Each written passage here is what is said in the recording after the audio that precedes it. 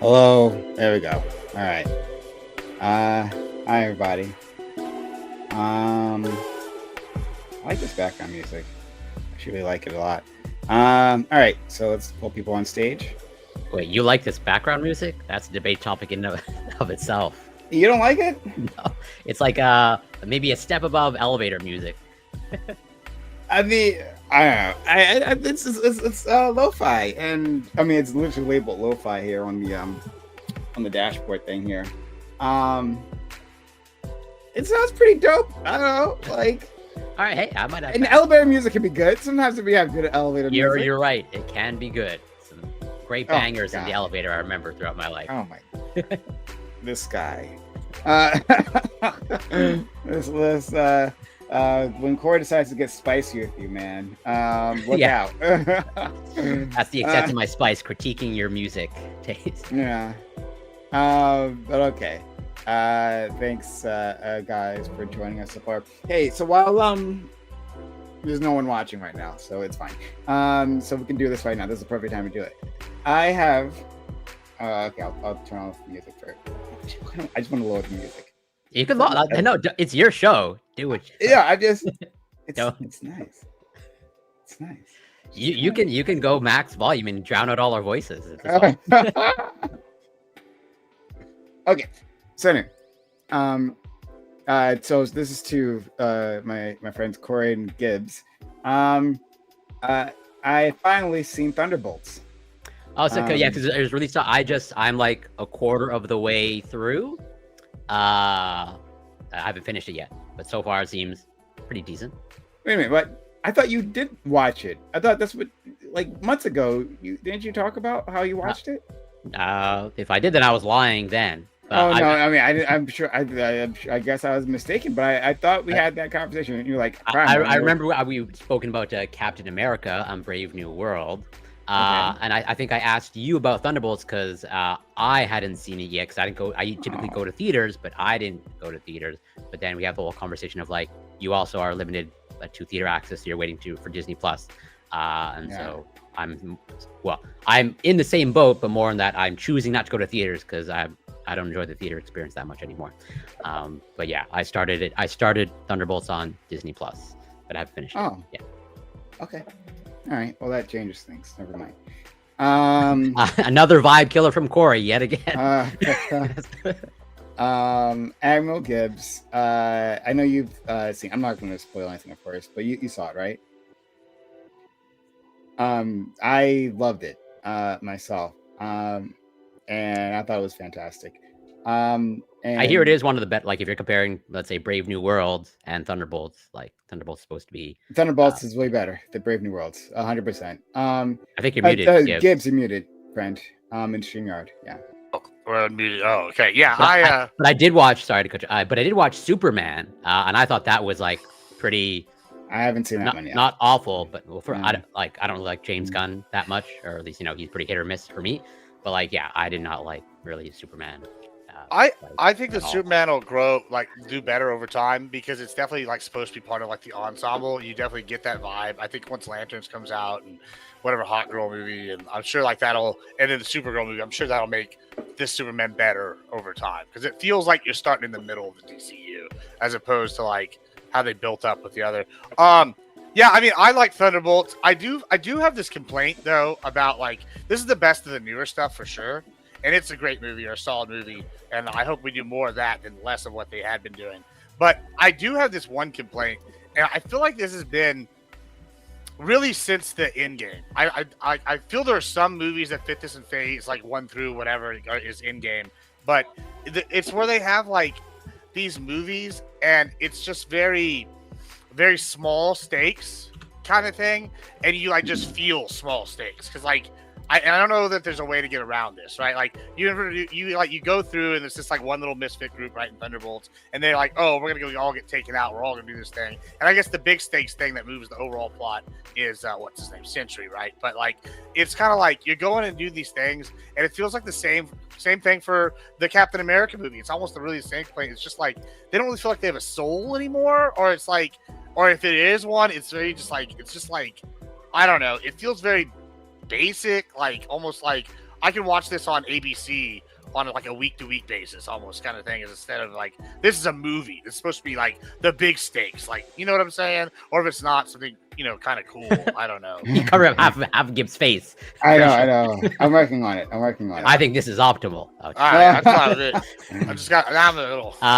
But so out of curiosity, like so. Are you critiquing like when you say they don't feel big, like it really is like you want scale? Because at least for me, like I don't have an issue with small scale. Like let's say for me, and it's not the scale. But like the first Captain America, that was small scale. But I thought the first Captain America was like really solid. Yeah, but it was like cinematic, right? Like the very first Captain, like you go, and it's like this great enemy. You're fighting. You're discovering these guys that were evil enough to cross off the Nazis, right? They're even more Nazi than the Nazis, and it's like this larger than life, and it's this like cinema experience, right? It's a movie, right? And then like we watch like now. You're like, okay, so when you go see the Avengers, like you're like, oh, this is even bigger, right? But then when I watch like the Thunderbolts and stuff, it just feels like, oh, this is just the next chapter. It's like I could just like be watching a 3-hour miniseries on TV, or like I don't know. This line is blurred, and I don't know that it's blurred for the better. So I'll just share, like I've only watched, maybe about 45 minutes of Thunderbolts, so again, a third of the way through or so.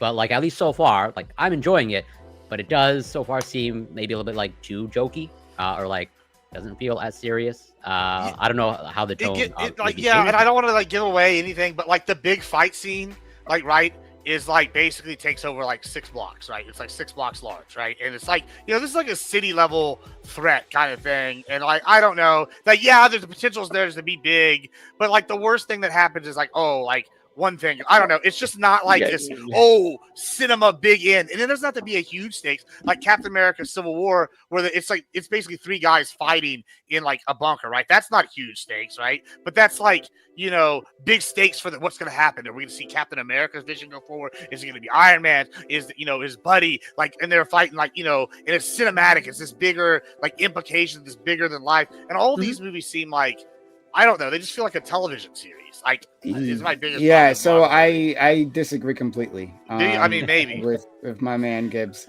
Well, there. I just want to just gauge. It was a great movie, though. It's the best of the new stuff. How did you feel about Captain America: Winter Soldier? Where I think that's like one of the best. Like that's small scale. One, yeah. I think that's the best movie. Okay. Of them all. Right? Yeah. Of all the your tastes are in line then. Yeah. So I disagree with I don't think that this seems like a TV show at all. I think the criticism for Marvel has been that like when they designed their TV shows or streaming shows has been like a movie instead. Like the exact opposite.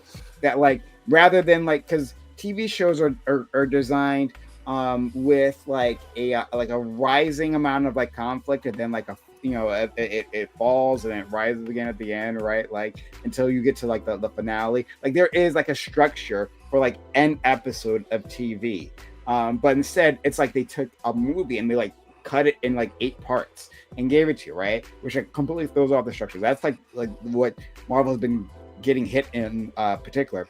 But this idea that like the movies are like TV shows. I've never heard that before, and I don't agree with the criticism. I think for Thunderbolts, I think it, like Gibbs says, it's amazing. Like of like the newer ones, this like is a standout to address what Corey said. Who hasn't finished the movie.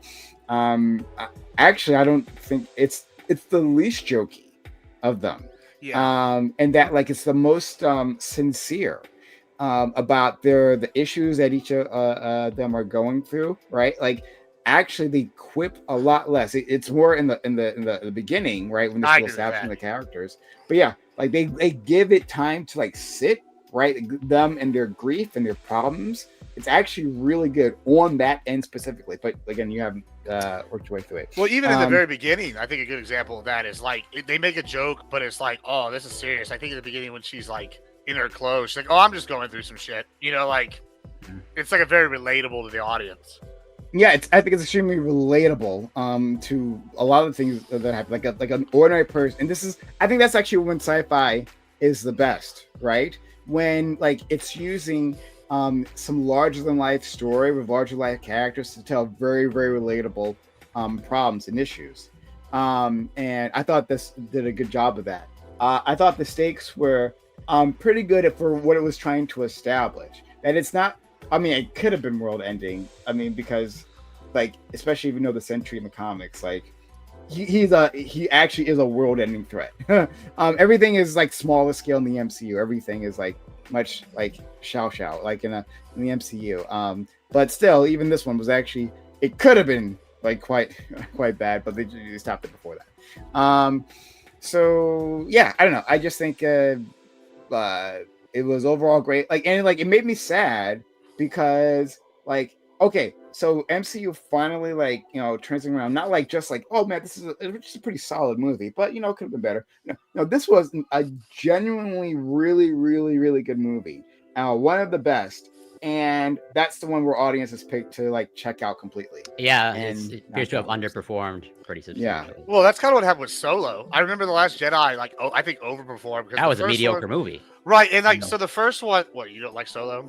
That was like mediocre at best. Especially, I mean, like, I think it's like his Solo name. Think, you're alone, Solo. Like that's well, I think so like, okay, Last Jedi comes out and it's like record-breaking numbers because everybody wants to go see it, and then it's hugely controversial, so everybody wants to go like watch it, and then like people like me wanted to give it a chance. Like maybe we didn't like it, maybe we weren't there. You go watch it again, you know, because I like really enjoy that, and it just is horrible. It's just the worst film of all time.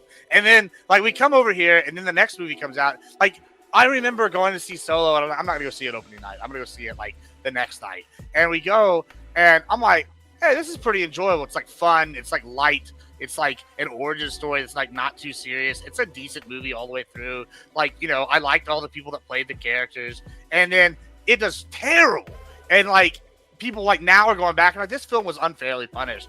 You know, it just wasn't the bounce back after the letdown The Last Jedi had been. You know, and then you had this movie Rogue One before, which really overperformed. Like, oh, it was so good, right? And it's like, you know, I think that's kind of what happened here is, you know, you've had a few bad ones in a row, and then or mediocre ones, and then you have, you know, this one that's real good, and people are just like, nah, we're tired. You know, I think that would have hurt it. And like Fantastic Four was solid too, I think, and surprisingly good. I didn't think I was gonna like Fantastic Four. You already know I haven't seen that yet, but I will in like 2.5 months when it comes out on Disney Plus. But you're on the same page, Prime. You're on the same page. But for Solo, I agree with my friend Gibbs here. I've forgotten the timeline like you had laid out with the movies, but that makes sense what you were just saying. But like in terms of, because I saw Solo way later, right? I didn't see it in theaters. I saw it way later, right? And all I heard about Solo was that like, oh, don't bother, like it was just a shitty movie. When I actually saw it, I'm like, oh, this thing is solid, right? Yeah, it's a solid movie. Yeah, it wasn't like the best movie I've ever seen. Yeah, there's nothing bad about it. Yeah, it's mediocre. Bad. It's like, you know, it's passing. Yeah. I would say it's better than mediocre. It's like I would say a B. Yeah. It's a solid B. Like, yeah, I think it's much better than mediocre. Yeah, I think I thought it was great cinematography. I thought like the young Lando, Donald Glover was good. You know, yeah, Donald Glover was good. The worst part is the guy that played Solo himself, and he didn't do a bad job. He just wasn't Harrison Ford, which is, I mean, you know, you can't beat Harrison Ford. You know, yeah. But like, yeah, I just completely disagreed. So I thought that was really shocking. But then again, I also have like a lot of contrary opinions to lots of other people on things. So like please don't please don't think when I'm saying these things. Well, unless I specifically yell at you and tell you your opinions are bad. Usually, I'm just like speaking for myself on these things. Like for instance, like Napoleon Dynamite. I saw that years after it came out. I think like a decade after it came out, right? And people kept telling me how good this fucking movie was, and how amazing it was. And I finally saw it. I was like, this is awful. I was desperately trying not to fall asleep. It was so bad. That's not a movie you can watch outside of its time. Like you have to watch it with everyone and be part of like the No, if you would have watched it, funny. I don't need other people around. You would have found it funny.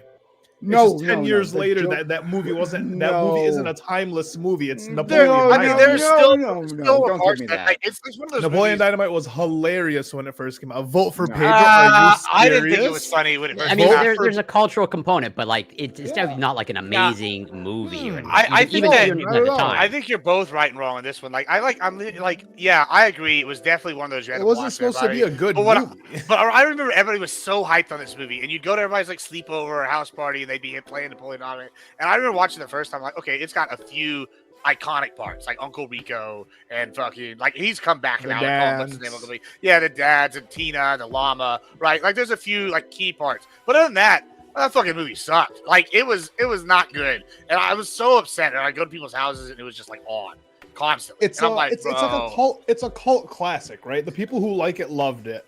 And I like can watch those like Waterboy people, a million times. I can't watch that movie a million times. But Waterboy is like a that's a classic movie, like generally, right? Most Adam Sandler movies you can watch. Little Nicky, Big Daddy, all of those are great. Happy Gilmore, all of them are good movies, except for I didn't watch the new one, to be fair. It was pretty mid. Yeah, it was a lot of nostalgia. Yeah. We got to see the Kessel Run in Solo. I like being in And the Maw. Nice. But that was really good. The Kessel Run was like I was saying before, like good cinematography. Yeah, this is what I was thinking of. The Kessel Run specifically was like really good. And like I think that movie's just like tragically underrated. It added a lot of like deep lore too, like really well. Yeah, Like, smashed it in good. there. But yeah, Napoleon Dynamite.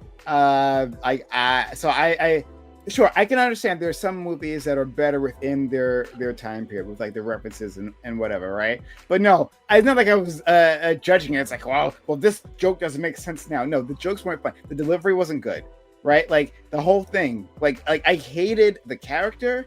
I hated the like the setups. Like I hated like that movie up and down. I hate it up and that down. movie was so funny, bro. I don't. That movie know, was hilarious. I do not get why other people found in that movie. Because we were 17, we would watch a joint we'd smoke a joint and I think I understand the disconnect. I think I understand now. Yeah, like, you don't watch that movie as like an adult sober and be like, you're not drunk or high. I'm gonna put under some scrutiny right now and judge it. Yeah, so okay, so you need to be inebriated. To for think sure. that's good. Bro, All right, no, it's fair. It's a weird movie. Like that's not a movie you watch. So it's a bad movie. So it's a bad movie, is what you're telling me. I don't know. Was Pineapple Express a bad movie? I think that was a good movie. I haven't seen Pineapple Express. I like those movies. I think they're fun. I think that one you can watch. I smoke weed, so it's like that one's much better. Much better. I saw Talladega Nights. I'm not sure if you would put that in there. Talladega Nights is funny. I thought that was good. Yeah, those are like drastically better than Napoleon Dynamite. Yeah, those aren't even the same ballpark. Sorry. Like, I gotta apologize. I see how Corey's being offended, right? I see it. Absolutely. Sorry, Corey. I know you don't want to hear the truth, Corey, but sucks. No truth up here in Canada. Yeah, I don't know, man.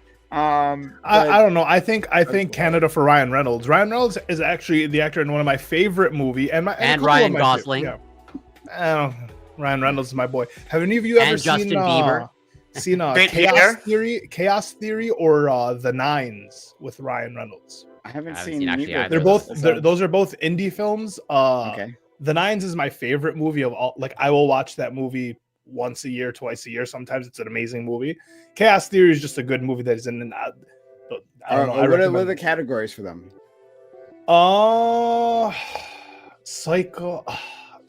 Like slice of life, but like then also psychological, like thrillers.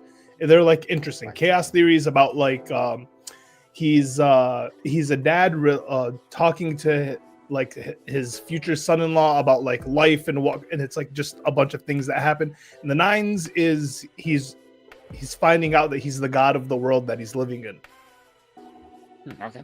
Surprised I haven't heard these movies. I'm usually pretty familiar with this. Yeah. The premise of the Nines is that he created the world. He enjoyed the world so much that he started playing as different characters. Well, don't tell me. Yeah, no. That's just like the. But then, I don't know if you're gonna watch it or not. I want to watch it. Yeah, go ahead. Yeah, sounds good. Great. But yeah, all right. I'll if you could send me an IMDb link or something. When you have time. Anytime, right? Like we're chilling. Yeah. I'll check it out. Sorry, everyone. We're just waiting on 2 other people. Technically 3 other people, but we'll see. They should be here. Well, you want to want more serious topic? Venezuela, we're invading. You see that?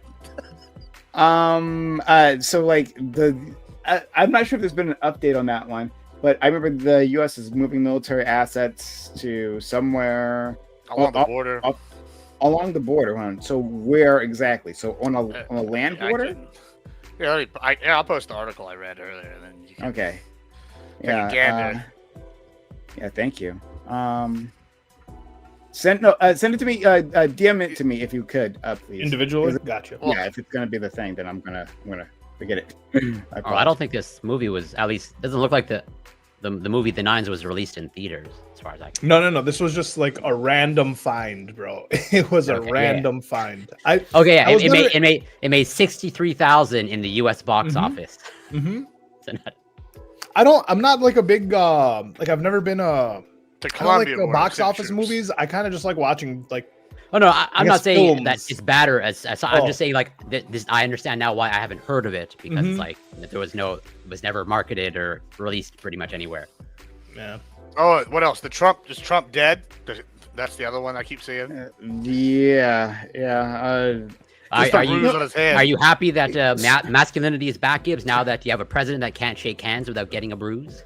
And, he was out golfing the next day. He was a true man. He was playing through the pain on the golf course the next day. Do you remember? Hey, do you all remember when like golfing was a problem for Obama? Apparently, yeah, like he was spending too many days against the White House. Trump's shit on the golf course. Yeah. Okay. Yeah. So this is a known business tactic of his. He wrote about it in his book. Fucks off for more than half of his days his term. Like more than half of his term. I tell you what, I don't think anybody, Democrat or Republican, is bitching that Trump isn't doing enough shit. Like I don't think that. I know. I agree. I'm just. Do you remember? That might be part of it, Obama's tan suit, and look how Trump like dresses and presents now. But Obama's tan suit, that was a big deal. I always thought the tan suit thing was stupid. How dare you? Yeah, that was awful. No, and good on you on that one. So we have Canada. New sex for rent agreements become popular in Canada. Oh, I saw that one as well. The new sex for rent. Say that again. Sorry. What? New sex for rent agreements become popular in Canada. I'll send you the Twitter link. That's a little bit overblown from what I can tell. There have been a few cases that are obviously not good. This sounds amazing. I got to find out more about this. Prime's like, let me go buy some property in Canada. I have a spare bedroom for you, Prime. Thank you. Canada. Oh, I feel like I'm going to put this in my search results, and I'm going to get something. You're definitely going to get some scams sent to you now. Just do sex for rent Canada. Yeah, here we go. I'll be right back. But yes, maybe no surprise, landlords, might be preying on certain tenants or, who's really preying on Prue here? You know what I'm saying? Okay. These poor landlords not getting their money. My landlords are asking me anything I can do. Initially wrongful conduct. Sexual arrangements are illegal. Yeah, they're illegal. Okay. Undercover investigation catches one and activated below. How low Canada has fallen, where shady landlords are trying to take advantage. What? Hold on. I just read the tweet that Ali sent us from Contrarian Tribe. It says, so I'm going to read it out for the audience again. It says, sex for rent contracts in Canada becoming popular. Undercover investigation catches one, the act in video below. Is this how low Canada has fallen, where shady landlords are trying to take advantage of young, vulnerable girls? What bullshit is this? It's been happening in the U.S. for fucking years. Since landlords were a thing. Since they were a thing, they've been doing exactly this, right? This is like now... everyone here should know by now. I have no problem taking a shot at Canada, right? Even cheap shots at Canada. But like, this is just like the thing that landlords do, right? So I worked in a bank years ago. I've told the story before. I worked in a bank years ago, and there was a landlord who would come in, and he and I were cool, right? Like, and you know how I am, right? Like I'm the type of guy who could shoot the breeze with someone, right? And I would do that with the landlord. And I probably shouldn't have done this for work, but whatever. Fuck them. But I would just shoot the breeze with them. And we just enjoyed our conversations. And one day I just asked him, like, look, man, has any woman ever offered, to take care of the rent? And he's like, oh, yeah, absolutely. Right. So, like, hold on. One, women, like, make the offer to landlords all the time. That happens. Right. I'm not saying all women do that. Sorry, I'm just like there are women. There's a cohort of women, some cohort. I'm not sure how big, but they make that offer to landlords all the goddamn time. That's the thing that happens. And two, yes, and this is wrong, and I don't support it. Landlords have pressured women into not just women, but other people into sex. To stay in their properties. That has absolutely happened. And to like frame it as a Canada thing, bullshit. Nah, fuck Canada. Let's make fun of them for it. Fuck 'em. Hey, oh, you were just singing Ryan Reynolds' praises. So I say, yeah, but he's in America now. You know, doesn't he live in Vancouver? I could be wrong. I don't keep up to date. He doesn't live in LA. He doesn't live in. I'm sure he has multiple properties like everywhere. My boy's all over Apple TV. No, but yeah, no, that shit's been going on forever. I don't see the big. I don't necessarily see the big deal if someone wants to trade sex for sex for rent. Fuck it, like vibes. No, we're not. No, we disagree. It's cheaper. I disagree. I'm pretty sure Prime disagrees, but I could be wrong. Sorry, I was reading Gibbs's thing there. I'll deal with that in a second. But hold on. But Ali, what were you saying? I mean, I get that it's like extortion or whatever, but like sometimes the person who's living there makes the proposal and they're like, "Hey, this is the deal I want to give up," And no, yeah, I that's what I was saying before.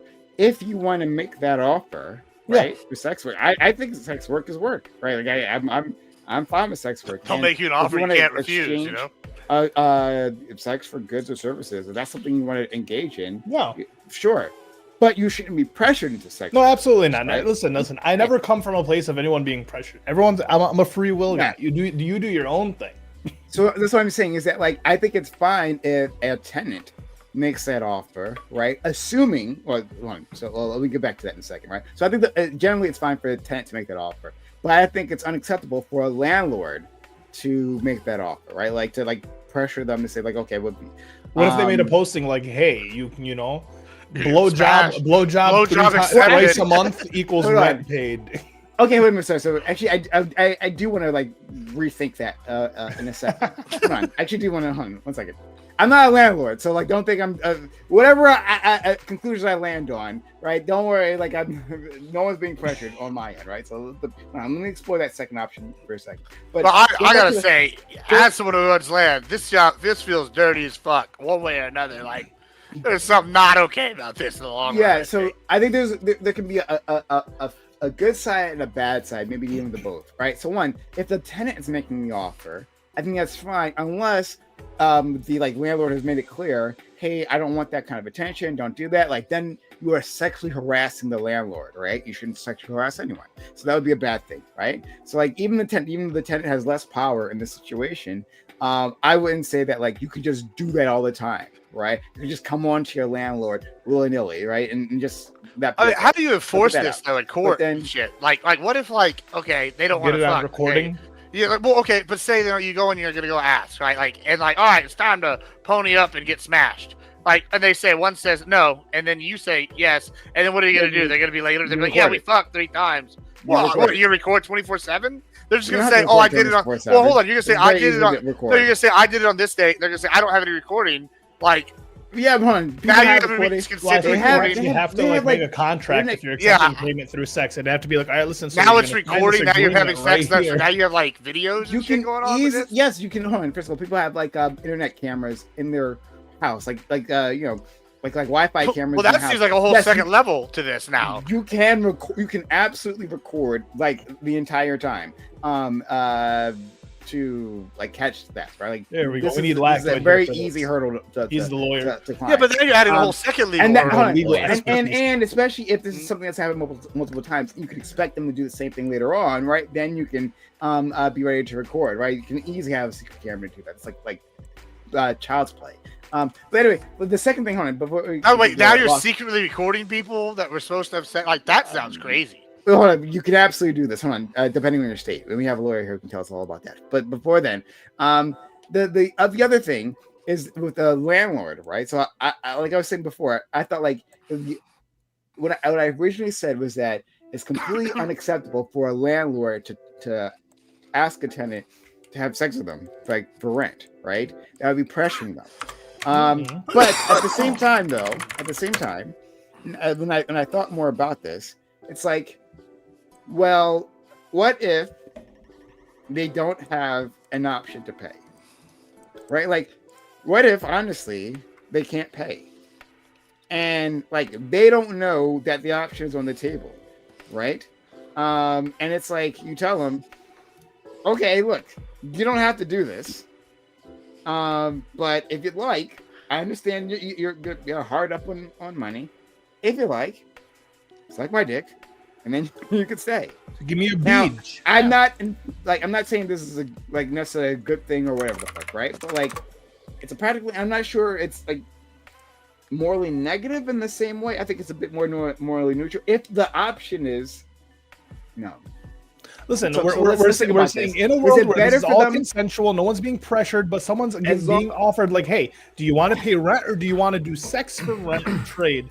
So what if it's like, are they able to be like, no, I don't want to get sex this month. You're gonna have to fuck my boy this month. Maybe, right? Maybe you could pass it on. Be like, listen, if I find you someone else, right? So You're just a wingman. What if I'm a God. wingman for Okay. rent? now, What if I'm okay, just a so wingman? oh my god, so now I'm rethinking my rethink again. That's what I'm saying. I'm saying it has to. This is what I'm saying. There's like levels you're talking about, and honestly, you can trade. Like I what like- services can you trade? Like so. And then I just did a quick Google search. When does it become immoral to trade a certain service Well, for rent? Well, okay, and so this is why you were saying the record thing. So I Googled in Texas, no, you can't record just one person consent. All right, I You're don't know not about gonna do Texas. recording. Well, You're sure, not but gonna do like, it it said there's a we're lot gonna of states like assume that. consent So if here. you, We're like, well, what I'm it's saying lumps. is then now you're going, okay, they consented to this sexual payment, but they didn't consent to the recording. Now they haven't, like not gone in on both these Yeah, payments. fuck a before. recording. Now in Get the return, recording. now it's like you're doing one crime to expose another I one. have a I don't know. question that I have to ask Lactoid about recording. I'm gonna write that down. Okay, Lactoid about recording. We'll get to that in a second. So now again, I'm rethinking my rethink. I'm actively trying to work through this moral question, right? Of the landlord making the offer to the tenant. So I'm like, well, as long as there's no pressure, but like in the end, right? Like There's always pressure. when we're talking about like shelter, between like whether I have shelter or I don't have shelter, that in itself is coercive, right?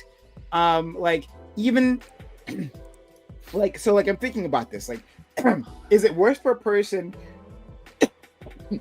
to be told you have to leave, you have to like abandon your place of shelter because they can't pay, right? They don't have the ability to pay. Is it better simply to have abandoned the place of shelter or to have given them the option, right? But the option itself seems like, and I think many women would feel this way specifically, right? Because they would have to be dealing with this more than men, obviously, right? But I think many women would actually feel that even being put that option out there would be like a mental or psychological like detriment, like an attack. Like it feels. Have you ever been evicted? Like a weight on them, right? Like in have you ever been evicted or close to?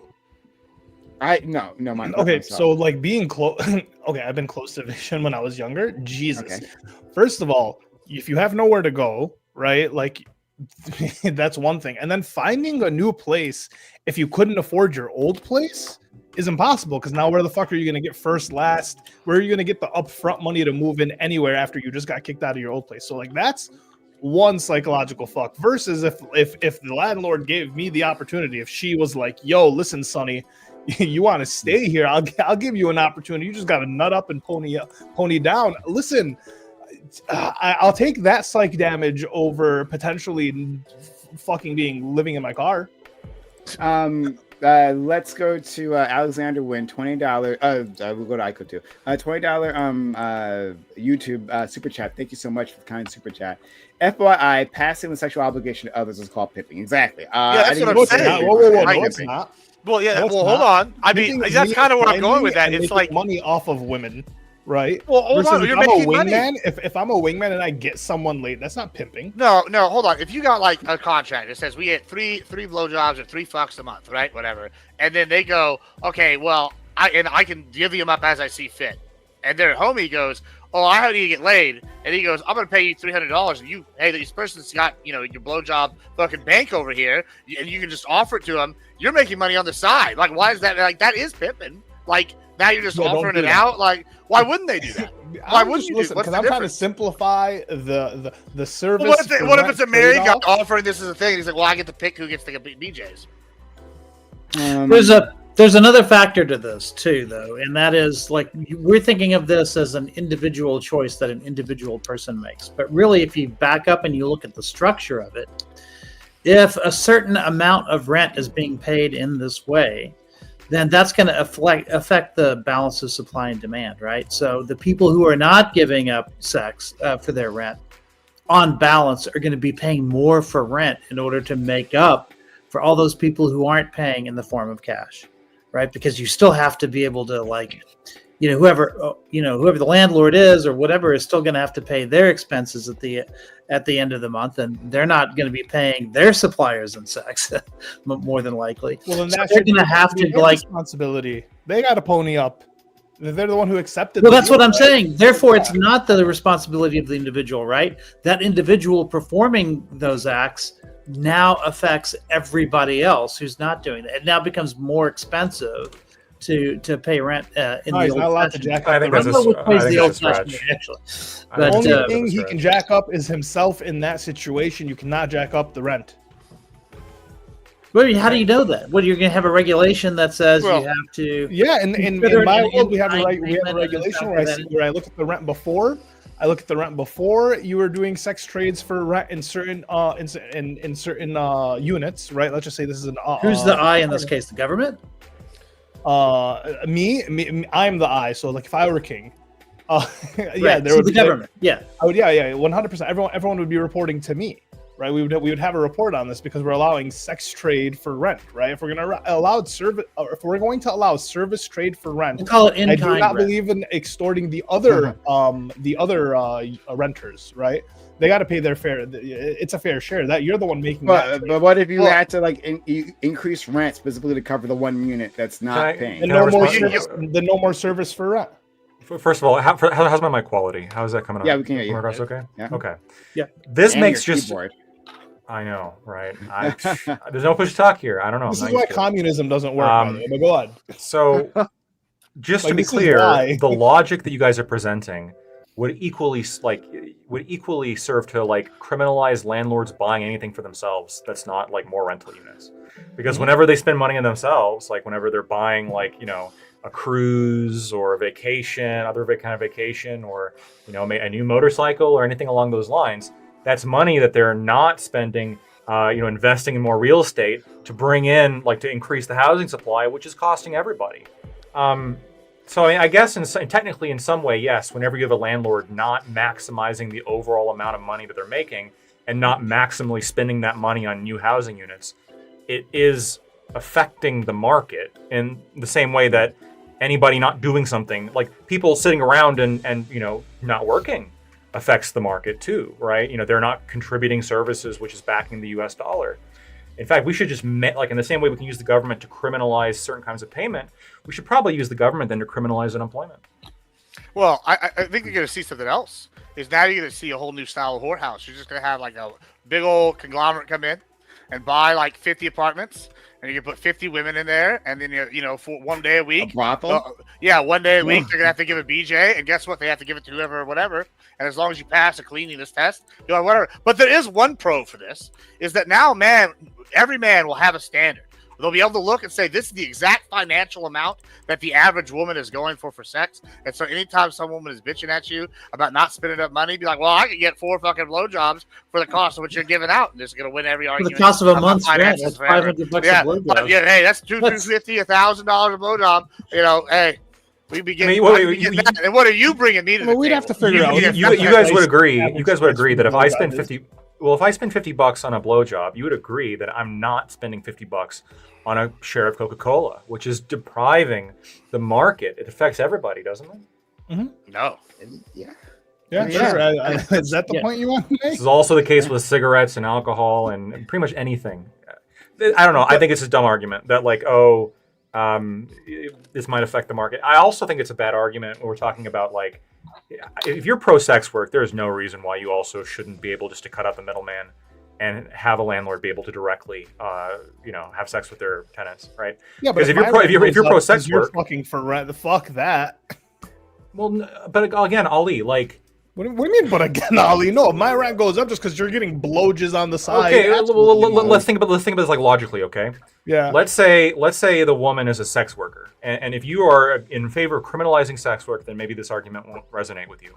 But I know some people are in favor of legalizing it. So let's say you're in favor of legalizing sex work, and a tenant has as their customer the landlord. Yeah. And the landlord comes and pays $100. The prostitute then takes the $100 and then immediately hands it over to the landlord for rent. Why is that any substantively different than just having sex for the rent? Yeah, so same like thing. once again, if the only difference is at one point, if she's not giving $100 back, she's going to have to collect that for 15 services, right? Hopefully, the rent average rent's about $1,500. So she's going to do that for 15 services, and at the beginning of each month, she's going to give him $1,500 back, right? Versus if he's just not collecting any money from this apartment, if he's not separating the business from the pleasure, he sees this as a net loss, right? $1,500 a month net loss on this apartment, and then he's gonna have to subjugate the other people, which maybe let's call mortgages still need to get. Let's call it a 4-person apartment, right? I'll paying $500 extra a month. Think about this. He's just gonna double dip between his blowjobs and he's gonna sell. Yeah, you're not thinking about this again. Like if the rent is $1,500 and he's only getting one sex out of it, right? In a society in which one sex, please. One sex, right? In a society in which sex work is unit of sex. One sex, please. In a society in which sex work is legal, this is just like perhaps this is a very high quality prostitute. This would be like going out and paying $1,500 for just like one sex act. And if they're good enough, I don't think he'd see it that way. I think unfortunately the landlord would want at least 10 to 15 sexes. Sure. If he could. How's that different than her charging him $100 15 times? Once again, as long as he sees it that way, that's fine. As long as I'm not paying an extra $500 for his sexes, I'm good. Okay, are you dictating what your landlord can spend their money on at this point? Like, what if he wants to spend $1,500? Yeah. What if he wants? What if fuck the landlord is really resonating heavy here? What if instead of spending $1,500, or I guess in this case, foregoing the $1,500, which is the exact same thing, right, mathematically, if he spends the $1,500 instead of on the sex, he spends it on booze? Should he be allowed to do this? My rent up because he's an alcoholic? Yeah, he's jacking your rent up. Well, then you got to understand why people are in the streets saying, eat your landlord. Okay, what if he spends it on, fancy cruises? What if he spends it on fancy baby what he's food? Spending on. If my rent goes up because of his lifestyle, then it's not because in accordance to the area, my rent, it's not because in accordance he doesn't have more bills or whatever it may be. If it's just like, oh, his lifestyle's going up and now you expect the renters to pay more, they're gonna go in the streets and ask for your blood. So, I don't know. It's like, Alexander Wynn has the same thing. So $10 super chat, and we'll go right to you, Lactoid. What's to stop the landlord from getting rent from others? Maybe some guy called John or Ali every month in exchange for her services. So that's the issue. Is that like there's still thank you for the $10 super chat, Alexander Wynn. There's still a mortgage that has to be paid usually for these properties. There's still a mortgage. Like there is a base price or cost, right? That is immovable, right? The bank doesn't care about any of this stuff, right? So that has to be paid. And then if that is coming out of the rest of us, or like all the rest of us who we're all tenants in this building, we have to pay more because of this other person. That's where we're seeing a problem here. I again feel like you guys aren't getting the math right. Okay. Like if the landlord is making $1,500. Let's say the mortgage is $1,000 and the rent's $1,500. Okay. These terrible margins, by the way. You make way more money just putting in the stock market. But let's just say these are the margins. I hear you. So $500 on top of the mortgage that he's making. You're saying, well, if he doesn't charge $1,500, he's still going to pay the $1,000, and so he's going to have to get that $1,000 from somewhere else. But this logic applies to anything the landlord spends money on. If the landlord buys a new car, right? And so the only question is, why is this sex act being treated differently than any other kind of reckless spending? Because a business fund and your personal, because a business fund and your personal fund are supposed to be separate, right? Like you're supposed to get paid as a landlord, however they pay themselves. It's not your rent that you collect at the end of each month isn't your income. right? Because you do have bills to pay as Yes. a business owner. the This is business that every you're business. operating. Well, this is Yeah, every I know. business. So like, yeah. so if the landlord is like, for example, for like 3 months just spending out of his fucking mind, Sure. and now he has all his bills backed up, and then the rent goes up, like, yeah, that landlord should lose his business because he doesn't know how to He operate will. a business. Yeah, I know. So that's Yeah. so there is a problem with the landlord having an exuberant lifestyle and charging higher rent for the people, because that's not how that works. What do you mean by a problem? Like the problem, like, it's actually a good thing that he is punished for reckless behavior. Like, we want a Yeah, that's what I'm society saying. in which Like, the it'll come bad with- it'll come with businesses issues. go bankrupt, right? Yeah, it'll come with issues. Okay. Yeah, I guess like the problem. I hear what you're saying, Lactoid, right? I understand. Oh my! Like every time I watch you take a swig from that massive jug. Oh, it's Holy great. shit. Oh my Dude, god! my water intake has been so high lately. All right. So Yeah, I'm like gonna none of feel you that drink later. water on this stream. It's I terrifies me. drink water all What are the you talking about? time. All I drink is I water and never tea. see you guys drink out of those. Yeah, I'm there we drinking go. tea and Drinking all the water time. every day. That's all I drink. In fact, I actually wanted to because I was And drinking alcohol, but I drank most of this before stream. I was gonna like hop away for a second just to refill this thing. But in any case, doesn't matter. So look, Lactoid, I get exactly what you're saying, right? Like a cost is a cost is a cost. And so if you are spending recklessly, and this landlord has a limited amount of income, let's say like the rent is his only income, right? Well, then it doesn't matter like where that cost comes from if it then rebounds into like a rent change. Now, obviously, this like even this thought experiment doesn't actually work because like rent doesn't change like immediately, you know, right? Like it doesn't change. Like You can hike it per year, but yeah, you generally hike it it per year, exactly, right? You usually just can't change it because you just made a landlord made a bad decision. It doesn't immediately rebound to it, but still, like Right. it feels differently to people to say that like, okay, there's a portion of this apartment, right? Who apartment building who doesn't have to pay, right? Who is here, and then like the rest falls on the other tenants. Now I can see that, like you can imagine this coming to light, right? And then there being like a huge scandal, a political scandal about this. Like, hey, like look how like these other renters are forced to like keep up this guy's sex habits, right? Like you can see how this is a problem, even though, like you said, it could have been for anything. He could have just been buying boats, right? And still in the end, the rent goes up the same amount. So, if what you're saying is for obvious reasons, for involving like tradition and religion, usually, are people going to treat certain vices differently than other vices on the kind of political arena? Sure. I think that like if a landlord is blowing their money on hookers, booze, stuff like that, they're probably going to be treated worse than if they're blowing their money on like cruises and fancy cars, right? This is probably the case. But that to me, it doesn't. I don't know. I guess the point I'm trying to get at is I don't see this as any kind of valid reason to criminalize trading sex for rent, if that's the conversation. So, all right, two things past us that I wanted to talk to you about. So, landlords, the problem of landlords like making the offer. So, I'm not sure how much of the conversation you heard when you by the time you came in. You were in your African American phase, and you couldn't make it here on time. But I just took off my dashiki. Yeah. but no. So what I was saying previously, and again, you might have missed this, is that I think that if a tenant makes the offer, right, to a landlord, that generally is okay. Like, hey, like I'd like to make this kind of exchange. Do you find that exchange acceptable?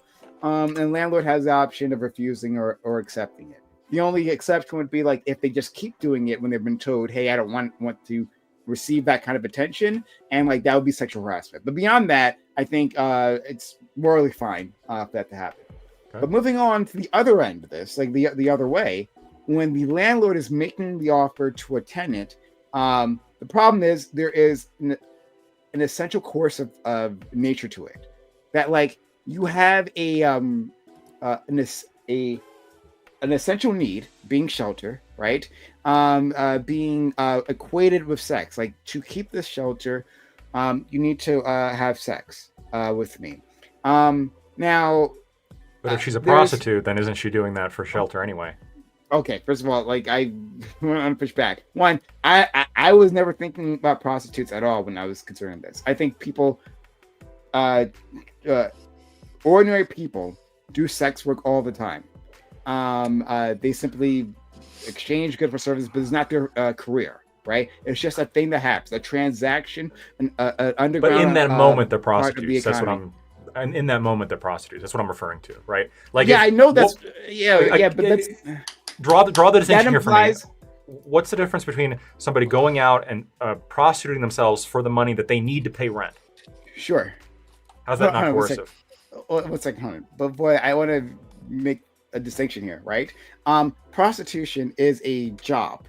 That's a thing, right? Like an employment opportunity there, right? But like, you can do an act but not be defined by that act, right? Like, so I can I was having trouble with my toilet recently, right?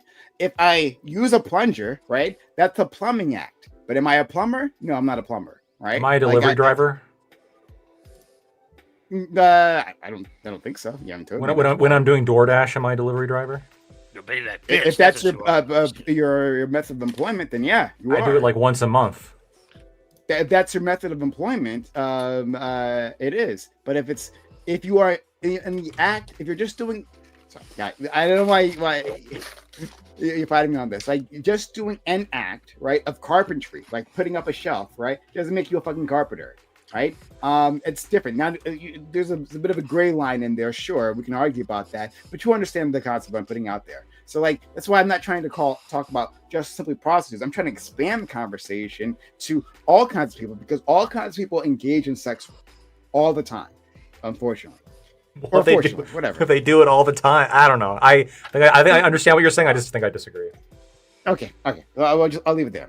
In any case, right? So, when it's tied to like a power imbalance, because the landlord has more power than the tenant, then it can become coercive. Now, I think that, like, what I was trying to play with my mind is with, okay, like, if this tenant literally cannot afford to pay, right? They literally can't do it. And they're going to be thrown out any which way. Would it be morally better or morally neutral to, like, make the offer then, right? And at first I want to say yes, it's better, because now I'm getting an option to keep your shelter, right? But on the other end, I think for people who would actually experience this, and it's probably going to be women, right? People who would actually be in that position, I think for so many of them, that feels like a psychological burden on them. That feels like an assault in itself. To be told, hey, you gotta, like, yeah, I will throw you out in the streets, or you could, perform a sex act on me, right? Like, that in itself adds to the trauma of being evicted. Even if they say no, right? This is something they're gonna hang on to. So I think practically, as a matter of how society works, not simply like the economics of it, it's problematic having the landlords make the offer. So go ahead. I don't know what to say. That I agree with your initial kind of intuition, where it's like, if I was about to be evicted, I'd rather at least have the option presented in front of me. Some landlords like, hey, suck my dick, lactoid, otherwise, you're late on rent. I have the right to evict you. I'm going to evict you. Suck my dick, or I'm evicting you. So I now, and prior, when I had no options, I could either, I could just be evicted, or at least now I have an option that I can refuse. And the consequence of that would just be exactly what was going to happen to me anyway. Can you understand how? Now, I agree with you, right? If it was me, I'd feel the same way. But can you understand how someone else would feel differently? That, like, I don't have empathy. I don't really fully understand. That's actually true. He's a conservative. So I conceptually understand. It's equal, though.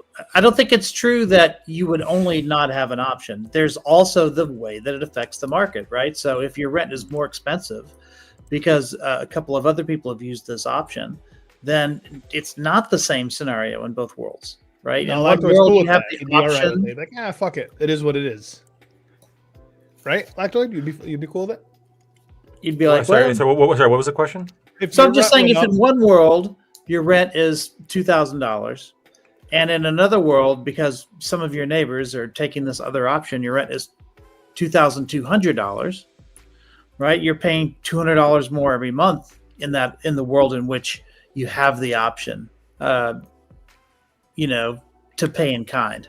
So, like, I don't think it's exactly the same in both worlds. I think you do have to look at what the market forces.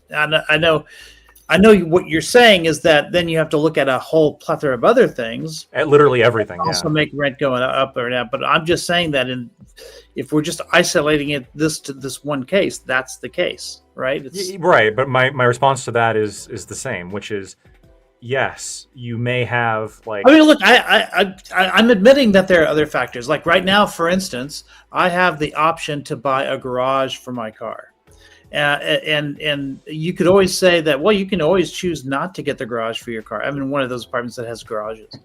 But if the apartment complex like never bought their garages to begin with, then my rent might be down just because they didn't have to make that significant investment when they first installed those garages, right? So it's not like I can just say, no, I don't want the garage. I mean, I still have an interest in whether or not the apartment goes that way. Right. Right, but Aiko, if you didn't spend that money in the garage and instead you put it in some stocks that I own, what my interest would go up. The value of my holdings would go up. Sure, I'm just saying you can't. Yeah, I'm right. I'm not disagreeing with any of that. I'm just saying you can't say that nothing has changed in a world where you have that option. I agree. I agree. When you introduce, and this is the case when you introduce any kind of new commodity or service, you're going to there's going to be a shift, and with any kind of good or service, some people are going to value it, some people who don't. The people who don't value it are going to see a significant portion, or some larger portion of the economy start being dedicated to that. Some people going into work on that. Like for example, there's a lot of OnlyFans, right? There's a lot of people going into OnlyFans right now that I think would be much better served working in coal mines, right? They are increasing the price of my energy by going on camera and showing their titties, as opposed to mining coal and powering my electricity. I am paying for that. Sure. So, but it's an ethical issue either way, right? So, like, if I don't believe, because I think the answer to people saying, well, it's morally wrong to make that transaction, and you can say, yeah, but you're choosing not to make that reaction anyway, so it's not affecting you. But it is, because somebody else's choice is still affecting mine. And so to say that there's no pressure, well, no, there is still pressure, right? Because you're paying that much more rent. But it's the same pressure, right? But it's the same pressure again, in the sense of like, if all the OnlyFans people were doing different kinds of labor that benefited me more, because I'm never going to spend my money on that shit. If they were doing labor that benefited me more, it would affect my life as well. And the fact that OnlyFans exists therefore negatively affects me. This is true. But I just, as a principle, I think that's in fact, I've made this argument with regards to OnlyFans long before I thought about it with regard to this rent scenario, because I do think that if you live in a world where a lot of people can meet their rent with sex work, then the people who choose not to do that, now they have to work that much harder to make up for the fact that they're not making that immoral choice. Yeah, and now you are pressuring women into going into OnlyFans who probably shouldn't, right? I mean, I think people who do OnlyFans ultimately end up regretting it. Sure, but again, this is also the case if you have alcohol and tobacco be legalized. People are buying that instead of investing in the economy in ways that benefit me. In with regards to Sure. I mean, for the same reason we make certain drugs illegal, there have been plenty of people who question whether or not alcohol being as freely available as it is, what impact does that have on people over the long term morally? I think it's fair to consider that. I want to speak here one thing. I've moved quite a bit from my original position now. I think this is actually a good thing for the men. I feel like we were all looking at this mainly from like the what if on the women's side, but this is good for the men now. Think about all these gold diggers, these 304s, these TikTok hoochie mamas. They're all coming in and they're bamboozling the men. These poor men. I've been hearing that. All the red pill been talking about how terrible these hoochie mama hoes are. That's all they talk about all the time. And Ben, now we have something. If this becomes commonplace, we'll be able to tie an exact financial amount to every sexual act for the average woman. So we can be like, oh, this 7 over here, she's paying, it's about 300 a BJ. Oh, 250 a fucking smash. Now you'll have an exact number. So when these hoochie mamas try to get you out of thousands of dollars, you'll be like, well, hey, you know what? These markets exist. Yeah, I can make the same. But now we'll have an objective way. You're saying we'll have an objective way to rank people on the 10 scale? I'm just saying it'll be exactly. You'll be able to factor in like. I mean, is she really a 7? Well, yeah, but they do this, kids. Like in Germany. Like where it's legal, for example, they have these giant buildings. It's not common here, and this is what we're bitching about the Miami hoes, the LA hoochies. Like I'm just saying. Like it's also still like I don't know if it's the same way. Like I know in some places in Nevada it's legal.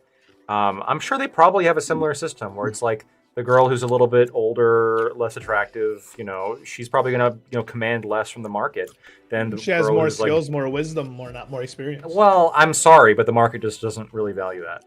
It depends on what you're going in for, right? If you're just going in for a look, but if you're going in for they charge less money though. They have to charge less money because the whole point is if there are skills that increase their value, then you'll see that in the amount of money. Exactly. Do they charge us money? I don't know. I only know this because not firsthand, but based on my line of work, I'm like tangentially, observing criminal world. It absolutely is the case that like prostitutes charge based on not in like the Bundy Ranch in Nevada. I'm talking about even the black market, right? Even in the black market, a really ugly kind of prostitute's going to charge way less than a really attractive one. There used to be a documentary series, I remember, on one of those ranches down in Nevada. Bunny Ranch, yeah. The Bunny, yeah. And there was one older a woman who, her name was Air Force Amy. Air Force Amy, yeah. Talking about how she was much older than the other girls, but she had like steady clientele. And I think I remember her saying something like about how much her rate went up after she got a boob job.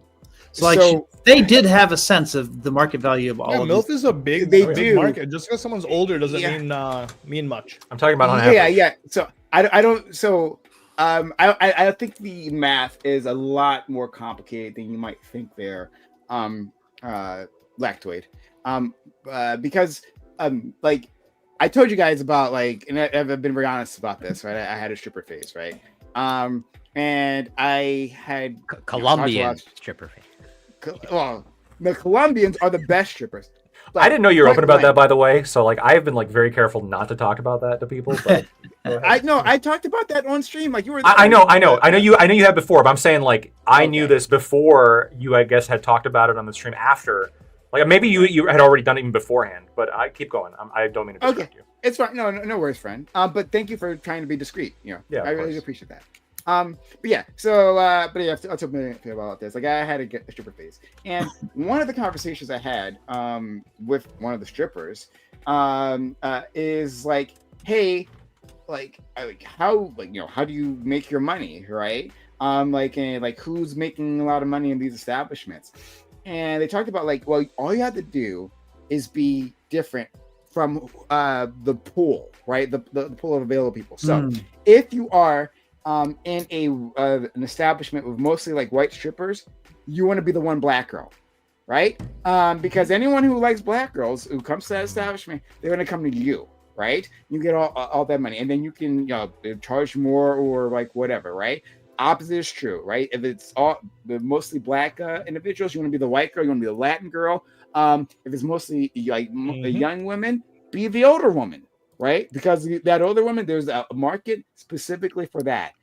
So is that why you're the only black guy on the panel? And that's why I make so much money. You can all see. But but yeah, that's That's true. He gets all the donations. We don't get anything. I do have one donation coming As an in indulger here, in the but dark it side has, of the world. unfortunately, has nothing to do with that. Alexander Okay. Wynn, this is to Lactoid, what you were saying previously. That's not true. People who choose another job than a coal miner don't affect you as directly as people who find alternative ways to pay rent that causes your rent to go up to make up the difference. Thank you so much, Alexander Wynn, for $20. I don't think that's true. I think it affects you in as similar a direct way. They are the landlord is spending, right, because he's not incoming. Not receiving and spending are the exact same things. He is spending $1,500 on, not on sex really at this point, instead of his mortgage, right?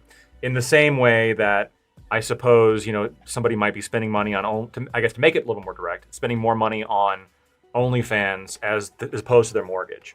So I guess maybe in the sense of like somebody doing OnlyFans instead of working in the coal mine is like, I guess, 2 orders of separation removed as opposed to 1 order of separation removed. But I don't see it as a huge problem. I think it's like this, the same logic applies. People make market decisions for themselves that affect the market that can negatively affect me. I understand that, but that doesn't mean that I should have the right to stop them. Okay. I mean, I do think the rate would be more in this scenario, just like with my garage scenario, which is what I'm actually living to in the real world. But that doesn't necessarily mean Lactoid's principle doesn't apply. It just means that it's a greater ratio for the sex for rent scenario. I don't think that ratio is what changes anything.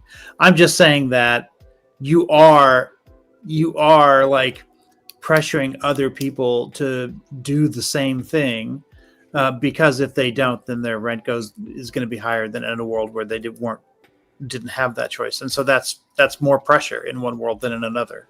I will say this. I think that on aggregate, my prediction is that, especially with the amount of corporate landlords there are, and with the amount of like actually financially interested landlords there are, I would bet you that allowing this would probably affect, like, assuming that I rented, my rent less than the overall economic impact from just the sheer number of people who do OnlyFans and the people who spend money on them.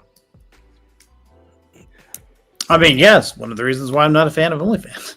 Like, I think that any time that you have like a significant, like, sort of difference in income available to a class of people who make a particular choice, then you're making it difficult to make another choice. You're making it that much more difficult to make another choice. Wait a minute. Sure. I want to fight you on this. Okay. But no, I think Iko's right on that. I agree with that. No, I want to fight you guys on this, but give me a second. Before I don't think that helps me. Before we go on that, that's probably a point against me. Just a quick thing, because this is something we Gibbs and I stumbled upon when we were talking previously, about recording. Right, our friend Gibbs was saying that in Texas you can't record a person secretly, at least without their knowledge, right? So something I want to know, specifically for sex. For sex? Yes, but for sex, you can do, like, it's a one-party recording straight for everything else, but for like sex stuff, it's not. Okay. So then it doesn't affect what I was talking about. So like, what I wouldn't say record the sex, I was saying record the offer. Right, like the landlord comes to you and says, like, "Hey, you got to have sex with me to stay in here." Record that, right? And then that's all you need. You don't need to actually. That's extortion. Do the sex act, yeah. But I just, well, still, I can ask a question on Lactoid. As far as you know, because I know you're not like, licensed in every state. In states where it's a two-party system, right? Like two-party consent, have to agree. Yeah, two-party consent. Like, what if you happen to record a crime? Like, and you didn't get consent from the other person, right? Like, the person threatens you or something, right? And there happened to be a recording of this. Like, can you not use that as evidence, period? It's like completely done.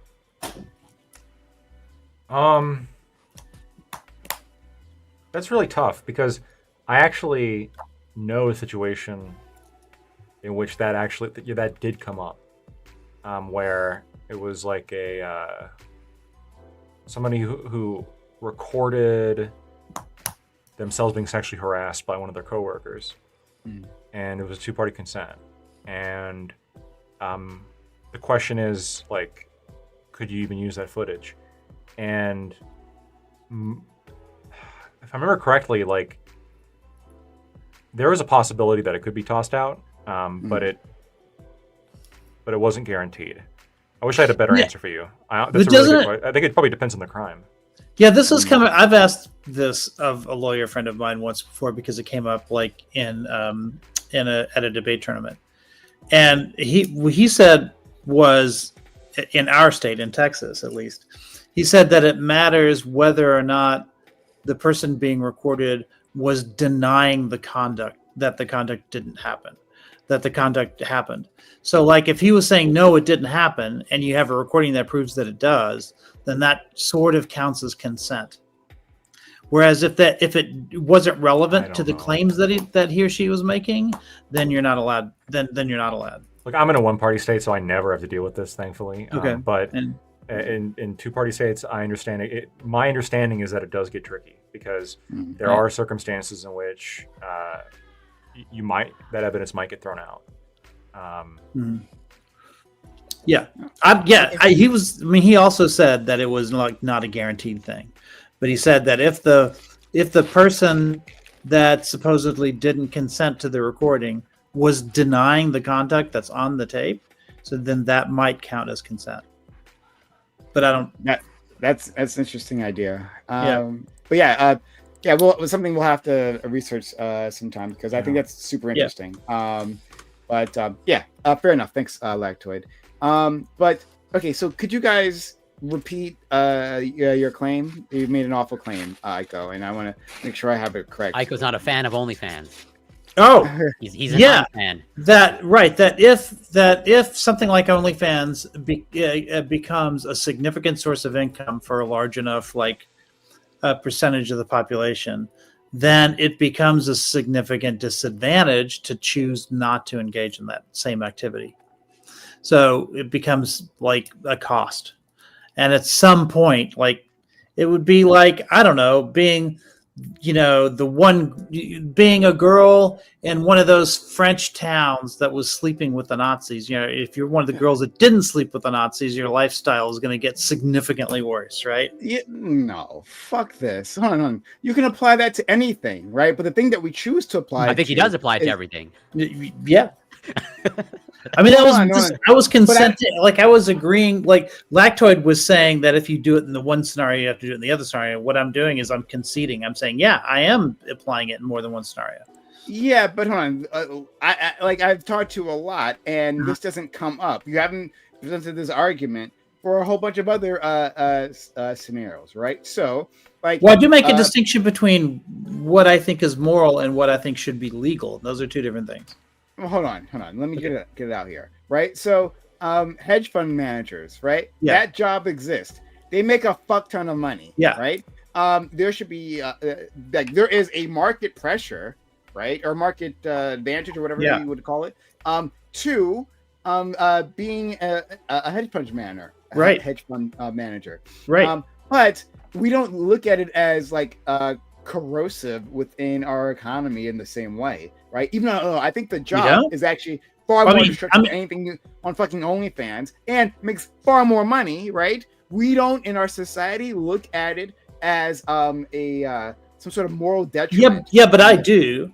And I know we've had this conversation before about how we talk about where's the line where the point of concentration of wealth is so great that it harms everyone else to such a degree that this is the whole conversation about how being a millionaire isn't so bad, but being a billionaire is. Where you would draw that line is certainly debatable, but there are plenty of people who will tell you that the existence of billionaires or the existence of that kind of wealth concentration starts to make society break down, right? Because money can't flow. Wow. So the way that billionaires affect everybody else absolutely is relevant to that conversation. No, but that's different. That's a different argument. Yeah, I agree that billionaires are bad, but for completely different reasons from this. It's not that because billionaires exist, it's going to force other people to be billionaires. That's not the argument that I. Well, no. Yeah, that's not what I'm saying. I'm saying that if you have billionaires right now, we're starting to think about the coming of trillionaires, which is coming. You're getting to the point where, when billionaires and trillionaires or whatever, like when they get their money, often, there's very few ways for them to spend it. They don't spend it. And so money doesn't circulate in the way that it does. Sure, but relate this to the OnlyFans thing. Like, what's the argument that relates these two? Okay. So I'm just saying that with the OnlyFans thing, or not OnlyFans specifically, but I'm just saying if more women supplement their income in this way in order to make it, then women who don't have the ability to do that kind of supplementation increasingly are suffering because other women don't have to look at their income in the same way because they're adding whatever it is that they're adding on top of it. This seems like a worse argument than I thought it was. I thought you were saying something different. This is worse though. You're saying that women who cannot engage in OnlyFans somehow suffer. Choose not to. Women who choose not to. Yeah, choose not to. They somehow suffer. How do I suffer because Ali has a side hustle that I choose not to do? Right? Ali is okay. So let's say we have a system where we like landlords know not to charge rent above a certain amount, right? Because they won't be able to find people who can pay that rent, and they know sort of where that line is, and that's where they draw it. Sure. If an increasing number of people choose Ali's line of work, right, of being a gigolo, whatever it is, right? Then a good gigolo. Right. Then there comes a point at which people who choose not to do that aren't being factored into the calculations of the people who are setting rent. And so there's going to be increasing pressure for you to make money in the way that other people can make money. Wait a minute, hold on. Wait a minute. It'd be one thing if OnlyFans was the only other option to make extra income within the economy. Then maybe you have an argument there, right? Like, well, the only way that I can actually make this elevated. What's the number one reason people will give when they're interviewed about this sort of thing as to why they choose that work? It's that they can't make the same amount of money in as short a period of time or with the less amount of effort as they can. Sex work is lucrative. Yes. Right. So that means everybody else, by comparison, is having to work that much harder in order to reach the same income. This is a ludicrous argument. It's ludicrous, right? Like to say that that our economy is so simple and uncomplex that this has an appreciable effect on the rest of us, right? It depends on how you measure it. You can measure. And this works against the other argument people make about OnlyFans, right? People say that, well, most of you, and this is what like Lacto, part of what Lacto was alluding to previously, I'm talking about like the regret that people have in OnlyFans, right? Part of that regret is that, I didn't make enough money. I put myself out there, but in the end, I barely made any money. There is like, and just like with Twitch, right? This is the same thing in social media, right? Like the amount of people who have like one viewer, 2 viewers, 10 viewers, right? There's a whole bunch of people at the very bottom, and then like break through the 20, like you're in like the top 1%, right? 92% at the very top, 92% less than 4 viewers. Yeah, exactly, right? So then the most of the market, the vast majority of the market is blah. So like it makes to say that those people make so much of an impact, in the same math is true for OnlyFans, right? We say that small amount of people make such a big impact in the market that it would encourage other women to also do this is ridiculous. Well, I didn't say that we were there, but I was just we'll never be there. A bunch of girls are being encouraged to do this because they think it's going to be easy. Just they fail at it, right? And then they have Lactoid's argument was. When Lactoid was making his argument, the reason I was defending him, even though I was on the other side of it, was because I was saying that the principle of his argument is no different. It's just that by the numbers, we weren't there yet. Like it's the same thing here. The principle of the argument is that if you have people that are engaging in some immoral activity, many people? pressure on everybody. How many women? But it could, yeah, but it doesn't mean that we're there yet. It doesn't mean How that many the numbers women? are How many people have to be engaging in OnlyFans and similar platforms for this to have an appreciable effect on the economy? I mean, it depends. I mean, if the economy crashes, it'll become a much bigger deal. It'll become a much. What do you mean by appreciable? What do you mean by appreciable, Ryan? What does he mean by appreciable? He's saying that there's like some sort of level where this has an effect. There's I don't no even know line. what he means by appreciable. There's no line. There is. It's entirely. It's not entirely linear. It's a sliding scale. But it's going to be a sliding scale. Like the exploitation of it goes higher, you know, as the income, the number of people who need it in order to meet whatever threshold they need to meet, like pay rent or whatever it is. One more than two, two more changes than three. over time. Yeah. Like with any, you're muted, but like with any job. Audio issues? No. Okay. No. I was having audio issues. Sorry, I was doing something. Apologies, friends. I didn't. If you could be so kind as to repeat what you said.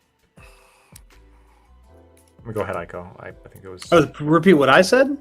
Repeat. Oh, sorry. Lactoid. You were saying. All I said is that the question is like, my understanding of the question. Maybe I'm sorry if I missed something. Is you know, how many people would have to be doing OnlyFans in order for it to appreciably affect the economy, in terms of, you know, the lack of other people doing stuff, you know, the lost income going into this industry. There's not going to be a line. This is going to be entirely just one more than two, two more than three, three more than, you know, or, you know what I'm saying? It's a sliding scale. It's a spectrum. Sliding scale, right? If one person doing OnlyFans has a very small effect on the entire U.S. economy. So that's why I said appreciable. Yes, I put everything has an effect on like the complex machine that is the U.S. economy. Obviously, right? No, understood, right? But he's saying that there is going to be some sort of, in his mind, corrosive effect, right? That will pull people to start. There already is that corrosive effect. OnlyFans is already doing that, yeah, for sure. No, hold on. He's saying that like it'll affect rent. No. There are people Surely it is. What? Sorry, what? Sure, I'm sure OnlyFans is having some kind of effect on rent right now. Yeah. Some kind of tiny effect. Yes, you can say it can have some kind of tiny effect on rent. But because again, yes, everything has an effect on this complex machine, right? But appreciable. That like, hey, people are actively making the decision. Hey,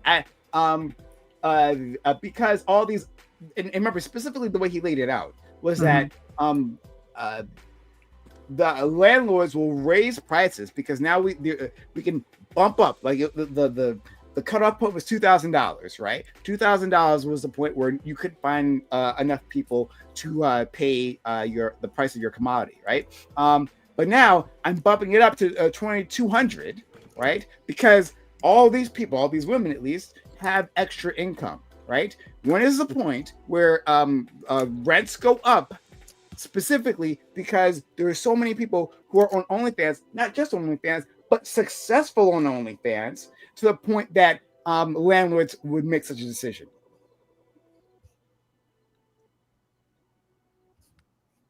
I mean, I think we've already answered it. Like you're saying it's an appreciable effect. You have it. Hold on.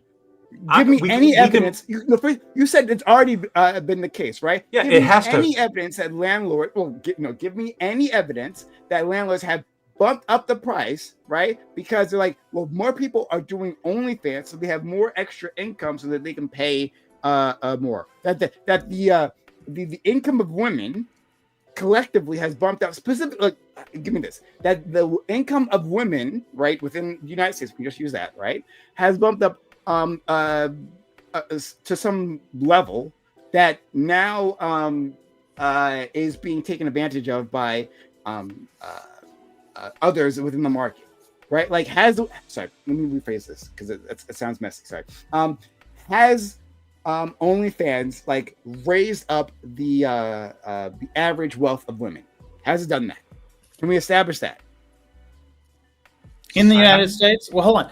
again, we're saying it's a sliding scale, done not by that a there's dollar? one point at which beyond which suddenly no one can afford rent. No. Has it done by a dollar? Has OnlyFans, the extra income from OnlyFans, has that raised the average wealth of women by a dollar? Oh, no. Sure. No. Wait, hold on. I go. Why are you saying no? Why not? The average wealth of women, like the average wealth of making women, and more there's not money. enough- I'm sorry, than not the OnlyFans? average. Maybe No. median is probably what I'm looking for. Median is probably what I'm looking for. No. Hold on. Whether it be average or median, are you asking if OnlyFans like from where it was before, or Like has in a OnlyFans vacuum? more Raised it girls a full rich? Is dollar. that what you're saying? So, like, Stop. I'm saying Hold on. that- Wait. Hold on. Sorry. Because there's two questions. Okay. Has it raised the wealth of women by a dollar in a vacuum, or has it raised the wealth of women by a dollar, accounting for all the millions of other things that are occurring in the economy? Because the answer to A is, of course, yes. The answer to B is, I don't know. No. Actually, I don't Well, know hold if the on. answer of A is, of course, yes. Wait a minute. Like, Well, the it amount- absolutely Why has. wouldn't it? Why Hold wouldn't on. it? Hold on, it absolutely Listen. has. we're talking about, especially we're talking about the median, not the average. But if we're talking about like the median, there is such a tiny amount of women making an incredible amount of money in OnlyFans, right? Like that I would say that it hasn't like a raise of women's income, like specifically from this legal form of sex work.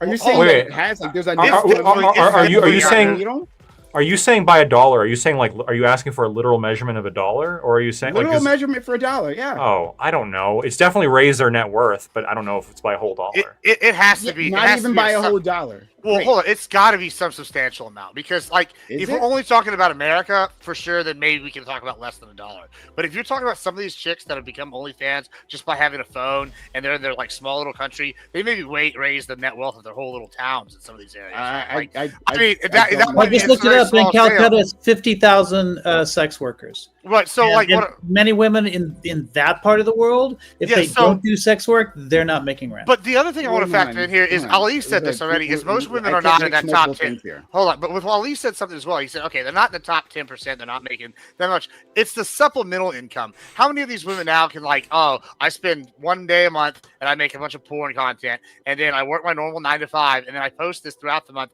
and now I have an extra $500 to spend.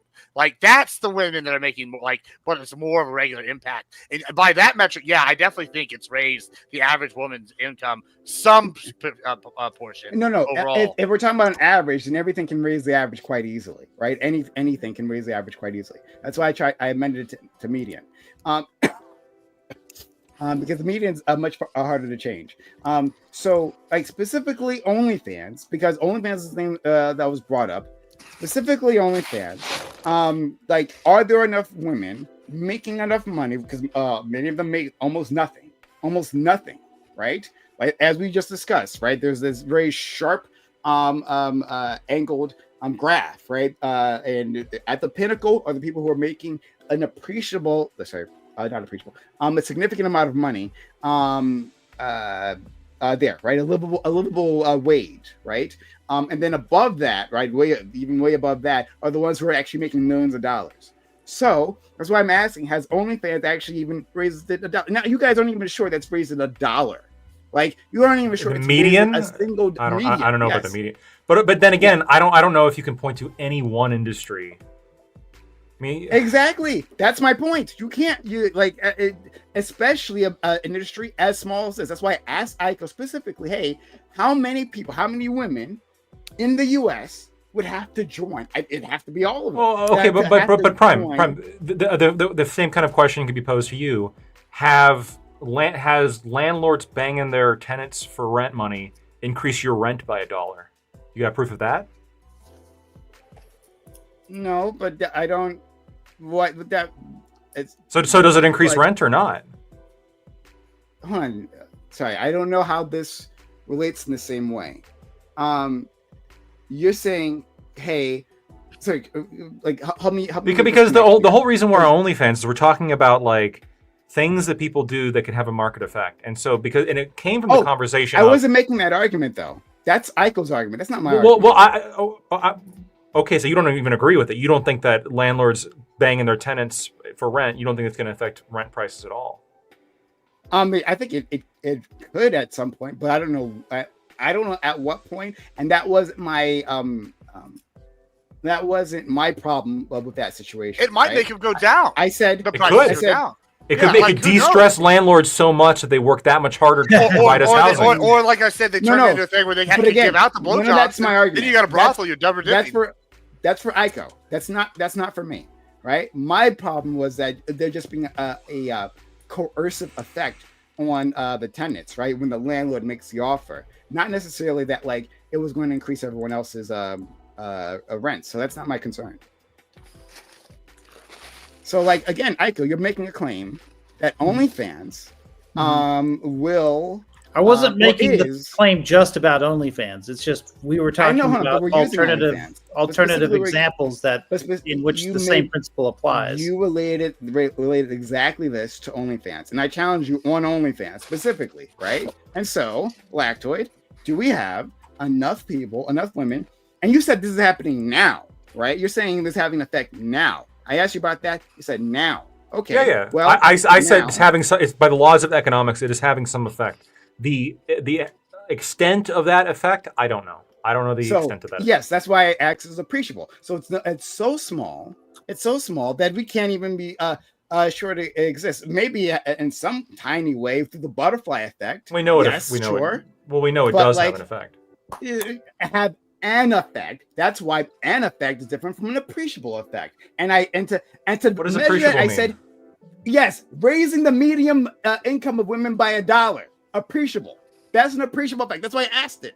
$1 has OnlyFans raised the medium income of women by $1 And you're like, probably not. Okay, I don't know. Well, it probably in some countries it's raised it by thousands of dollars. Sorry, we're talking about the. I'm sorry. I don't. Well, because we're talking about Canada. I don't know if that's even true. I don't even know that's true. Well, think about it. If you no, I'm not going to think about it. No, I'm not going to think about it. You're going to provide me evidence. That's what you asked. You said appreciable. No, I'm not going to think about it. You're going to provide me evidence. That's what I've been asking for is evidence. Hey, has OnlyFans raised the medium income by $1 of women?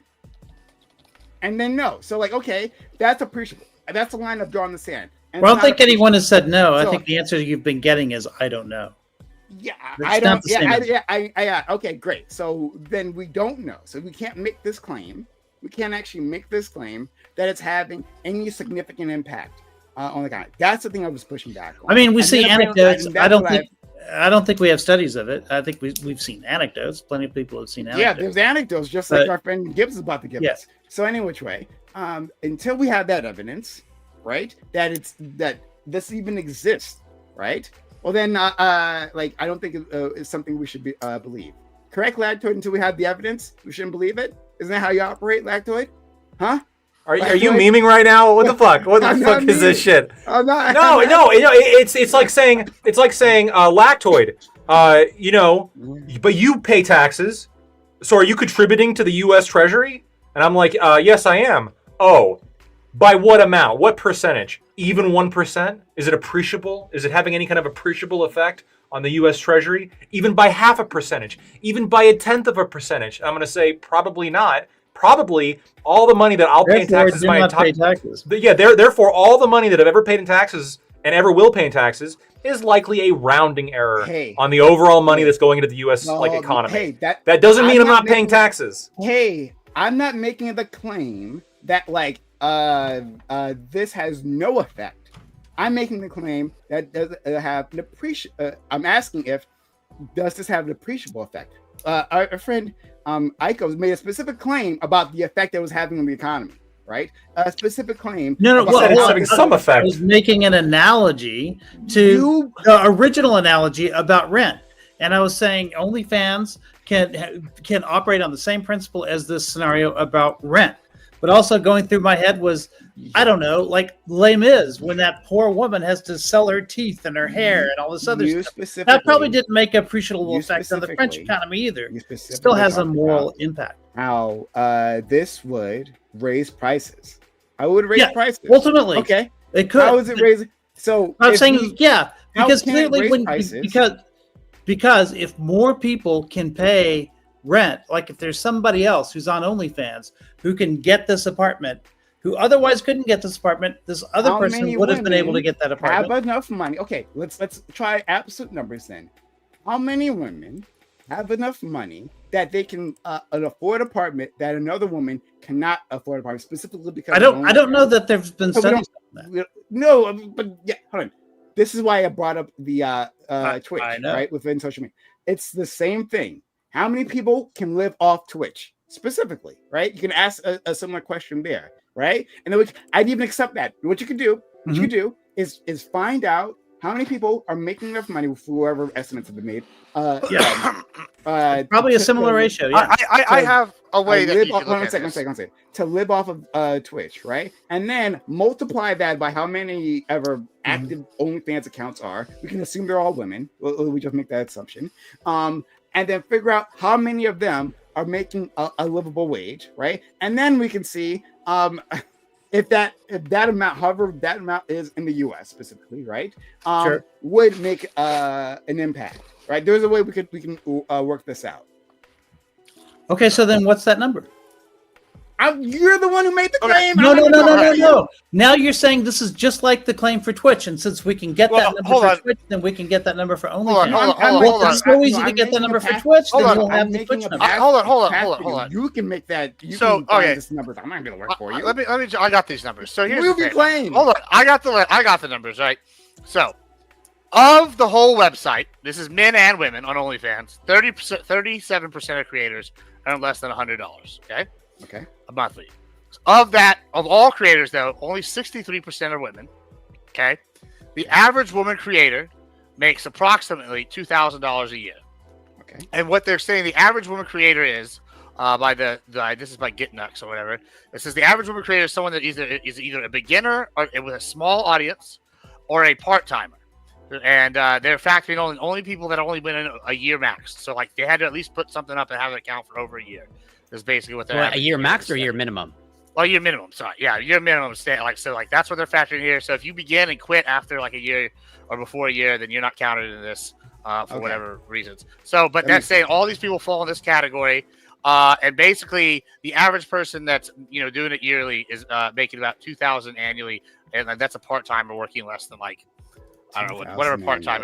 That's working part time. So that's pretty good. And I don't know what they call it part time. Not $2,000 a month. Like to be clear, you're saying $2,000 annually. Yeah, annually, $2,000 annually. Okay, all right.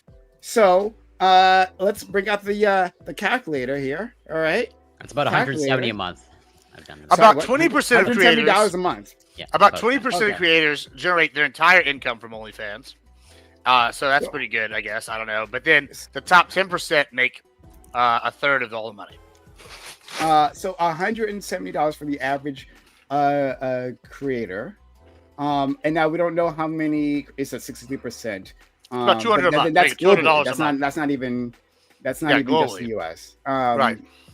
But okay, I'll give you a break. I'll let you use the same numbers globally as for the US, even though the problem doesn't match. So let's give it to you. So 63% of them are making $170 a month, right?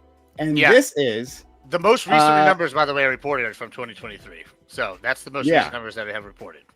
And so, and then we have to figure out how many women within the U.S. are actually doing OnlyFans.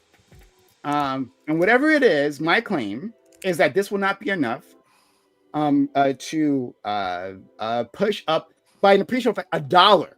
$1 in rent prices, not $1 in rent prices. Would this push it up? Not even $1. I'm sure maybe by a cent, right? Because Lactate was to needle me on an effect. Yes, a cent, maybe a cent, but not $1. I win. I'm amazing. I love myself. Okay. Anyway, okay. Median income for a woman in the United States working full time is $1,000 a week. So let's say you're making, what was it? $170. You're making about $200 a month. $170. $200 a month. And you're looking at $200 a month. So that's a 20% boost in income. Oh, yeah, per month. I'm sorry. That's a 5% boost in income. Okay. approximately. Yeah. And how many Yeah. women So are having that boost? That's $200 a month. You're Well, telling the me that average an rate extra are making- $200 a month won't push rents up by $1? But how many women are engaging in that? That's the problem. That's the average. Yeah, It's that's Every that's woman at average. this point, It's honestly. 2%. Well, yeah, I don't think it's everyone. No, it's Yeah, 2%. 2% of American women are on OnlyFans. Now, Oh, that's I all of wasn't them for strictly sure. speaking, 2%. talking only about OnlyFans. That I was talking about anyone engaged in this kind of activity, whether it be OnlyFans, other kinds of sex work, whatever. Work that other populations would consider to be immoral, and they're sacrificing that income in order to like keep a moral life or whatever. And it is, and there are some women for whom that number would be much higher if they chose to go into that income, right? Because they're particularly young or hot or whatever. The reason why it's worth it to look at OnlyFans is specifically because you can declare that income. Other than like, because in the US you couldn't declare your. There's pragmatic reasons to look at OnlyFans, but what I'm saying is, okay, but what I'm saying is, if it is a $200 boost in income per month, you don't think that $200 results in at least $1 of rent? No, I don't. No, make the math work for me, right? You're saying 2%. 2% of women are on OnlyFans. And remember, not all that 2% are making even the average, right? Because with Gibson, that's why I went with median and not average. Okay, well then we have to figure out the median. I don't know what the median is. The median was $170. No, that wasn't the 100%. No, that was the average. No, I looked up the median. Well, you can look it up again. Oh, you looked it up. Sorry. If you looked it up, sorry. I'm not sure. Yeah. You're saying you looked it up. Okay. Then it was $170. So I mean, the average that we got from Gibbs was 200. Whatever. Great. It's not that big of a difference. Yeah. But so then among those women, how many of them are in apartments, right? Rather than in any other living situation, how many of them are in a situation where they aren't dependent on their partners, right? Their partners are the main breadwinners paying for the apartment. Some of them have sugar daddies; they don't have to pay rent at all. I get it. Well, there could be that too, or they could just have boyfriends being the same thing. Sorry, I shouldn't have said that. But like, there's like, I'm saying that the cohort of women specifically who are paying rent, who are on OnlyFans, making like the median amount, if you're saying it's 170, I'll take your word for it, right? $170, right? That cohort is so small that they cannot raise the rent $1. Well, let me ask you this: is that sure? Because all right, so you said 2% of all people are on OnlyFans, all the women. Oh, that's what he said. Okay. 2% times 170 is $3.40. And that doesn't mean they're. And to be clear on that number, right? That's like the people who've made accounts, right? Right. Not okay. That's fine. That's where I was about to go with this. Is that okay? Let's just narrow it down further. Let's just say it's the average person that's making money average. So that would cut that down to what, like 60%, 50%, somewhere in that ballpark, right? So let's just cut it down. So that's 1% of women would be making money on OnlyFans. That's like, a decent amount. Like, you're looking at that. So then 0.5%, which is like saying 40% of all women are making over $1,000 a month, right? So that's what further goes on. So then, okay, now you're looking at that. You got it even larger. Let's say that's 30% of that number. Like, you're looking at 0.03%. Do you think 0.03% can raise it a couple bucks? Or like, yeah, probably. You don't think so? Has anybody for the average rate like $1? Like, I mean, how do you know? Has anybody here worked in an apartment complex? Do you know how they do the formula? Like, if somebody they offer it at a certain rate, and if more than the number of apartments that they have are able to make that rent, then they bump it up. And every month they bump it up again until there's not enough people to lease all the apartments. Then they start going down. It goes like that. And it goes in increments sometimes of as little as $1. So if somebody comes into your complex and snatches up an apartment at a slightly higher rate, then... sorry. I was assuming, and maybe I didn't make this clear. So if I made this unclear, then I do apologize. Yeah. I'm talking about the average like apartment rate across the country. That's what I was referring to, not simply an individual apartment. But this phenomenon that I'm talking about is happening at each of those apartment complexes, right? Yeah, and I'm saying saying it's going up or down every single month based on those effects, right? So that means there has to be enough people whose rent is high enough to where they've stepped up the kind of apartment that they're buying, that's then going to bump somebody else out of an apartment. Yeah. So And in I'm each saying, and the claim And that I'm you're saying making that is that hasn't happened by the factor of $1. not And yes. I I'm not doubt. saying Even if I take the simplest, even if I take the simplest.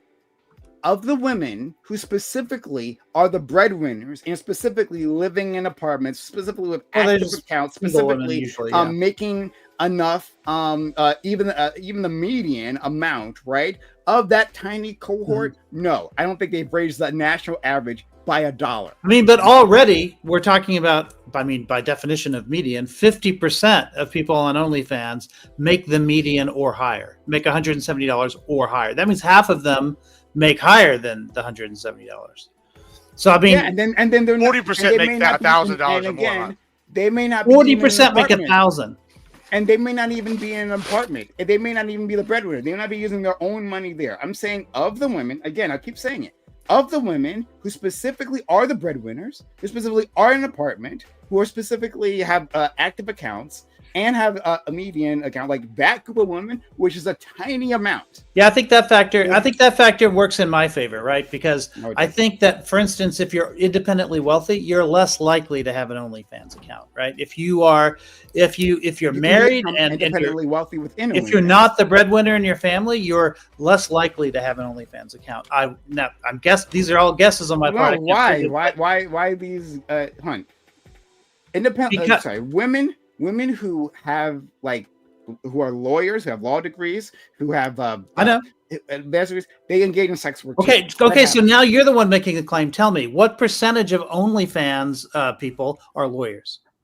I have no idea, but all right. No. That's your burden now. Wait a minute. Just post the stats thing. Yeah, stop trying to shift the burden to me. Hold on. Right? This is pretty interesting. No, you just made. Hold on. One second. Hold on. I just posted some stuff. I get what you're trying. Hold on a second. Hold on. I get you're trying to shift the burden to me. I think Gibbs is answering your question right now. Hold on. One thing at a time. We'll handle Gibbs. I think you're trying to shift the burden to me because everything I've given you, even reasonable metrics, right, to match, you haven't been able to show. You haven't been able to show. I looked at. All I was saying, all I was pushing back on, is that I gotta grab my phone. My battery's gonna die. I gotta go get my plug. I can hear you. Hold on. This is pretty in-depth stats. I just posted a link, so if you want to double check what I'm about to read to you. But it says male creators account for approximately 20% of the platform's content producers. The median income for all creators on OnlyFans is roughly $1,800 annually. The platform's top earners can make up to $200K a year or $200K per month. Female creators tend to earn an average of $2,000 per month, whereas male creators earn about $700. And then it goes on, and then later you'll see the thing where the 40% make over $1,000. So it looks like females' average earnings is $2,000 a month on OnlyFans. That's pretty substantial. What about the median? Well, the median for overall median is $1,800 annually. So, really? I got Alexander win $10. You guys realize that $1,000 comes at the cost of other income they may have been able to get. That's what I'm saying. I don't think so. I would argue no, because it's maybe it classifies this as part-timers at one point in this thing.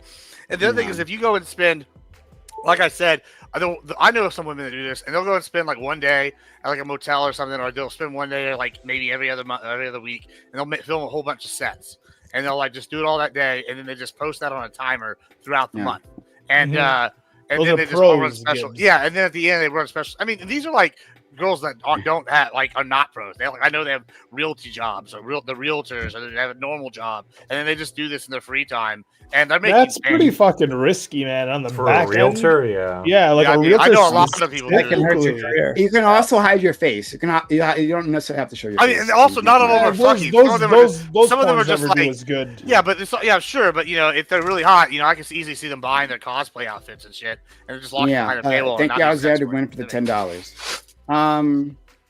Yeah, I don't think the cohort specifically that we're looking at, specifically for the outcome that we're measuring, is big enough. I still don't think it's big enough. And I think it's on you to prove that it is, to raise it by $1. Raise rents, average rents, national rents, by $1. Not enough. of the active number of women, because that's another thing we don't have, like how many people are actually doing it right now. And again, of those people who are who are actually paying the rent in an apartment, I don't think that amount is just enough. I'll give me those numbers. But I'll how many women do you think it would take? That's what I asked you. That's what I asked you. That's the question I asked you. 1.4 million. I don't know how many. I said how many. I asked you how many women in OnlyFans 1.4 million to join OnlyFans to have this effect on the economy. And he's saying 1.4 million. Yeah, 1.4. Sorry, what? 1.4 million. How many women are on what? Having OnlyFans now is an active account now? And tell me again, Gibbs, what was that? Did you say it was a median was 2,000 per year or month? Sorry, 2,000 a year. Annually. 2,000 per year. That's for men and women, and then women specifically. The average was 2,000 monthly. Are there 1.4 million active OnlyFans accounts, or 1.4 million people? Here's another stat. Here's another stat you were asking for. 60% of the people are from the U.S. or Europe. Okay, American, that's good. So but yeah, sure. Are there 1.4 million? Sorry, is this 1.4 total? What is 1.4 million?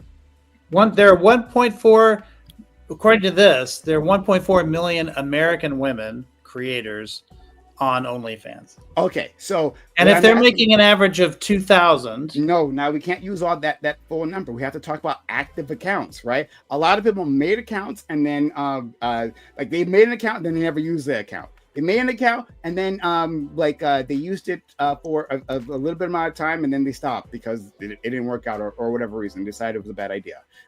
So we're talking like it's a smaller number, active number of accounts. They have that. They said it's 2.5 years is the average person. That you could do a conservative estimate, assuming whatever. Let's say cut 1.4 million in half. Say it's 700,000. I think that was a conservative. Well, this also says there's 1.5 million active creators. What's called active? On average, the active creator posts 2 to 3 times per week, and they have their account open for 2.5 years. Okay, that's the information. That's globally. Globally, with 60% being North America or Europe. So 60% of 1.4 million or 1.5. I'm sorry, 1. Yeah. 60% of 1.4 million in the U.S. I guess we're assuming those are all active. Okay, 60% of that. Well, it's North America and Europe, but yeah. North America and Europe, of course. So I can't get more specific than that. Yeah. Yeah. No. I don't blame you. Okay, this says 4.6 million were women. Wait, 3.86 million were women. And I guess the 1.4 million must be when you hold on, it doesn't say. Oh, total active creators percentage identified.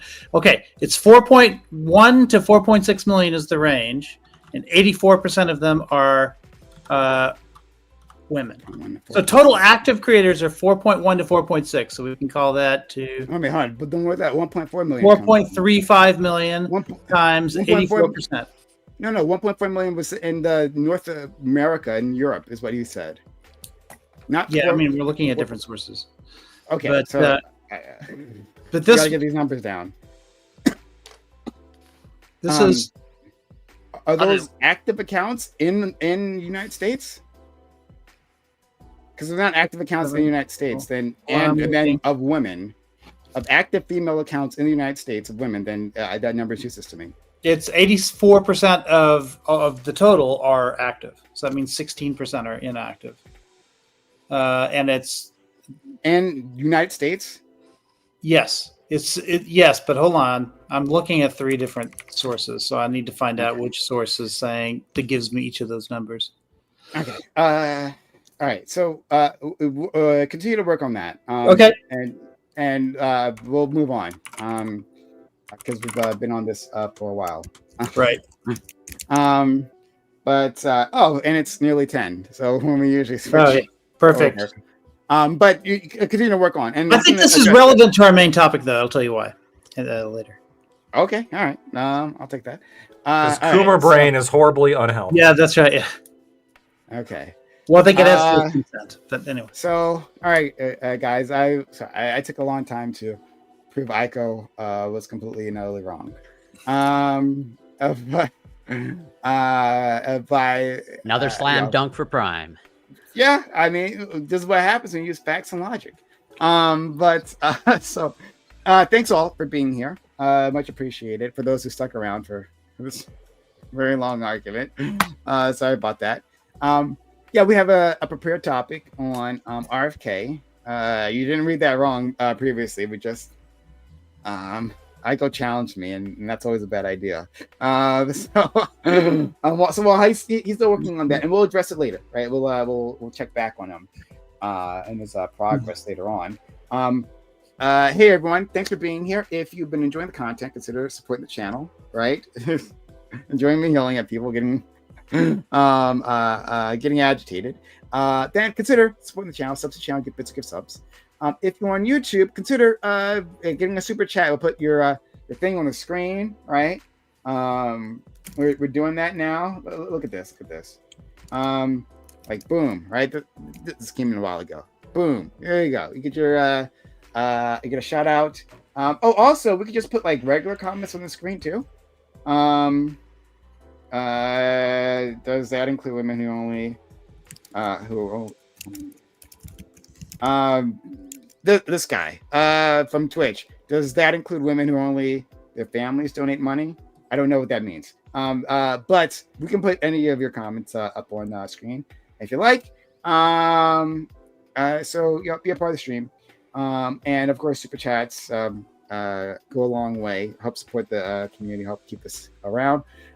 So support the channel if you can. All right. Just quickly, let's go around introducing people. We have our good friend Lactoid. Lactoid, thanks for being here. How are you? I'm all right. How you doing? I'm Lactoid. You can find me on Lactoid TV, Twitch, Twitter, and YouTube. Okay. Next, we have a good friend Corey. How are you? Back in your regular digs. That's right. For better or for worse, I don't know. It might work in my favor if my camera is actually more blurry. I don't have a high quality camera. But regardless, you can find me on Twitch, Corey Campbell 94, Twitter, X, YouTube, Instagram, Substack.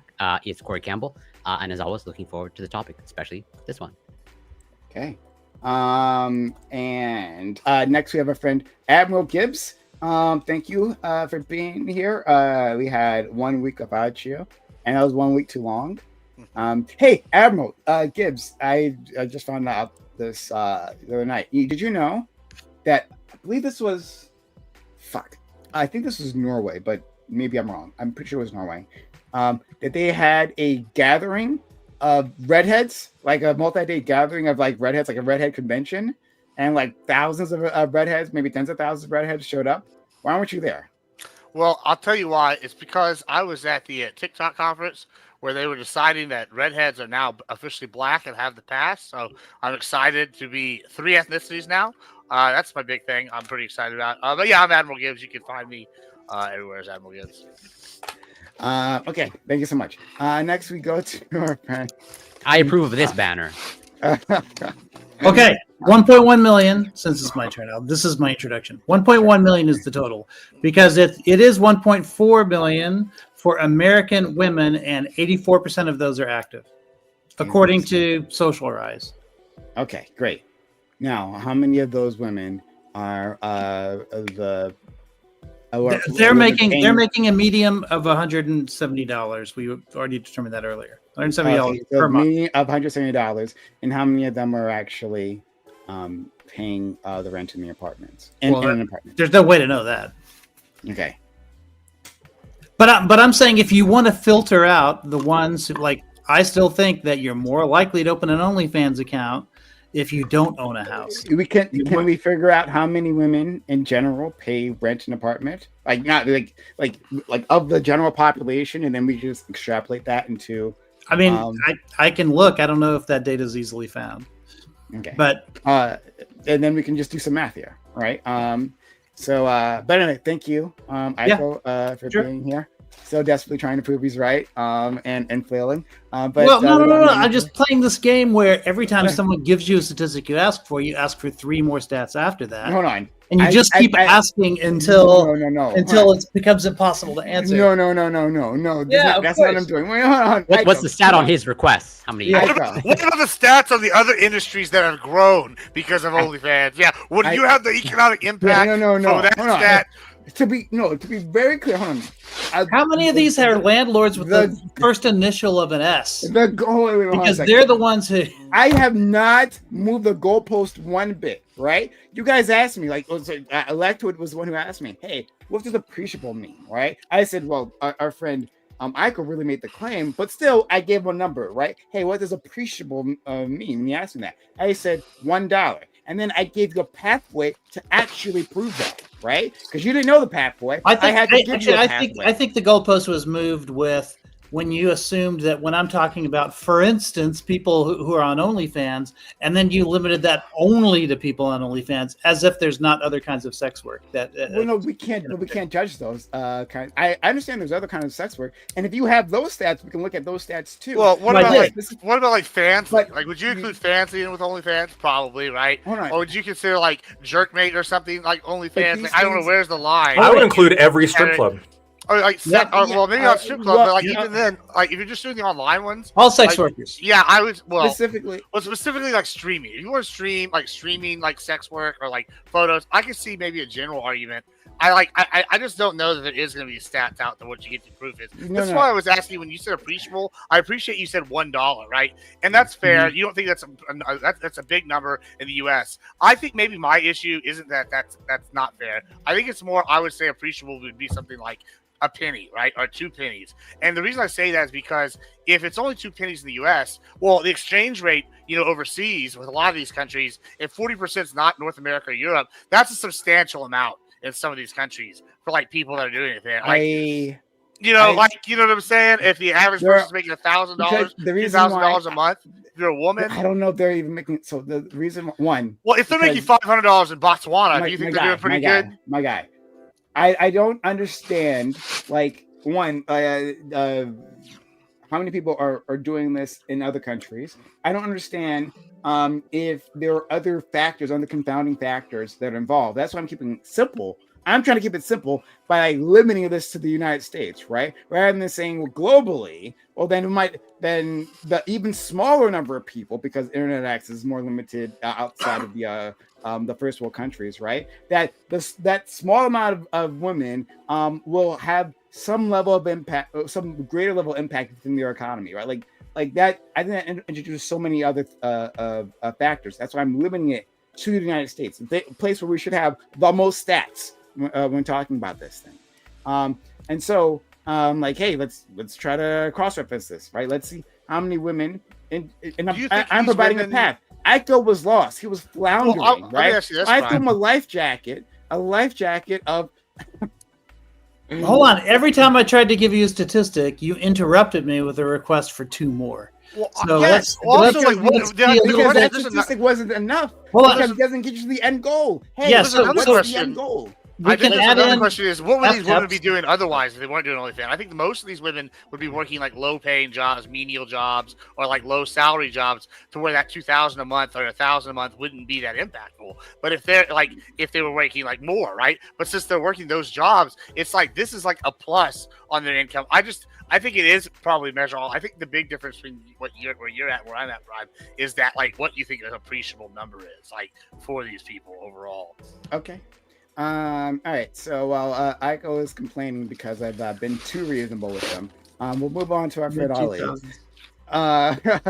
Ali, thank you for being here. I did find out going through these stats though that there is a job category that I didn't know existed, which is FTEP, full-time equivalent prostitute. If you mean from IRS, the IRS allows you to.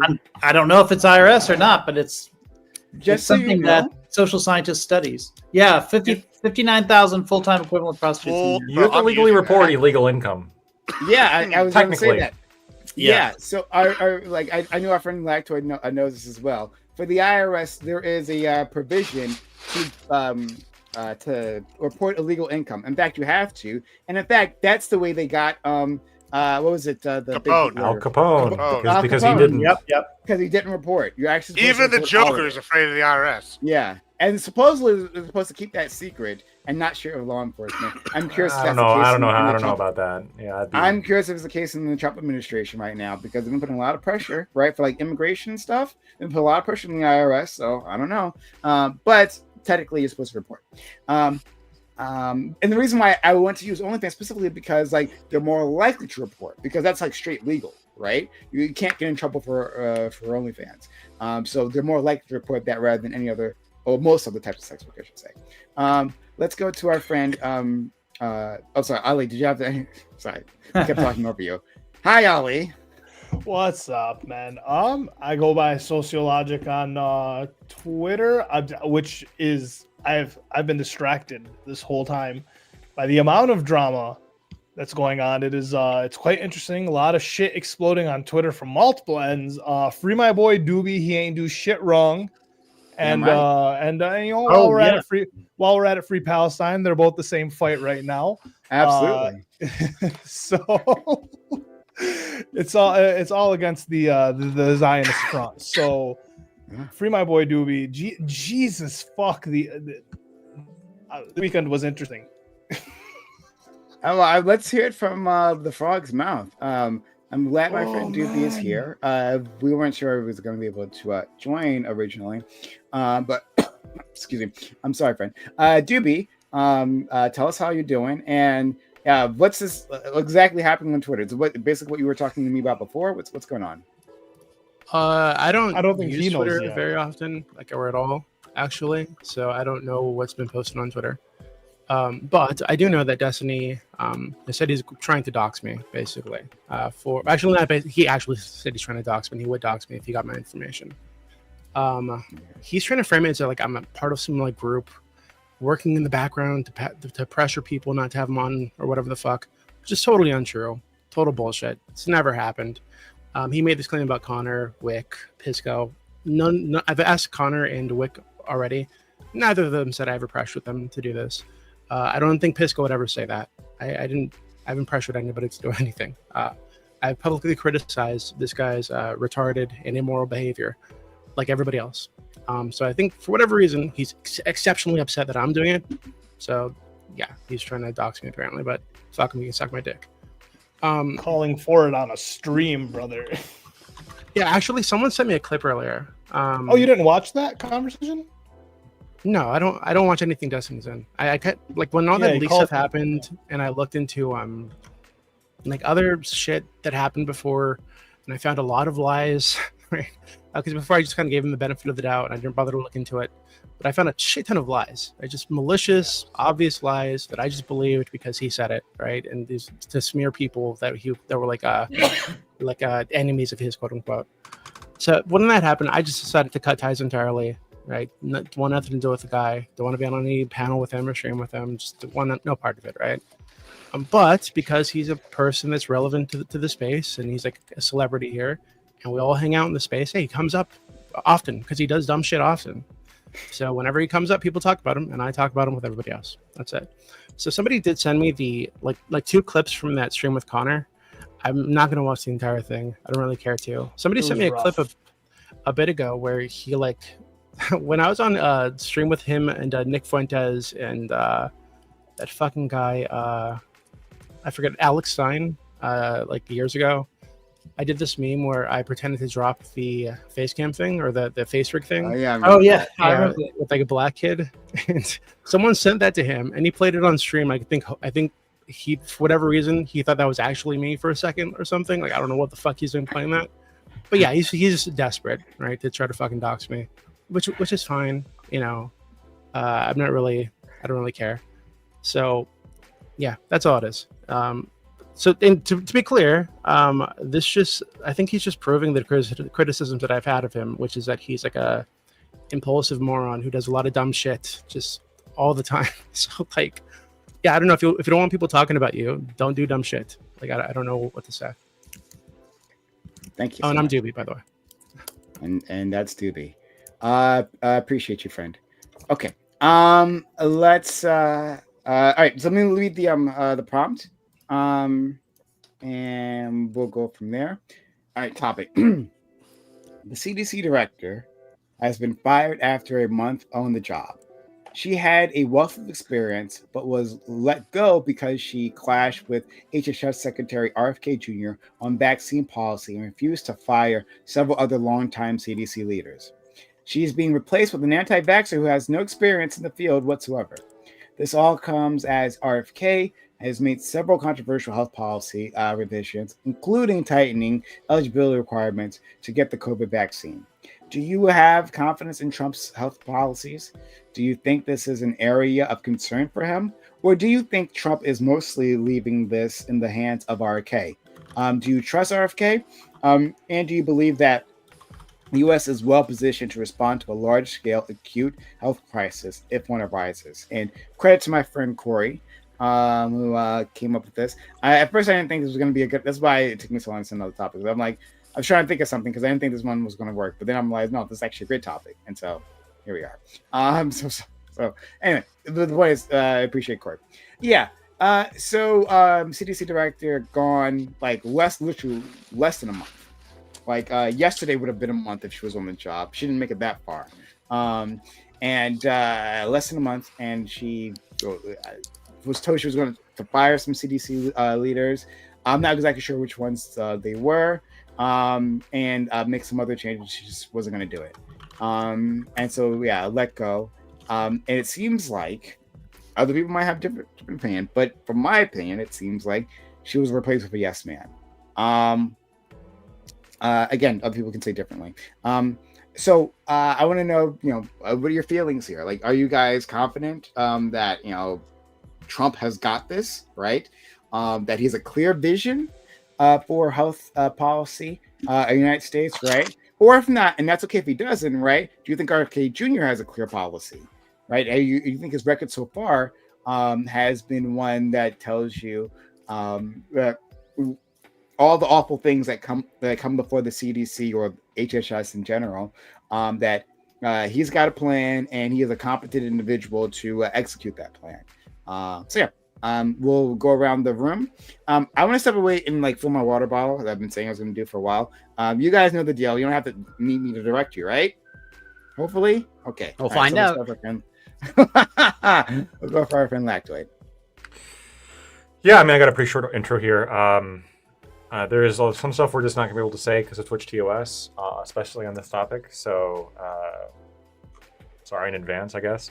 I don't think that's true. But I think it's absolutely true. But I think RFK is pretty based so far, and I think it's a good first year. Some of the proposals are pretty based. The whole idea, I think, of not feeding kids slop and cutting off welfare recipients from buying soda with the government money, those two things outweigh any possible bad he could be doing with anything else. So that's my opening. Okay, I'll wait for my prompt from Prime. No, I'll go. Well, I strongly disagree. Where if you're following everything that he's doing, he canceled about $500 million or $500 million worth of mRNA vaccine research. And to the uninformed, mRNA vaccines, that they don't just apply to SARS-CoV-2. They apply to they're in development for many other things, including cancer. If the United States has any interest in actually leading the world in research, especially biomedical research, the mRNA technology has a lot of potential.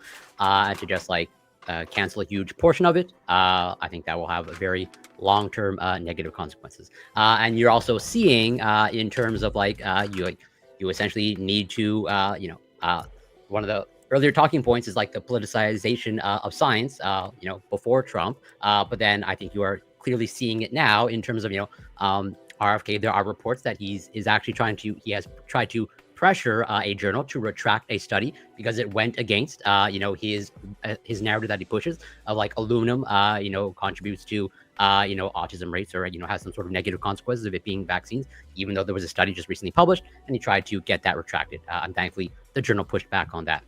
In addition to, just silly things focusing on whatever, banning food dyes or trying to get rid of food dyes. not a huge concern. Just like beef tallow, again, not a huge concern. And as a whole host of other things, where it's pretty clear that they have an agenda that, and if you don't fall in line, just like with the Bureau on Labor Statistics, situation, if you're not giving the right numbers, they're going to get rid of you. And if you're not going to publish the right science, and go on with their narrative, they're probably going to get rid of you. And it's also interesting, at least in my mind, of people like Lactoid. They're all about merit. I don't know what merit RFK has in being that position. I don't know what merit the current now NIH director has in comparison to Francis Collins. Jay Bhattacharya is essentially like an economist. They went to medical school, but they never actually practiced any sort of medicine. And so it's like, what merit do they have in leading the NIH? And also, it's also interesting that, with the CDC director being, as Prime said in the opening, of basically being fired after a month, how is that a good reflection on Trump's judgment, or anyone around him and his judgment of, like, after a month? And I believe they were approved by the Senate, and then just after a month, since they're not falling in line, they're gotten rid of immediately. But people like Lactoid, they will focus in on SNAP and other sort of trivial things. But I'll leave it there for now. Yeah, I mean, we've been doing it one way for a while now, and every day I look and I see more soft bitch ass people. Just every day. At first I thought it was just a participation trophy shit, but then I go online and I hate to say that I'm moved by this, but I am moved by this. Like, I have an image of what a sissy lefty liberal looks like in my head, and then I see the person they're championing. There's a guy that can't lift over 135 pounds, I like, in New York City, and I'm like, wow, what a bitch. And this is somebody that's supposed to be the future of the left over here, bro. This is their new champion to come fight the right, one of these new guys. And then I look at their best looking one is, what's his name? Old Lion, fucking Newsom. It's crazy. And I'm sitting here going, yeah, I think maybe we need to try something for a while. We had the head of whatever was the head of the public health was this grotesque looking ogre of a person that looked kind of like me. That'd be like me being in charge of the Department of Health. I'd be sitting here going, oh, hey, yes, I have my doctorates. And then I rail a line of cocaine and tell people that drugs are bad. Sorry, I don't think I trust this person. But then I see RFK out here. He survived the brain worm. He's over here lifting big numbers at his age. Maybe we get rid of this dye. I talk to my friends overseas, and they all talk about how they're eating all the time. They eat like 10 meals a day, and how they're eating like 2,500 calories and not gaining weight. And we're over here, you eat twice and they're just fat as fuck. It's crazy. And I'm just like, I wonder how this is happening. And you know what? I think there's something in the food. And maybe we should just let RFK try something out for a while. I think maybe less government's good. Maybe that's a good thing in all these things. And maybe he's a yes man. I don't think so. He's got some pretty radical ideas. I don't know if Trump is even on board with all of RFK stuff. So I'm not too worried about the yes man thing. But maybe if you're really stopping what's happening when he's trying to push a new agenda and we're trying to try something new, then you probably have to go. And I'm okay with that removal if that's the case. Let's go to Iko. Well, I just heard less government good, but then I heard that in association with RFK, which is strange because the things I'm looking at him doing involve more government. I went to my CVS the other day and I asked him, when are we getting our new shots, or what are COVID shots? It's like, well, now you have to qualify to get a COVID shot. You can't just get one because the government is now going to step in and say that you can't have one unless you qualify as one of these things. So you have to have diabetes, or you have to be above a certain age, that sort of thing. But the things that people are talking about that they like about RFK are, again, I agree with Corey that these are relatively less important things in terms of scale, but I don't have a problem with them. Not feeding kids slop. Yeah, remember that debate between Michelle Obama and Sarah Palin when Sarah Palin goes up with a plate of sugar cookies and says, this is what should be feeding the kids? Obviously, Michelle Obama was right about that, right? And I think her vegetable garden should still be at the White House, in fact. But so, yeah, RFK is doing that. That's great. That's a holdover from when he used to be a Democrat. I'm fine with that. I don't care about candies and cookies and things being struck off of the Food stamps, I think that's fine. I think that's a fine idea. I do have a problem here in Texas, right here in the Dallas area. We've had a couple of kids die from measles. And in fact, we hadn't even had more than one person die from measles in the whole country since 1991, in the last 35 years. And now we do have multiple people dying, not because of any policy that's been implemented yet, but because of the movement that's been headed by RFK Jr. over time, convincing people not to get those shots because it causes autism, stuff like that. He went to Samoa in 2019 and peddled this same idea, and then suddenly people stopped taking their measles shots there, and they had an outbreak in 2019, and 83 people died of measles after 0 died from year over year for many years. Because of the reduction in people getting flu shots, because they were trained by RFK and people like him not to trust the medical community. We're starting to see that here in Texas, and we're seeing it in Arizona, and we're seeing increased like measles cases all across the country.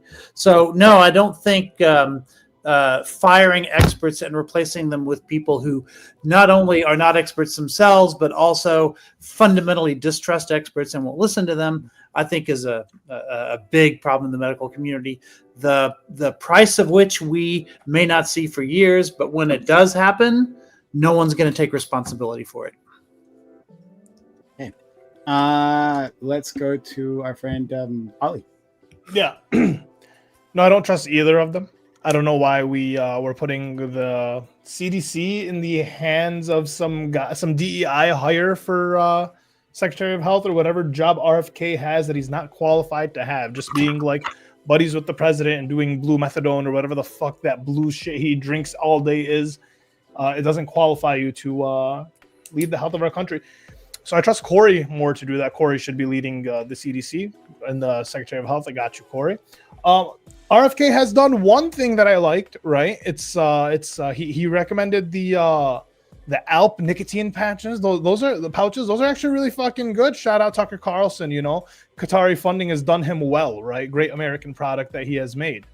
But yeah, Lactoid. The two things that he's done that he said that you said he liked didn't even really have to do with like health. Like he didn't have to be the health guy to do it to ban soda from like Bridgecard or EBT or whatever the fuck it is. That's not really like he doesn't have to be the health minister or whatever job he holds in order to do that. You can just be in government and kind of push for that.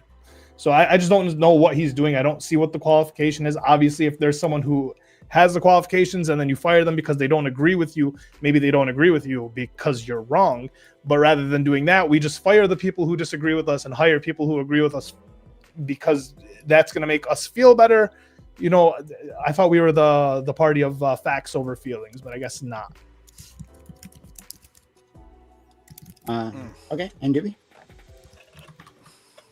I think I'm probably aligned with Aiko on this. So I think the food stuff is good. Everything else seems fucking terrible. And I agree with sociologically that he is like a DEI hire, like realistically. Maybe not D. He's a fucking. What would you even call this? It's just to make it just comes off as like incompetent hire. That's the term. Incompetent, corruption. He's a friend of Trump, helped him in the campaign, so he's pushing. So he give him a spot. Like, I don't know. The entire thing seems like retarded. So yeah, that's what I say.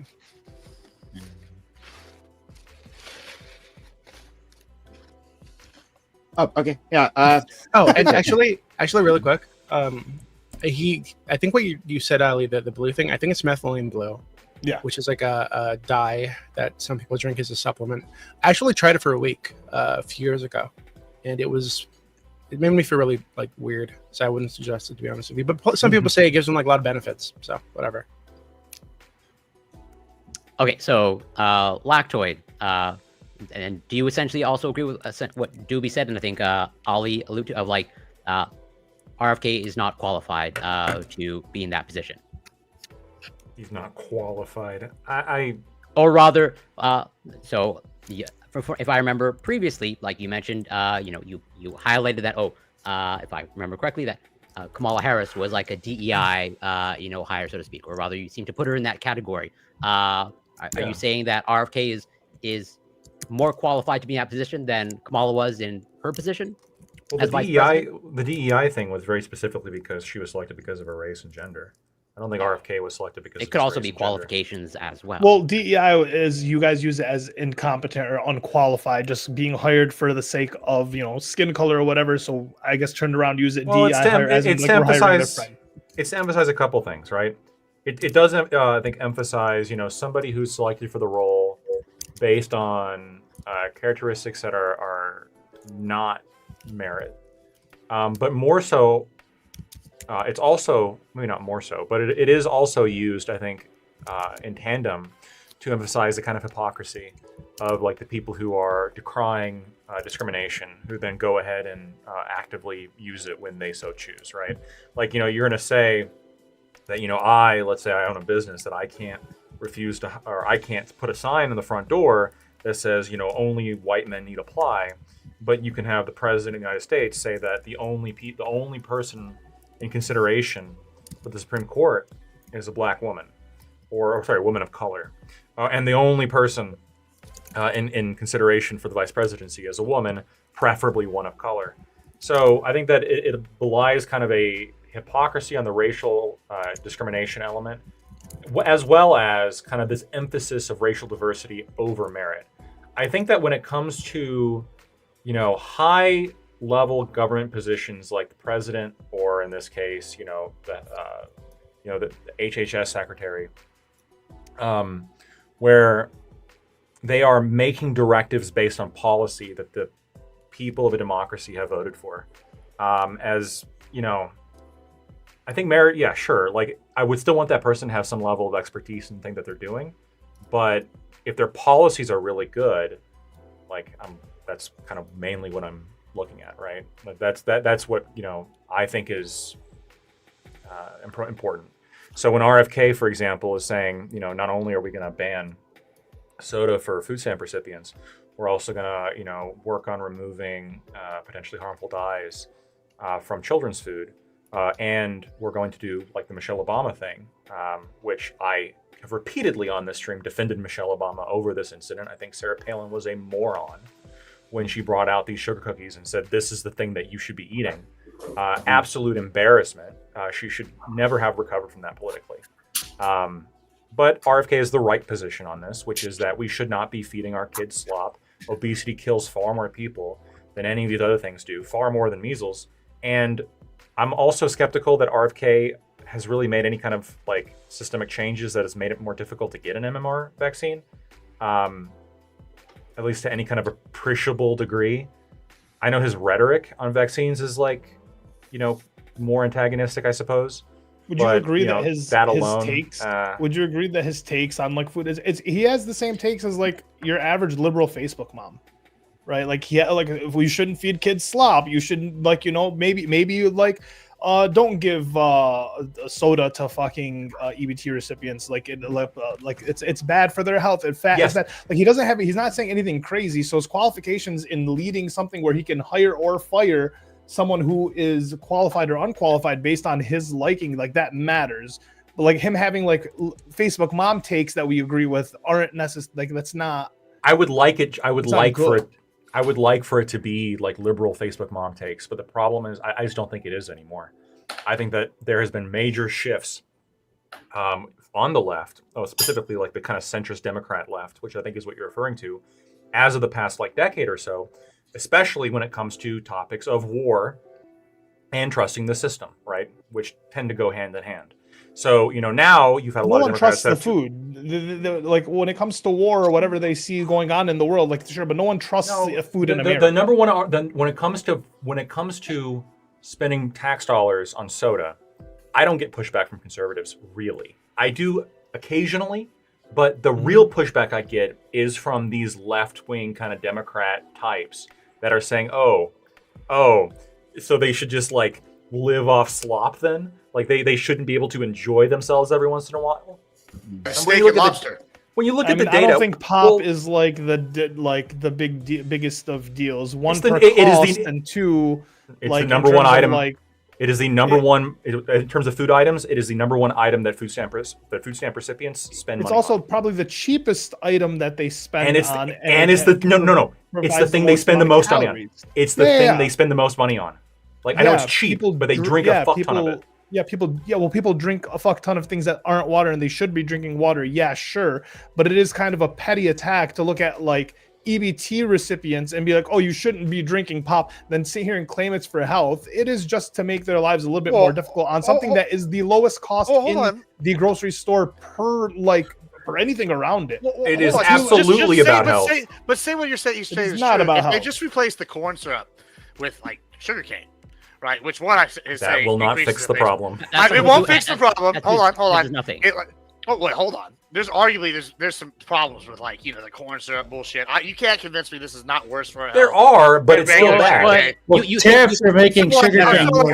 So I'm saying if you put the sugar is somehow better than corn syrup. Yeah, the corn syrup. Yeah, I think there's probably like at least a significant increase over overall health you're going to get from just that change alone.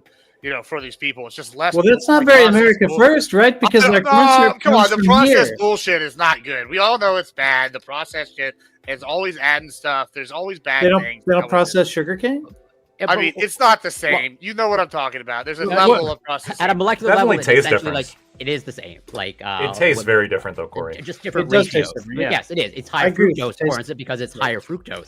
But at a molecular level, it's like the American palate has. How could it be molecularly the same if it tastes different, Corey? Explain that to me. Explain that to a layperson. If you have 55%, okay, so if you want to go down the road of like what is sucrose? I mean, aren't humans and bananas the same? A mixture of glucose and fructose. Okay, that's a 50-50 split.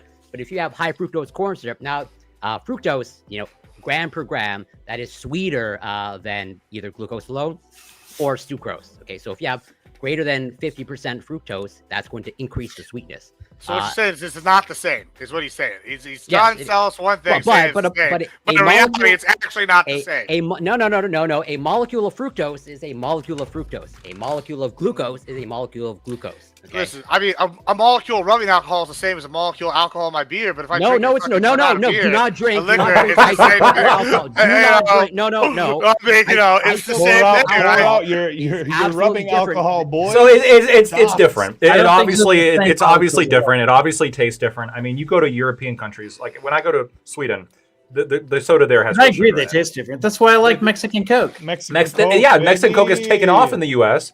because they put real sugar. But here's the point: if what Gibbs is saying is, well, we just got to switch out the high fructose corn syrup for regular sugar, and then the poorest can have it. Absolutely not. Wait, no. I'm just saying it's a start. Wait. And the poorest have cookies left with and no. chips, or is it no? So what can they eat? Hold on. I agree with you though. It should just be rice and beans. Nutritional food. Like what? Lactoid, is it just the no? Not even that. They shouldn't even get that. Hold on, Lactoid just enough to survive. You agreed with the Sarah Palin thing. Let's see if we go another step. Do you remember the big controversy over large cups of soda in New York? Do you remember that whole thing? Like New York was going to say they were going to ban the. They were going to ban the extra big Slurpee things. Bloomberg ounces would be Bloomberg.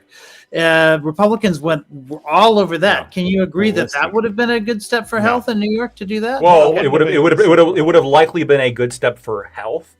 Yeah, but that's where the principle of like wanting healthy people kind of conflicts with the principle of you should be able to do what you want with your own property, which I think is very fundamental. What do you think? So, do you think that RFK is drawing the line there? That all he's doing is anything that government has control over currently he wants to do, but he doesn't want to expand government control? I think he's limited. I think he's limited on expanding beyond government control by his own party in a way that I think is probably good. But he's targeting the things that, because the government has control over it, he's able to have more. He's able to have more control over it. Look, what's appealing to me about it, and because Democrats used to be for this stuff too, and I think they largely still are, is that there's been attempts in the past to change consumer behavior so that we eat healthier things. And if we eat healthier things, the logic goes, the stress on the healthcare system will be less. Yep. And in that sense, it's an indirect shrinking of the size of government, right? Because now the government doesn't have to pay for all that many diabetics and all that many, heart attacks and things like that. Yeah. So, like, even though on its face it looks like an expansion of government power to do that sort of thing, in a lot of ways you're reducing the size of government in the long run by doing that. At least if you let it play out. No, Yeah, just give rice, beans, vitamin. That's it. Well, so that's well. Hold on. I mean, I just understand put a tax on the stuff, a sugar tax. I understand the point, and in fact, this is even though I do think the calculus overall comes out against it for me. I am most sympathetic, I think, to the motivations behind these kind of efforts, as opposed to other things the government tries to do. Right. So when New York is like trying to let's say tax sugar, or let's just say, even though I'm like, yeah, that's probably not good. I'm not as like voraciously kind of angry at this in the way that I am against towards income tax or something, because, just like with income, you're disincentivizing work, which is bad. When it comes to sugar or alcohol or tobacco, you're disincentivizing, those kind of vices, which you do want people doing less of this. See, I do think this is an opportunity. Like if this, if let's say he didn't have this anti-vaccine kick that he's on right now, which is, I think, the larger overriding issue. But if somebody had come in a Republican administration and said, "Hey, we want Americans to eat healthier now," I think you could build a bridge. Obviously, this administration doesn't want to build a bridge with Democrats on anything, but this would have been an opportunity for somebody to do that in, I suppose, on an Earth 2, where we had a different kind of Republican administration, right? But at the moment, I think it's a smokescreen, and I think the bigger threat, and I think the thing that probably, Corey picked this topic. I suspect vaccines were top of his mind when he was picking this one.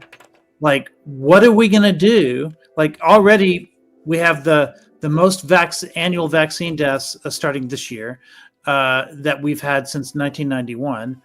If we start experiencing the same thing that they're experiencing in Samoa after RFK's big speech there, and the big trend of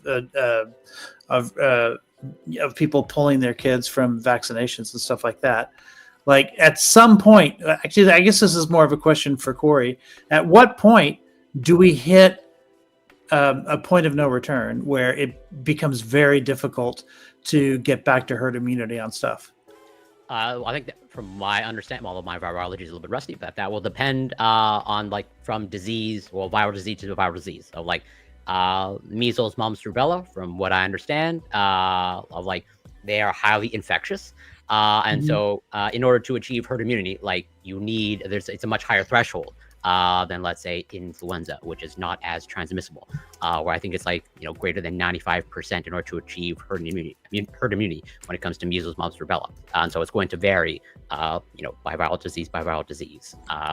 But there is absolutely going to be a tipping point at some point. And what you're essentially seeing it now play out in Texas, and also up here in Canada of Alberta. Alberta is essentially the Texas of Canada, or Texas light of Canada. There is a huge outbreak of measles also in Alberta. That's pretty much historical, or hasn't happened, or rather, I think since 2000 or up until recently, just like the United States, measles was essentially considered eradicated in Canada, and that's essentially the longest case. And so you see the tipping point, that the measles is the canary in the coal mine. Since you need such a high threshold to achieve herd immunity, that's going to be the first thing that surfaces. Okay, so that's my next question. So 2019 to the 2019-2020 school year, I get these stats because I work with the schools a lot. We get updated on these. Herd immunity for measles is considered to be 95%. And 2019-2020 school year, 95.2% was the percentage of kindergartners who had the MMR. So we were barely above herd immunity and had been for decades. Now, this year, or actually I should say last year, the 2024-2025 school year, it was 92.5%. So we're talking about we can only afford 5% of kids not to have this vaccine in order to keep herd immunity. Now we are at 7.5% who don't have it. Yeah, and hence you're seeing an explosion, and unfortunately, a number of deaths. That's probably just going to unfortunately increase. But the number of deaths as they increase, like let's say it goes up to 8.5 or 9% or whatever, I assume that the deaths that result from that don't go up arithmetically like that, but they would go up exponentially as each point gets added. Is that right? I would say generally speaking, yes. But also just keep it in mind that people just think of this binary. Same thing with COVID of like you're either well or you're dying. But there's a whole bunch of other effects, as in death is not the only bad outcome when it comes to measles or even COVID. Well, okay. I want to examine that. Death is not the only bad outcome, right? Let's examine something. We know when the Native Americans in the United States died in mass, it was because of why? They didn't have the immunities to all the things that the Spanish and the British had. That was the big reason, right? But can we all agree that's the big reason why most Native Americans... Okay, cool. Yeah. So now, let me just propose two scenarios to you, right? One, do you want to be the Native Americans or do you want to be the Spanish? And this is my real scenario right here, right? So the Spanish lived in Europe, and Europe was a dirty, filthy place at the time. Lots of disease. Everybody in the world came from everywhere. It's the center of the world, between the west and the east. All this disease is mingling and it's making some nasty shit, And the people that are surviving, they're hardy. Then they come to the Americas and everybody fucking dies. I, for one, don't want to be a Native American in that scenario, right? I want to be the Spanish. Now, when we go to space and we start colonizing, do you want to have the Columbus effect and give it to these aliens when we get out of them? Or do you want to be getting Columbus because we got vaccines for everything? That's the War of the Worlds effect. Hold on. And our immune systems don't do shit? I'm just saying, who do you want to be? Sometimes it's good to call the weak. That's not how immune systems work. That's what we're doing down here. We're calling the weak, and we're breeding stronger people. Do you want Texans fighting your wars, not these sissy Californians that's the whole with 6,000 vaccines? That's the whole point of vaccination, is to actually train your immune system so that when it encounters the virus, it's already pre-armed or primed to deal with the virus. But it's not dealing with new mutations all the time. And the one way to reduce the chances of mutations, the mutations are a good thing, is to be vaccinated. Yes. Yeah, but how is your body going to recognize this alien new threat if we like stop these other things from ever developing? All this constant development, it's like an arms race. The immune system gets stronger, the things are getting stronger, but we're like stopping it at this one stage. This virus is never evolving. It's just the opposite. Just the opposite. You're introducing new stages. Like you're giving it new instructions that it otherwise wouldn't have gotten. You do realize that we saw this play out in terms of like, how do we go from alpha to like delta to omicron? Of like that was does herd immunity limit potential mutation? Yes, it does. It absolutely does. Herd immunity through vaccination. Right. Yes. So okay, through vaccination. So these viruses are not able to evolve. Is that correct? Right? They're not be able to mutate to a new stage that can affect humans. They evolve at a lower scale. Right. So lower scale. So what I'm saying is, if we get rid of this, it might actually be a good thing in the long run because, some people will die.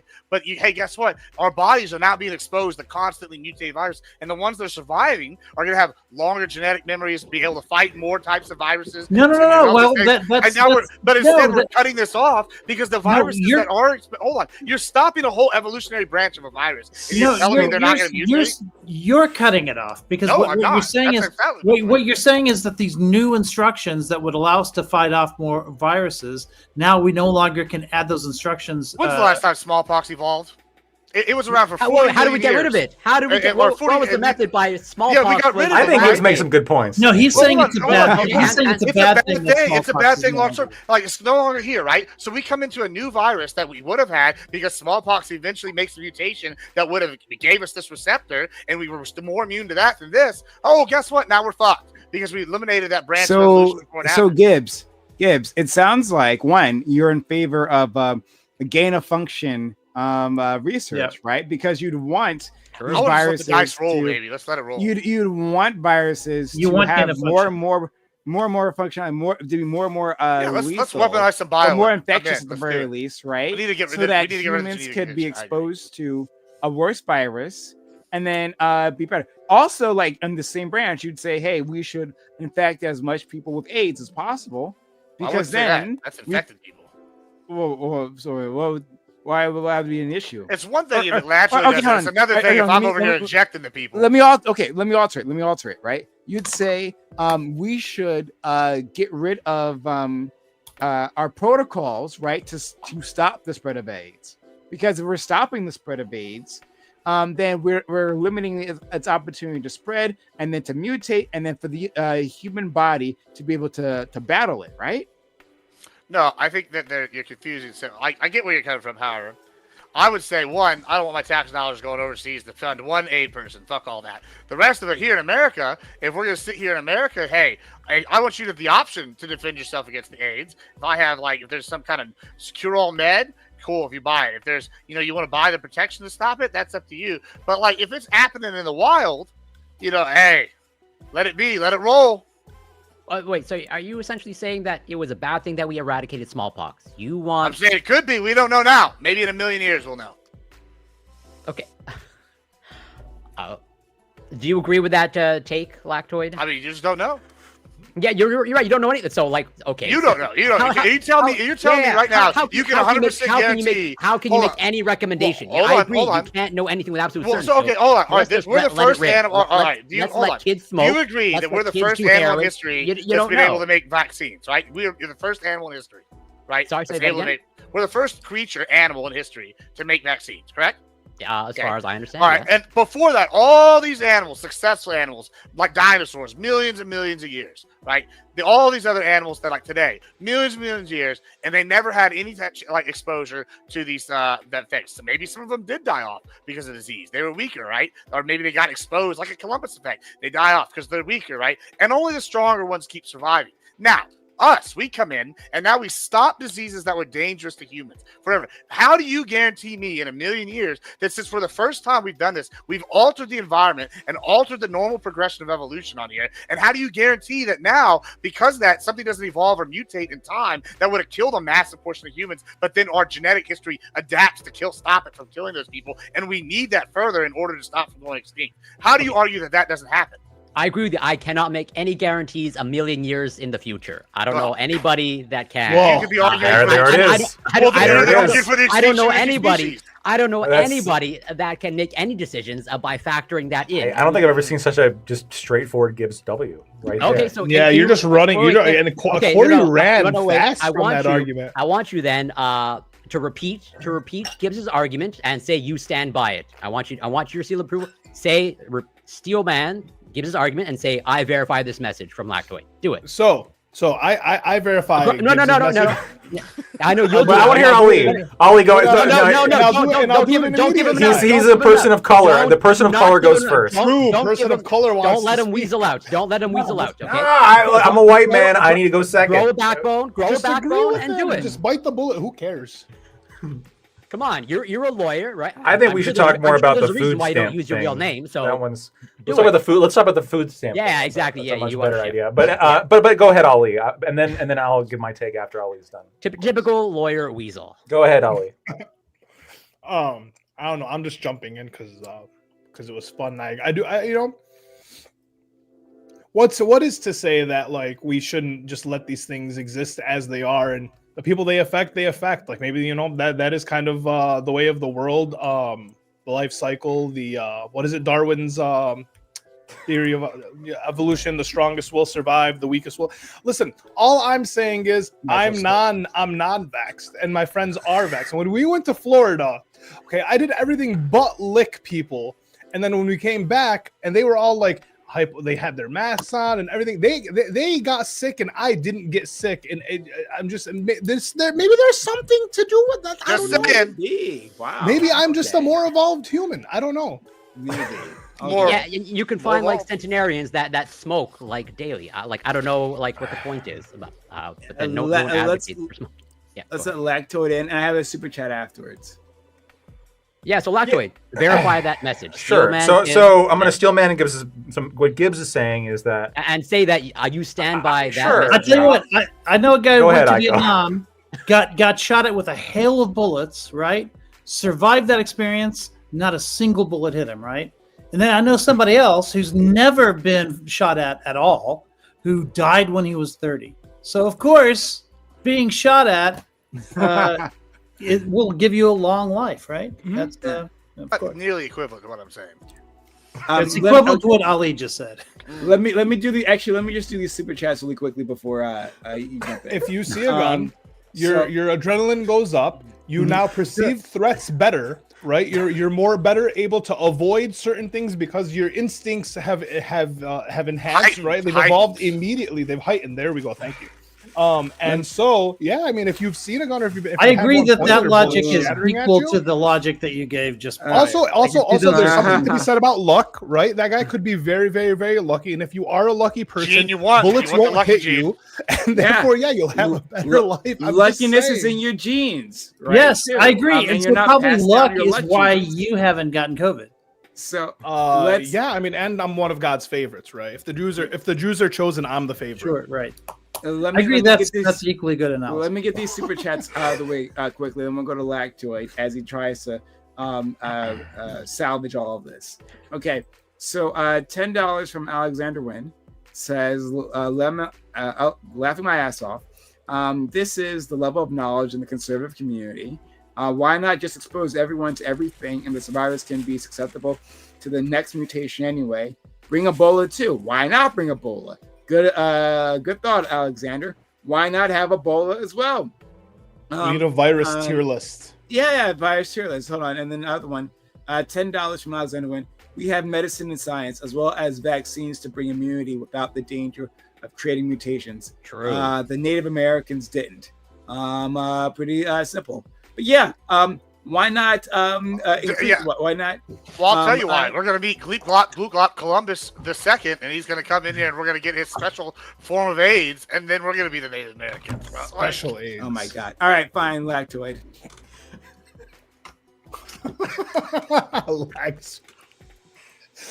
Yeah, contest with that, buddy.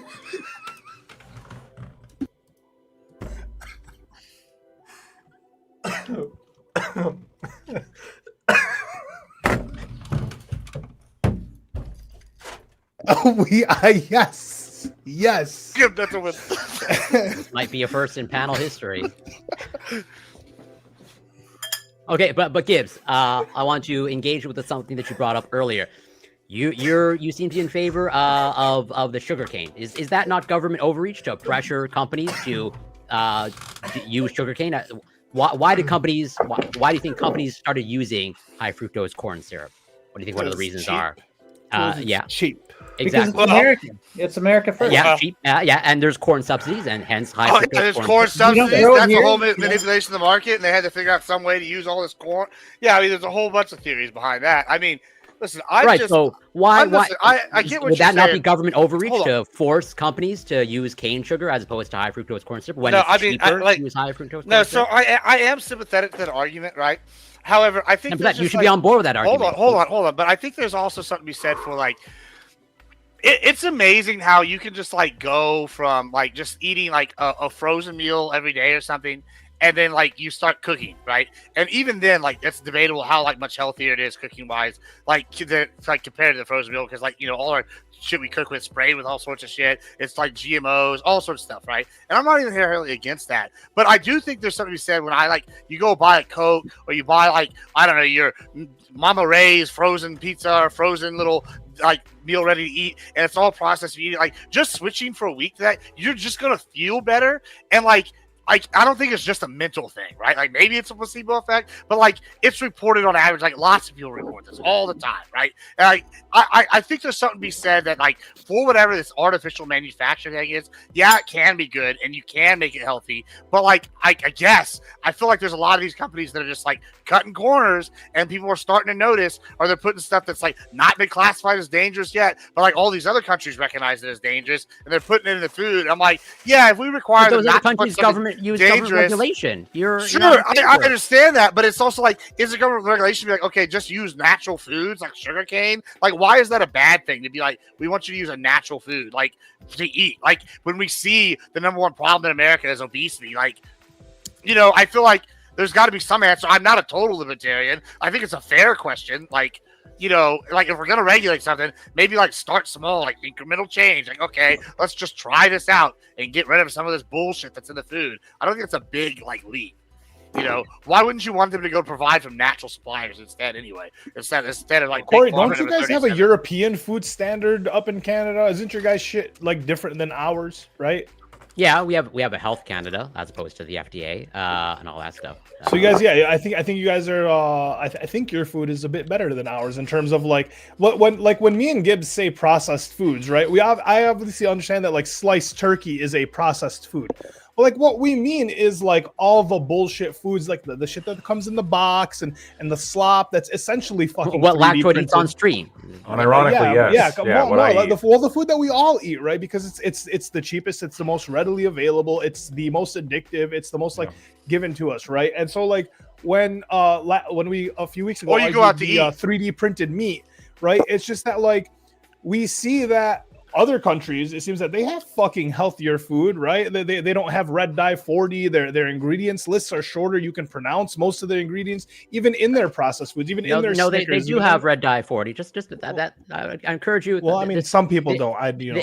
Or they have it. It's a different. But you can have the same exact diet here in America, eat the exact same diet, go to the same store and buy the same ingredients, and then go to Italy and you'll lose 20 pounds and just be healthier. Well, you wouldn't have the exact same diet. There's multiple factors. Well, because even though you're buying the same products, it's like this one's been modified. Well, you don't have the same diet. It's different foods and different, like it is different region, different food, whatever. So much so. These studies have been done in terms of like the equivalent food. Is what I'm saying. If you control calorie per calorie of like you like, I encourage you. Like, I'll maybe provide the studies later, but these studies have been done like in the laboratory, and actually this is a good example of how if you don't fall in line, it's like you're just going to be ousted from the administration. Because like one of the I would say arguably one of the best nutrition researchers, Kevin Hall, they resigned from the position from the NIH because it's like, yes, they were doing these studies on ultra processed foods versus, whatever quote unquote natural foods or unprocessed foods. And it's like, if you actually take people and you control for calories and you feed them ultra processed foods versus the not processed foods, like they behave the same.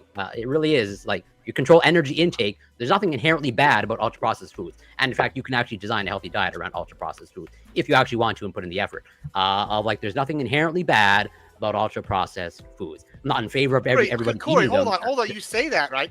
But what are the sample sizes for these? Let's say the sample size is 1,000 people or 100,000 people, right? That's a big. Let's just say 100,000 people. That's a big sample size. Would you agree? You think you can predict a trend? Just to be transparent, those studies don't have that amount of sample size of 100,000 because like doing diet studies is very difficult. What kind of size? Like 1,500, 50, 300? Like no. It would be typically like a few dozen people. A dozen. Okay, perfect. Even less. But let's just go with my 100,000 for a nice, massive round number, right? Like I see polling. We take polling, and I know this isn't the exact same, but polling, I'll see like listed at the bottom for these polls like 1,500 people, whatever. Okay, cool.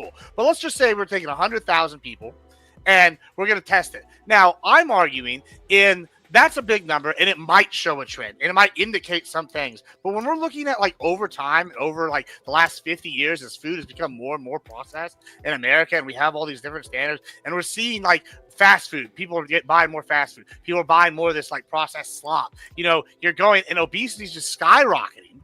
And if people are having these problems, it goes, okay, well, what's going on here? Maybe these trends don't show up in that sample size, but something's happening, and it's time to try something else. Like I'm just saying. Yeah, I'm not saying that nothing is happening. But even then, like if you want to figure out what is happening, you do the actual research. And RFK and the overall Trump administration is not actually providing the climate to actually do that research. And in fact, like if you're not doing the research that they want, or actually even reporting the findings that they want, you are just going to, again, you need to toe the line. And so it's like, if you want the answers and you want to solve the obesity crisis and you want the research to back it up, like it doesn't seem like this is the climate to do it. The problem is it seems like RFK is just me, right? He's which I said he's not qualified to be in office. I don't think I'm qualified to run the fucking health secretary of health or whatever it is.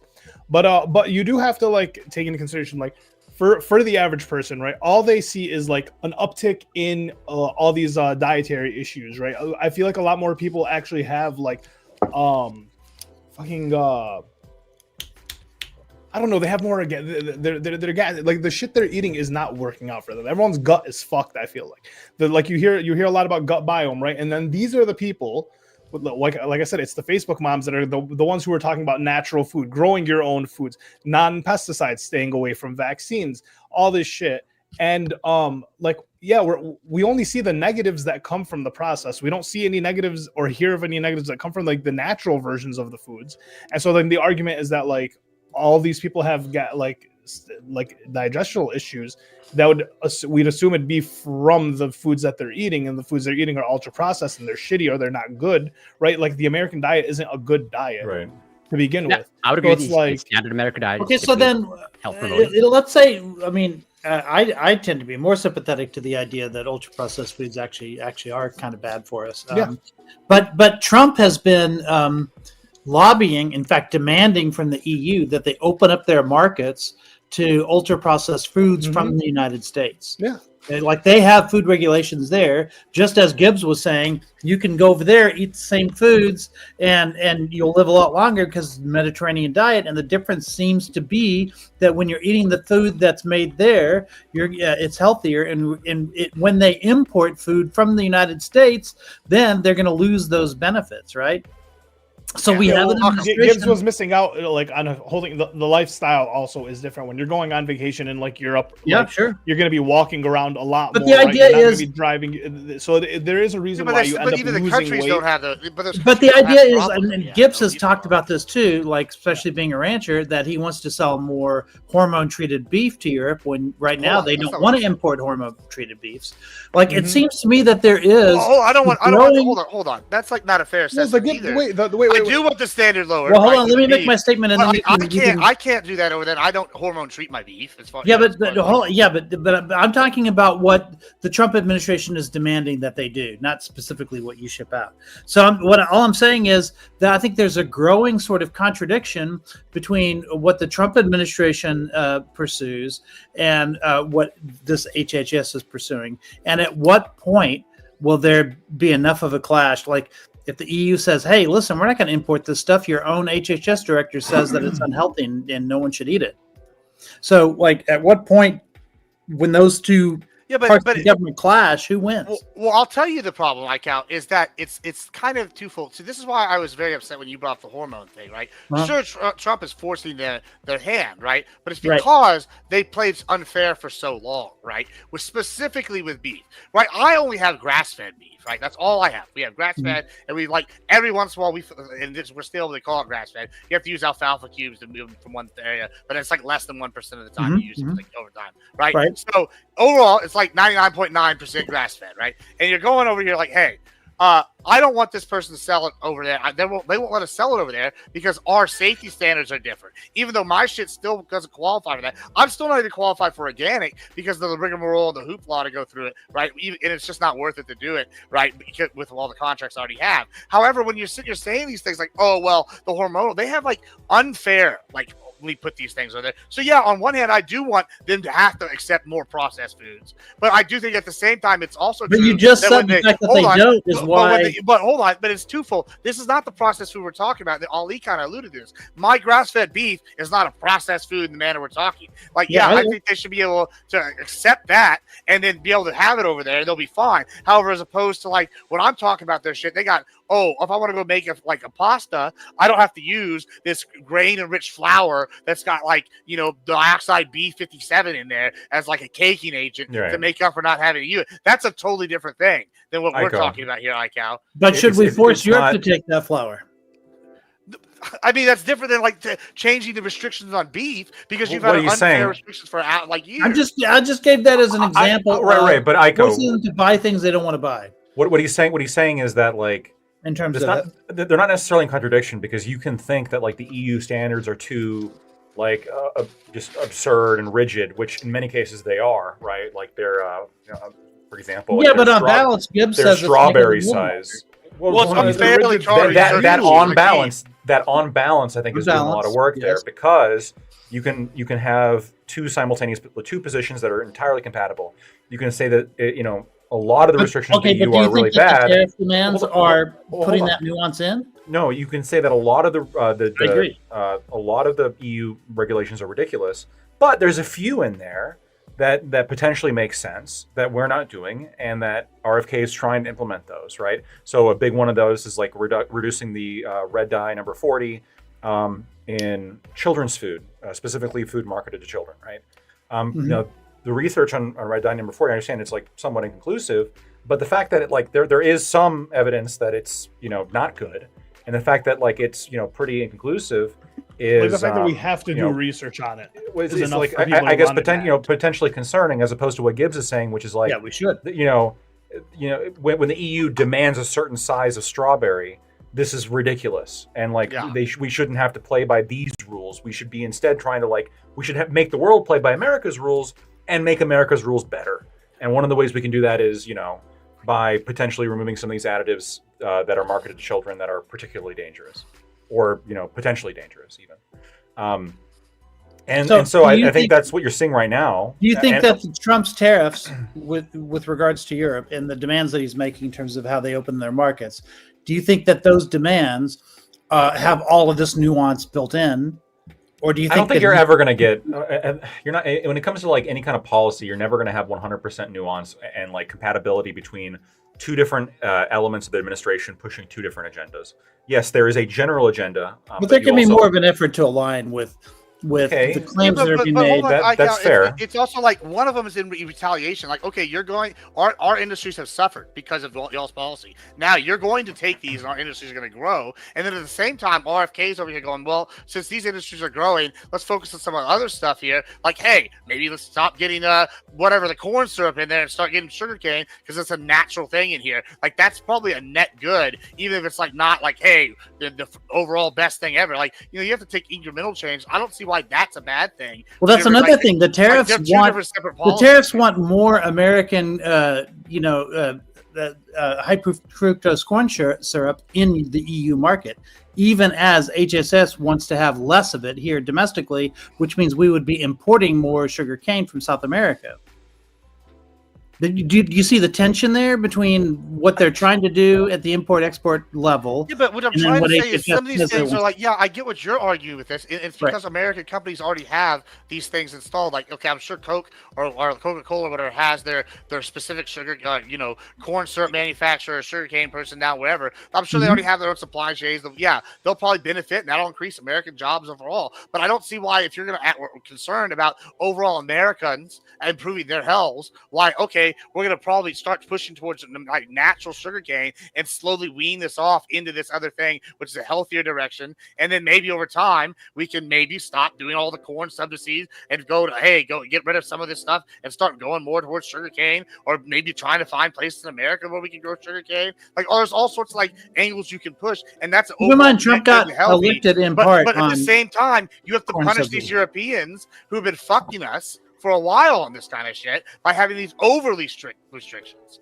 where it's like excluding whole markets because of some patently just real small, doesn't inconsequential matter at all, like size of strawberries, or we're not going to allow beef because you have this one vaccine that's required by the FDA that y'all's doesn't, or we're only going to allow this much shit in. It's real ticky-tack bullshit, and they've been doing it for years. So now guess what? Now you got to get the stick. That's just how it works sometimes. Yeah, but here you're arguing this consequentially. Here domestically, are we going to? Both can happen at the same time, right? But here domestically, is Trump going to maybe eliminate the tariffs on sugarcane so that it can compete better with high fructose corn syrup in the United States? Because we don't grow the stuff here. Right. How are we going to make that happen? Okay, cool. Exactly. Why don't we get these companies start doing R&D into how they can make a greenhouse to get that done? Like, you're arguing for the. Well, we can by emitting more CO2 into the atmosphere. We can eventually create the climate by which we can grow sugarcane. I'm pretty sure. I mean, that's one argument. Sure. I mean, hey, climate's changing. I mean, Antarctica put on 100 billion tons of ice this year. Well, all sorts of stuff's while it's happening.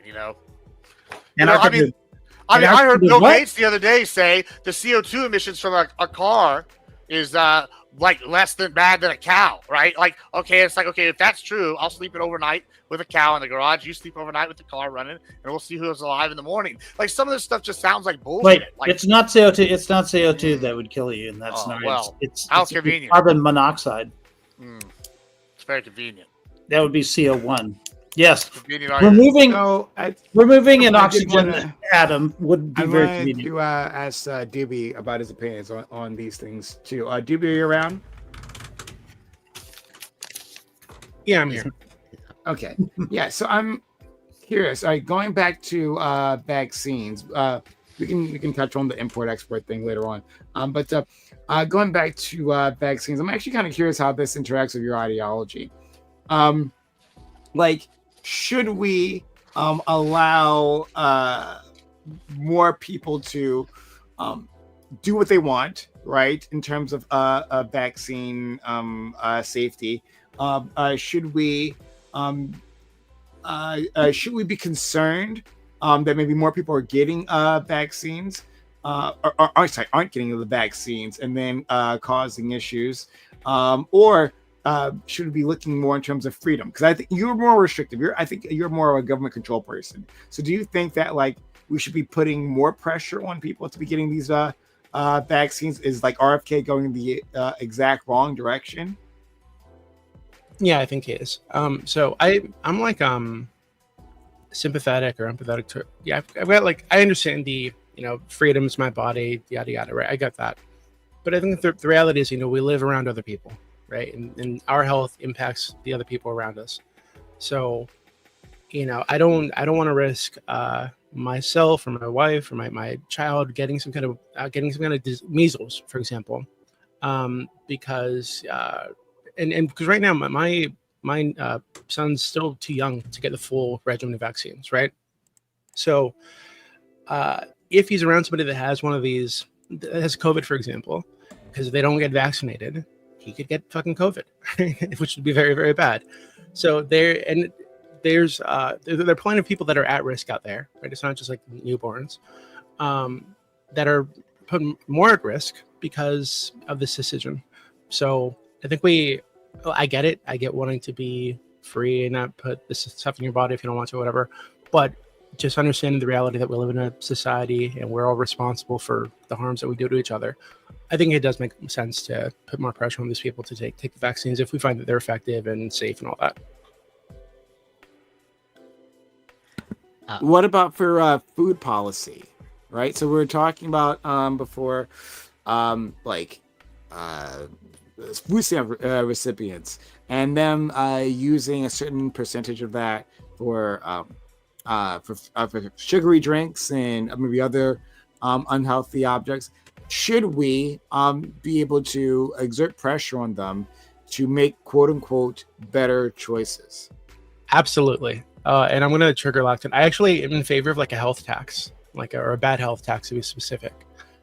So if you are unhealthy, understanding that your poor health and your poor decisions are going to, and I mean, typically people who are like fat, right? Obviously, if you have some kind of an issue, no fault of your own, I wouldn't tax that.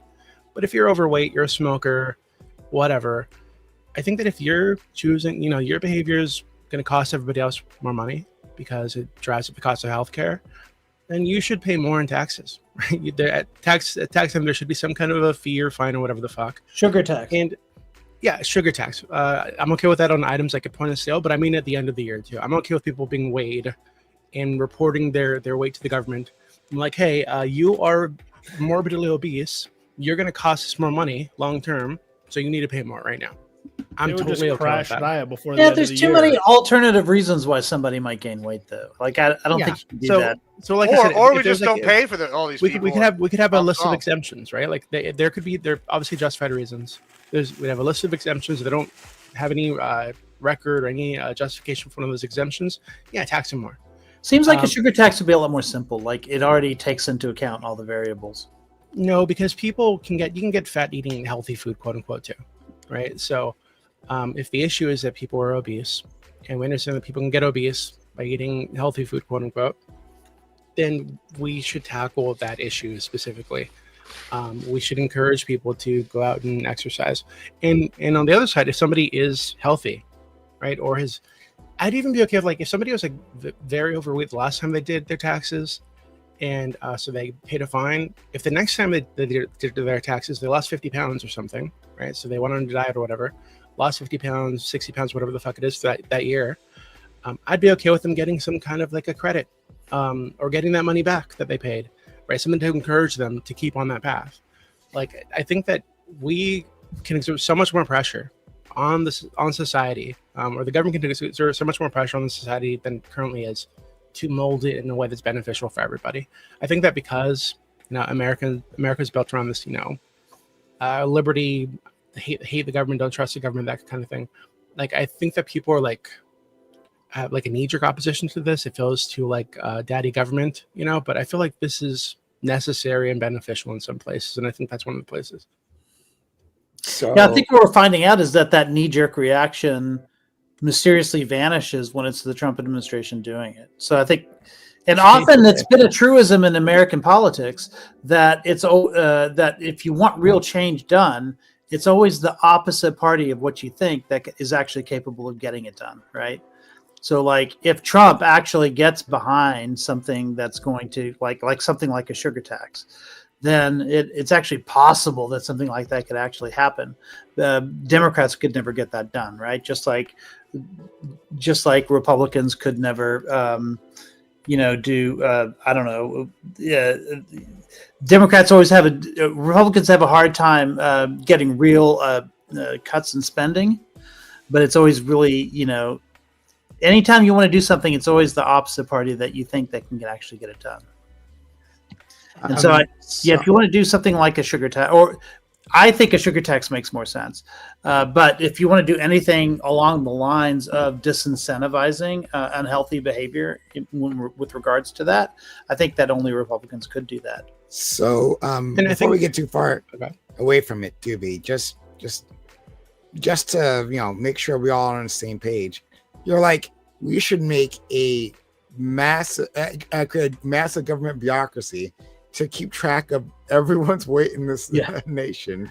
That sounds so complicated. It really isn't, actually. I mean, people have doctors. I think before you got here, you'd need to make healthcare universal, to be clear, which I do support.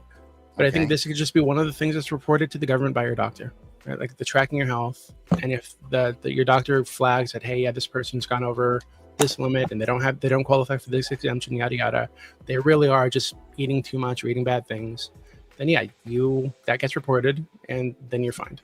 Or in the inverse, if you've done a good job, Well, Doobie, what's next? Are you gonna say, okay, now we have the tech, let's just put a nanobot in there that's gonna track all their diet? Oh, this guy ate too many carbs today. Yeah, but hold on, are you saying he ate too many carbs, 50 cents off his pay today? Like that's the future you're advocating for you. That's crazy. Hold on, have you ever seen the movie The Island? It's like these clones, and I don't want to spoil it, but basically, very, very interesting movie about clones and all kinds of shit. And at the start of the movie, this guy gets up in his futuristic, which means like, dull gray and metal room, and he pees into the toilet, I think, and it tells him like, oh yeah, your sodium's too high. You should avoid the bacon this morning when you go to breakfast, right? Like, I think that is actual like fucking peak. Okay, we absolutely need something like that, something that like tracks your health minute by minute to let you know what you need to do to stay on track. And if people won't do it because it's difficult, I understand that. Like I said, I was extremely overweight in high school. I didn't start losing weight until I was like 19, right? So I understand how difficult it can be, but that doesn't change any of the realities of me. If I'd stay that way, I would have been a burden on my family, burden on everybody around me, burden on fucking airplanes, burden on car manufacturers, and all kinds of shit. Anything I wanted to interact with, I would be putting more burden on that thing than the average person. So I just think we need to be realistic. I understand that we are harming people with our behavior sometimes, and we need to adjust. And if we need help adjusting behavior, the government should help us to do it. So let me get the super chats done. Thank you, Sean, for gifting one Prime Kai membership. Like the only one who does that. And I appreciate you every time you do it. Really kind of you. Thank you, Sean. And then Alexander Wynn, $5 says, to be by that logic, let's tax people with genetic abnormalities that reproduce, right? I would be okay with banning some people from reproducing if they had like certain genetic abnormalities. I think there's some that are bad enough that it's actually not a good thing to reproduce. They did this in Norway, I think it is, with Down syndrome, if I remember correctly. Iceland. Where they found Iceland, yeah, thank you. where they found, the doctors would do checks before while the woman was pregnant, and they let them know like, hey, your child's going to be born with this issue, and then they just let them make the decision. Right? They didn't force it on them. They let them make the decision, and I think almost all of these people decided to abort because they didn't want to raise a child with that condition, which I think is the right thing to do. Actually, let me ask you this. This might seem like an aside, but let me just ask quickly: would you trust Israel with that kind of authority? What if they found out some genetic marker in Arab DNA that they just defined as being harmful to health? Right, sort of like how sickle cell anemia, right, that can be found in black DNA or whatever, or the propensity for it or something like that, and then used as an excuse to reduce the number of births for that population. Like, why are we giving them ideas, Icon? Let's not give them ideas. I'm just saying this is a dangerous precedent to set, right? If government can look into your DNA and then say whether you can reproduce, like, I'm not sure that I would trust. Well, I understand, like, the government is saying, hey, you can't reproduce, and we're gonna like permanently like chemically castrate you or whatever. Right. I understand that being like a problem. That seems a little overboard, right? But maybe like actually, Lactode, we spoke about this before, like paying people not to reproduce. Yeah, hey, This is you the have same this problem, issue. though. You have this issue. Israel would be happy to pay Palestinians. Well, so they did. There's a current program in America that does this. Oh, cool. It's called Project Prevention. The drug treatment. Yeah. Hold on. Cool. That's awesome. So this is once again and maybe this is just the sci-fi brain in me, right? But like I'm sitting here just following like evolution. Like it sounds dangerous. Hold on, yeah. Let's just say I don't think you're following evolution. Yeah, bro, I definitely think you're sitting here saying, okay, we're not gonna go revisit the virus debate, but like same thing with these Down syndrome things. Say we find a genetic marker that indicates propensity for Down syndrome, right? Which I think they already have, right? And we eliminate it. It's gone. All right. And then in like, I don't know, 1,000 years, 2,000 years, 10,000 years, with some kind of genetic anomaly comes along because we've bred this out that we didn't anticipate because we didn't understand the full chain or whatever we were doing. Yeah, I foresee like that could be a probable outcome. And I just don't think it's going to be a good idea to start playing with the human genome like in this not like the way you're describing, because you're like, oh, I think it's a good idea. We're just going to support all these. Boy, but Gibbs, kids. Like, do that anyway. How come you're not factoring, from what I understand, okay, if memory serves me correctly, like 2 weeks ago or 3 weeks ago, like you're using synthetic peptides. How do you know that 20 years down the line that those aren't going to? Why would you inject synthetic peptides? You don't know what's going to happen 10 years down the line, 20 years down the line. This is the big difference, right? Between what I'm advocating for is it's one thing to have like, okay, and I'll actually grant portion of what Doobie said is if they want to just give them the information and make them aware, they're more likely to have this, and then the people choose to do something. That's one thing. But having like the government regulate that out is a totally different. Like if I have something to know there's risks, and I'm like, oh, I don't know what's going to happen, but it's going to happen to me on an individual basis, that individual should be able to choose what they do. But the idea that the government's going to come in here and go, oh, everybody's got to do it this one way, and we're going to make sure none of this genetic genome goes forward, like that's bad. Like I don't think people should be stopped from having that's eugenics, right? to choose. Yeah, I don't like eugenics at all in this kind of regard. That's like a terrifying thought. Like, I mean, why shouldn't I be able to choose between the natural beef and the lab grown if I want to choose? Why should I be forced to be regulated? Oh, well, the lab grown is actually more healthy and there's no natural like CO2 emissions from it or whatever. Like at some point, like I should be able to choose to have this on an individual weren't you in level. favor of essentially banning lab grown meat like 2 weeks ago? Yeah, because it's bad. What? Wait, hold on. But now you're saying well, me and Gibbs were saying the slope. What if we need lab grown meat, Gibbs? Well, I even gave it an out for that. Like, I think there's easily a scenario where you might need it, like on a spaceship voyage, right? Where you have like, I don't know, animals in like some kind of like little test tube. Wait till you get there to like get them across thousands of light years. You probably can't have herds of cattle on a fucking sleeper ship, right? Which is probably the first thing. You're probably gonna need lab grown meat in that scenario. Okay, that's fine. But in certain scenarios, great. That's cool, but we should restrict it to not if you had a methane-powered spaceship, right? But hold on, but you just got finished saying that you should get to choose rocket fuel. I mean, you can't choose something that's banned. No, yeah, exactly. But there's differences. Like at an individual level, I should be able to have my peptide, synthetic peptide, but we shouldn't be having the lab grown meat. Situation. I don't. But you just said we should choose whether or not to eat lab-grown or natural meat. You just I shouldn't be required by the government to eat a bio cow. Like that's bullshit.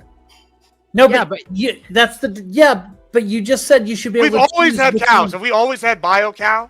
No, we haven't. You go So back exactly, millions we're not, of as long years as on we're, a long but enough instead timeline. soon we're going to be only having the processed bio cow slop. Next, we're going to have corpse starch. That's what we're going down right here. And like, because y'all sit here and always but say, by your earlier logic, we should have you're both. envisioning all these better things. Like, oh, that it's always happening. Don't use Gibbs's more, logic against him. no, it's not even being used against me. They're just not understanding. He uses his you own said you logic should against be able him. to Okay, choose he doesn't whether need you or to do it not you for have- him. It's his logic. Well, okay, hold on. I'm not eliminating the synthetic peptide in this situation, right? Big I know, Pharma's because you already made take it. You don't want it. It's already happened. It's already here. I see the bio meat coming, and we should eliminate that. Okay. Wow. By your logic, we should have both. No. So you can I'm choose. gonna. It's let situational. me- I already told you this. What are you let not me read understanding these. about the He word? says no. Situation is whether Let it's me read advantages these for super- Gibbs. That's the situation. I'll respond to a bunch of stuff Doobie said as well if you don't. Sure. Let me read these super chats and I'll go straight to you, Lactoid. Okay. And thank you, Alexander, won $10. Let's also tax people based on time spent on a computer. What kind of activities they participate in, how much time they don't spend on cardio. We can go a lot further if you want. That's to DB, and I'm sure Lactoid's going to start addressing. Can I respond to that some real of these quickly? I got a Okay, response to right. that as well. Go ahead. So I don't think we need to get that granular. Is that the right There's term? games That that keep specific, figuring right? it out. But so I think a good place to start is like something like what Japan does, right? Where they measure waistlines of people working. Like the companies are responsible for keeping track of people's waistlines. They find that they exceeded the a certain waistline, they're flagged for like counseling and whatnot. And then if there are too many people in a company or in a community that have waistlines larger than the specified limits, then they get fined because they are not doing enough to help their population stay healthy. So I think that's a good place to start. I don't think that's crazy, right? And then from there you can get go a little further, and I think it would be beneficial to go further. Let's try Alexander Wayne. $5. People should be penalized for every decision they make that isn't optimal for their lives or for society's interests. I agree, Why but not? only decisions about motorcycles. If you choose to ride a motorcycle or buy one, Good point. You should be heavily penalized. Good point. If anything, locked up, I would say. Why should we stop there? Right? I think your insurance, both health and auto, go up, right? Not my health. Oh. No. Really? Although I will say this, and so I'm going to respond to a couple. This included actually. This is perfect. So this is I've said this before on this panel. This is why I think like universal healthcare, really any kind of government-funded healthcare, is sort of like the gateway to hell when it comes to massive regulation, right? Because when you put the government in charge of your health, now there is like a genuine interest that the taxpayers have in because they're directly paying for it in controlling your life, right? Just from like a pure even like a consent calculus, right? So like if I am like, because we live in a system with such, although we don't have universal healthcare now, we have like pseudo universal healthcare. The government picks up the tab when people don't pay, Medicare, Medicaid, SSDI, all this stuff. And then of course, it's not even including the VA, which, a lot of that is very expensive as well. And in some cases, I think, pretty ridiculous, honestly. And a lot of veterans will tell you that as well. ERs have to treat you whether or not you can pay. And ERs have to treat you regardless, right? And a lot of that's being picked up. Where now, since I'm paying for it directly, I could see the argument that I want to micromanage your life. I don't want you eating fast food. I don't want you smoking. I don't want you riding motorcycles. In fact, I don't really want you driving. I would prefer you sit in your basement covered in bubble wrap and eat NutriBlocks, and get UV radiation and work in a cubicle all day. That's what I would prefer for you, because that would limit the amount that I'm paying. But of course, this is push against my interest to want to do unhealthy things. And of course, so then the argument is, well, I would like the line to be as close to like not including the unhealthy things that I do, but including as many unhealthy things that I don't do, because then this helps limit my tax burden. I think all this is solved by having a truly privatized healthcare market and then letting insurance companies calculate that risk in themselves. Currently, my insurance company, and a lot of insurance companies do this, they will charge you extra if you smoke. If you report to be a smoker, you get a smoker surcharge. Well, that's because of That's because it's allowed by the ACA. Because it's allowed. There are only two things that are allowed by the ACA: age and smoking status. It should be allowed. Everything else is a pre-existing condition that they have to cover. Right. Everything else should be allowed under the concept of the free market. Right. Those companies should be able to measure.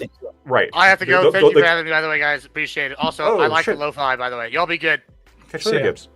The private companies should be able to measure your weight. They should be able to look at your background. They should be able to do all that when it comes to evaluating what actual risk you are, just like every kind of insurance does in this country for any other kind of thing. This happens when it comes to vehicle insurances, with home insurance. There's a reason why if you buy in a risky area, your rates are going to be higher than if you buy in a less risky area. All these things should be the case. Private solution, boom, problem solved. When it comes to Doobie's proposal of taxing people for, eating unhealthy, obviously I'm against this.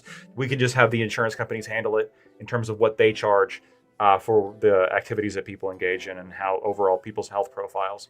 I also kind of resent, even if we're not going to get rid of all this government healthcare tomorrow, which I'm under no delusion that we're not going to do that.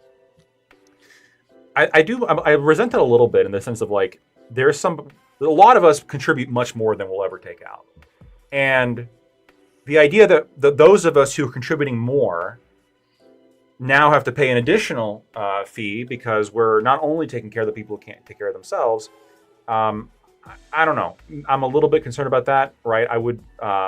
I don't like that idea. Like if you're wealthy and you're not going to be taking Medicare and Medicaid anyway, and you're just you can pay for everything out of pocket, and you want to eat chips and you want to be fat. At that point, it's like as little of my business as possible, right? Like if you want to live the way you want to live, you want to smoke and drink.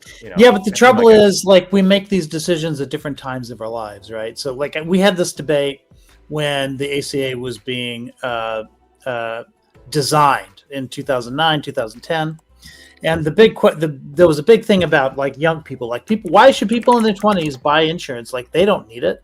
And we just let them not have to buy it and they can pay for their own consequences or whatever.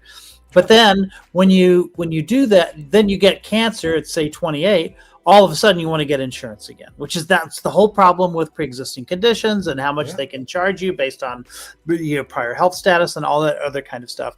You make these risk assessments, but then the consequences of those risk assessments come visit you at a different time in your life. And then all of a sudden, like you complain that that not so this is risk. Like if you buy a shitty house when you're young.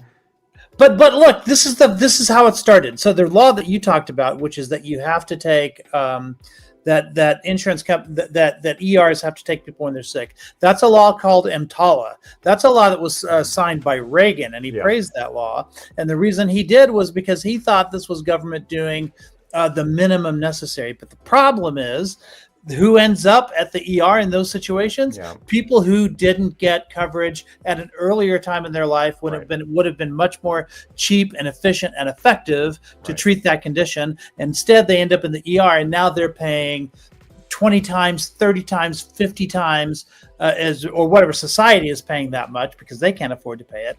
Because at the point of time in which they're assessing that risk, they're not thinking about where they're going to end up when they end up in the ER. And so now, because of EMTALA, the ACA became necessary because you have to catch people before they get to that point in the ER, because it was becoming impossible to pay all of those added expenses. And there are actually a bunch of other steps along the way between EMTALA and the ACA where the government kept adding stuff like chips, for instance, for kids and other things like that. And of course, has the ACA reduced emergency room expenses in the US? Not expenses for services, but yes, it's reduced. It's reduced ER costs tremendously. I used to know the numbers on this, but I haven't. Yeah, because now we have a more than a 50% reduction in the uninsured rate in the United States. So people who are, if for no other reason, when the ER takes somebody in now, they're far more likely to have insurance. And so the hospital itself doesn't have to cover the costs of that treatment. But also fewer people ended up going to ERs as a result of it because they had insurance. Like, I know somebody who died because she didn't have insurance. And this is someone who I tried to persuade to get the ACA, actually, when it was coming. But for ideological reasons, she didn't, because she didn't want Obamacare. So, but then later on, she got very, very sick. At that point, she was addicted to opioids as well. And she didn't go to the ER. She went to my mom's house, and my mom observed how sick she was, and she tried to tell her to go to the hospital, and she didn't go because she didn't have insurance, and she didn't want to incur all of that expense. 3 days later, she was dead. So this is the kind of thing that happens when people aren't insured. So I'm looking at it right now. I mean, since the ACA. Sorry, before you do it, we have 2 super chats, and then we'll go straight to you, friend. Alexander Wynn, $10 says, how far do we take it? How much freedom do we strip away? How much privacy do we decimate? What happens when the next guy wants you to go further? Why did we stop with measuring waste? He didn't say we'd stop at measuring waste. He said we'd go further. Yeah, I said that was a foot in the door. I think we should go further than that for sure. Okay, I want to examine that. Lactoid. So private insurance just does the work that Doobie wants the government to do. Sounds like insurance companies refuse to cover anyone that isn't super healthy. No, that's not a free market. Thank you so much for the $20 altogether, Alexander. Well, insurance shouldn't really be a product. Well, so hold on. So they would charge more for unhealthy people in the same way that if you have for any other kind of insurance, if you have a more risky venture, your premium's going to be higher. If you demand more coverages, your premium's going to be higher. Health insurance is one of these things that, because honestly, just the public opinion is just very one way on this overall. I would say that we just sort of treat health insurance almost like it's not health insurance. Almost like it's not insurance. It's just kind of like a weird, mutant half baby of insurance and and government paying for your shit and you paying for your shit through your premiums if you work, or potentially even if you don't work. The fundamental thing insurance is supposed to do is spread risk, so that one group doesn't have a riskier health pool. In a voluntary manner, though, because the government can always just spread risk whenever it wants. Yes, but the government can also provide insurance, in which case it's not just private insurance. There's also Medicare and Medicaid, which are that's what I'm saying, right? But it still spreads. It still evens out risk. That's what it does. I understand, right? Yeah. So okay. What specific? Okay, fair enough. I'm talking about private insurance companies right here. Yes, they spread risk in a private insurance agreed upon contractual manner. And normally, with insurance, what you need to do is factor in risk. You factor in premiums, and you come to you plug it into a formula, and you determine with a very small profit margin, or in the case of mutual insurance companies, which are a lot of private insurance companies in America, there is no profit margin because the owners of the company are the policyholders themselves. So, for example, for Blue Cross Blue Shield in a lot of areas, they don't have they're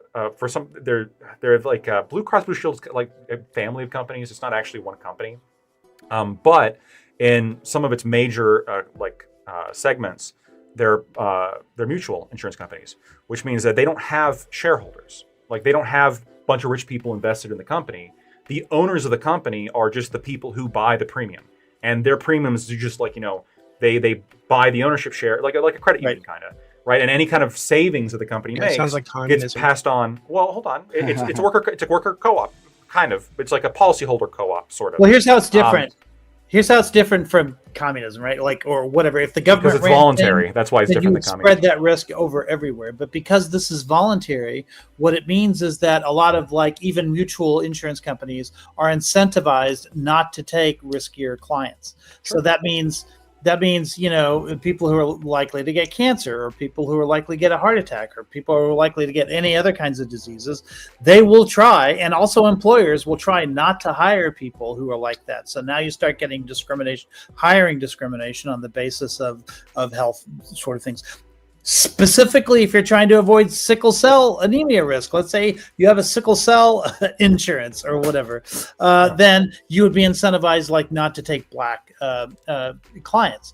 And this kind of stuff happens all the time in the private sector industry, which is one of the reasons why a public option at the very least is advisable, because then the government is incentivized to cover everybody and to spread the risk as evenly as possible, as opposed to minimizing your risk by excluding the people who need the help the most. So to respond to that, the consequence of that, just to be clear, right? You have 50% in this country. 50% of all the healthcare expenses are used up by 5% of the population.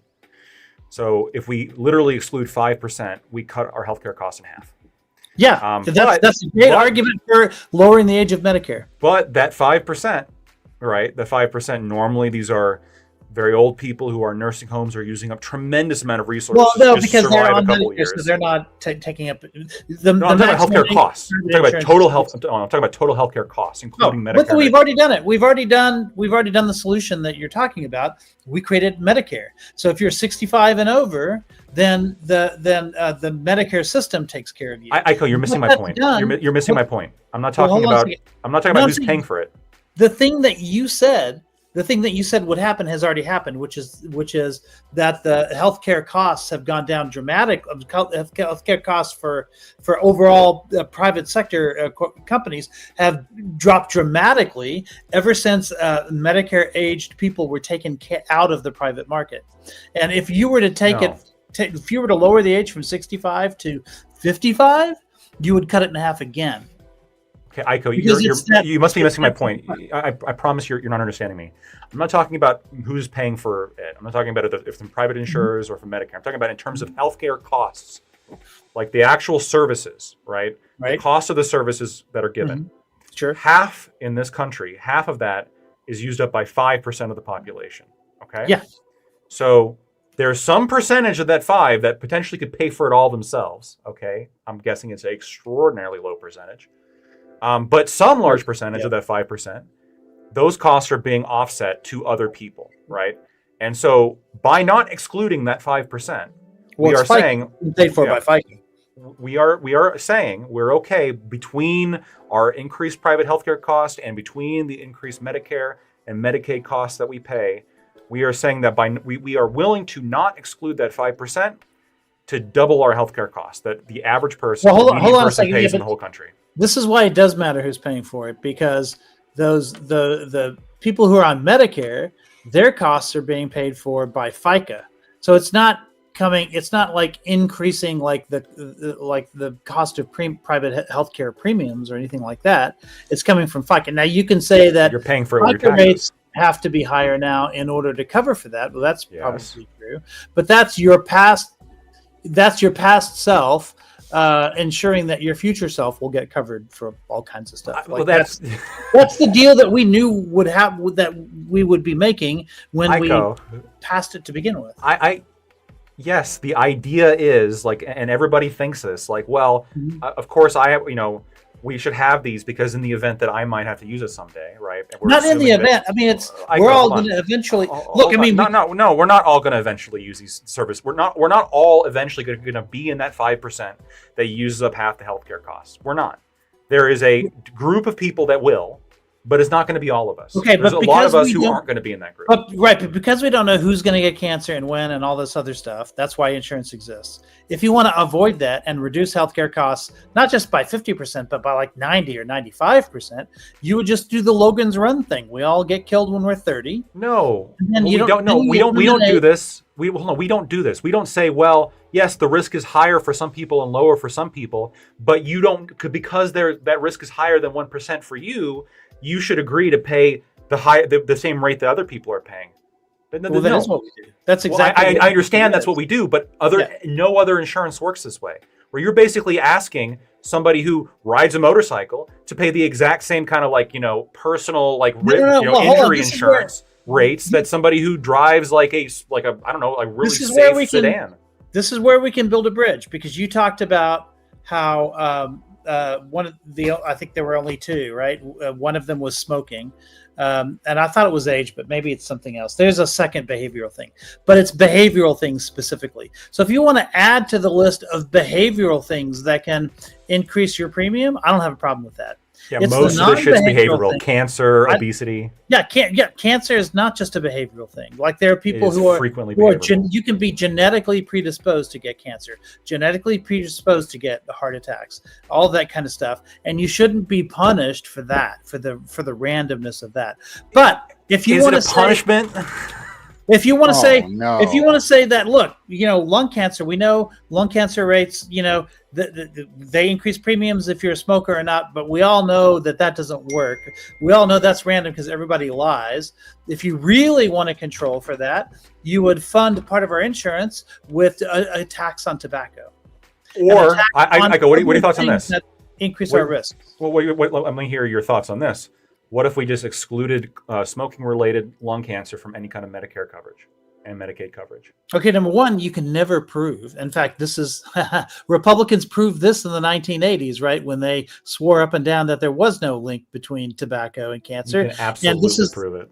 Yeah, they did absolutely prove it. But for years, Republicans were on the bandwagon of saying that you can't prove it. And certainly to this very day, you can't prove that any one person, right? They do the same trick with climate change, right? You can never say that any one storm was the result of climate change, right? True. But we can only talk about in the aggregate that we get more storms because of it.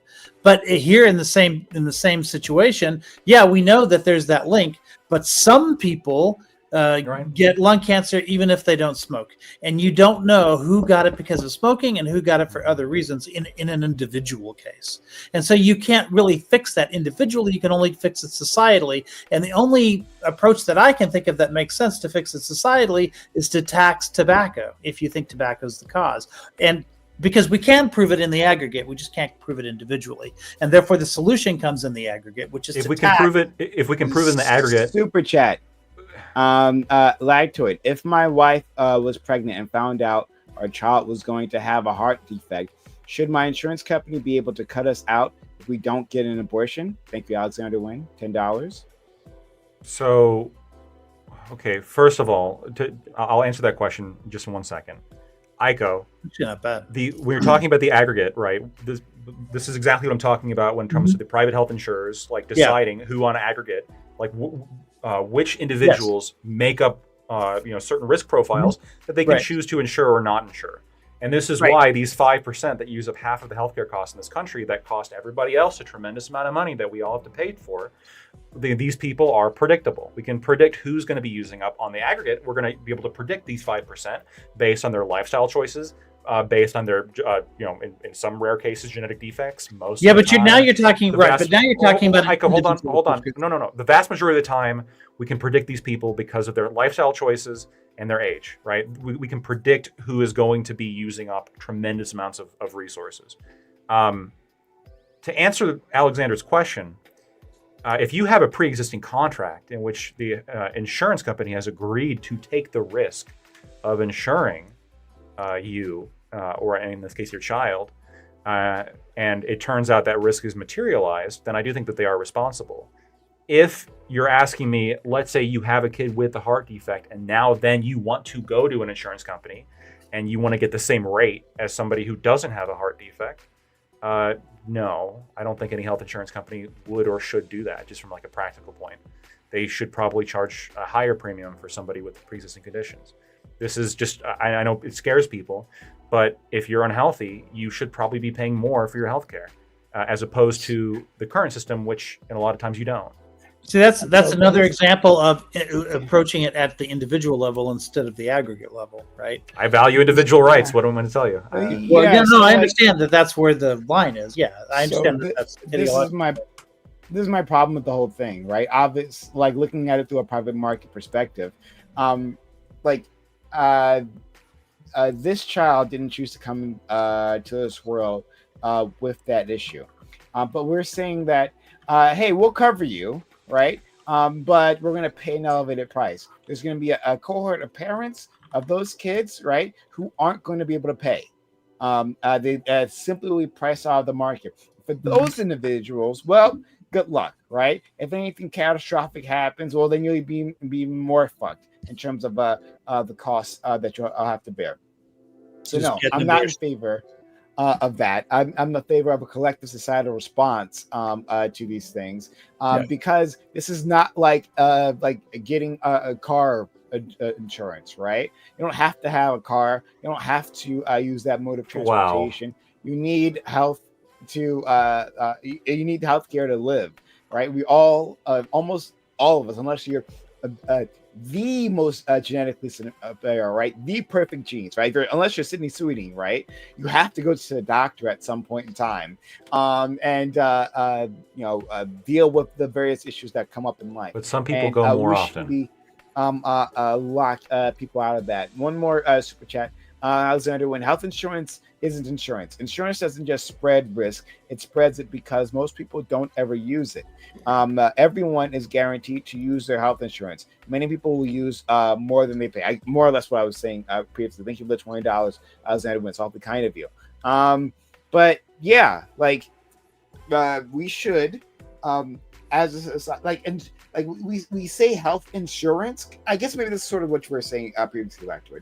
Like we say health insurance as if it's some sort of other type of insurance, right? I think we should be treating it differently because it is different, right? Because we need it to live, because we have a level of coercion behind buying that product. And rather than leaving it to a private market, who can live and who can die, right? Which will fall along class lines and will fall along racial lines, right? Rather than that, as a society, we have a collective obligation to help us out, right? Because people fall up and down, move up and down that privilege spectrum too, Prime, you right? have a line Maybe too. Lactoid will also move down that privilege spectrum in his life. I hope he doesn't, but maybe he also will move down. And in that case, I want my friend Lactoid to be able to get the care that he needs. Prime, let's say instead of 5% of the U.S. population using up 50% of the healthcare costs, it was 10 individuals who were using up 50% of the U.S. healthcare expenses. Should we cover them then? Yes. Jesus Christ. We should. Half? This is something. Trillions for 10 guys. All right. Sorry, this is something that we talk about with regards to the frameworks for academic debate. One of the philosophers that gets used most often in Lincoln Douglas debate is John Rawls. He came up with something called the veil of ignorance. The veil of ignorance says that let's say you're designing a society. You haven't been born yet, but you're going to design the society in which you're going to be born. But you don't know if you're going to be rich or poor, gay or straight. You don't know what race you're going to be. None of that. Know what country you're going to be in. None of that. You could be one of the 10 people. You don't know if you're going to be one of those 10 people, and you're designing the society that you're going to be born in.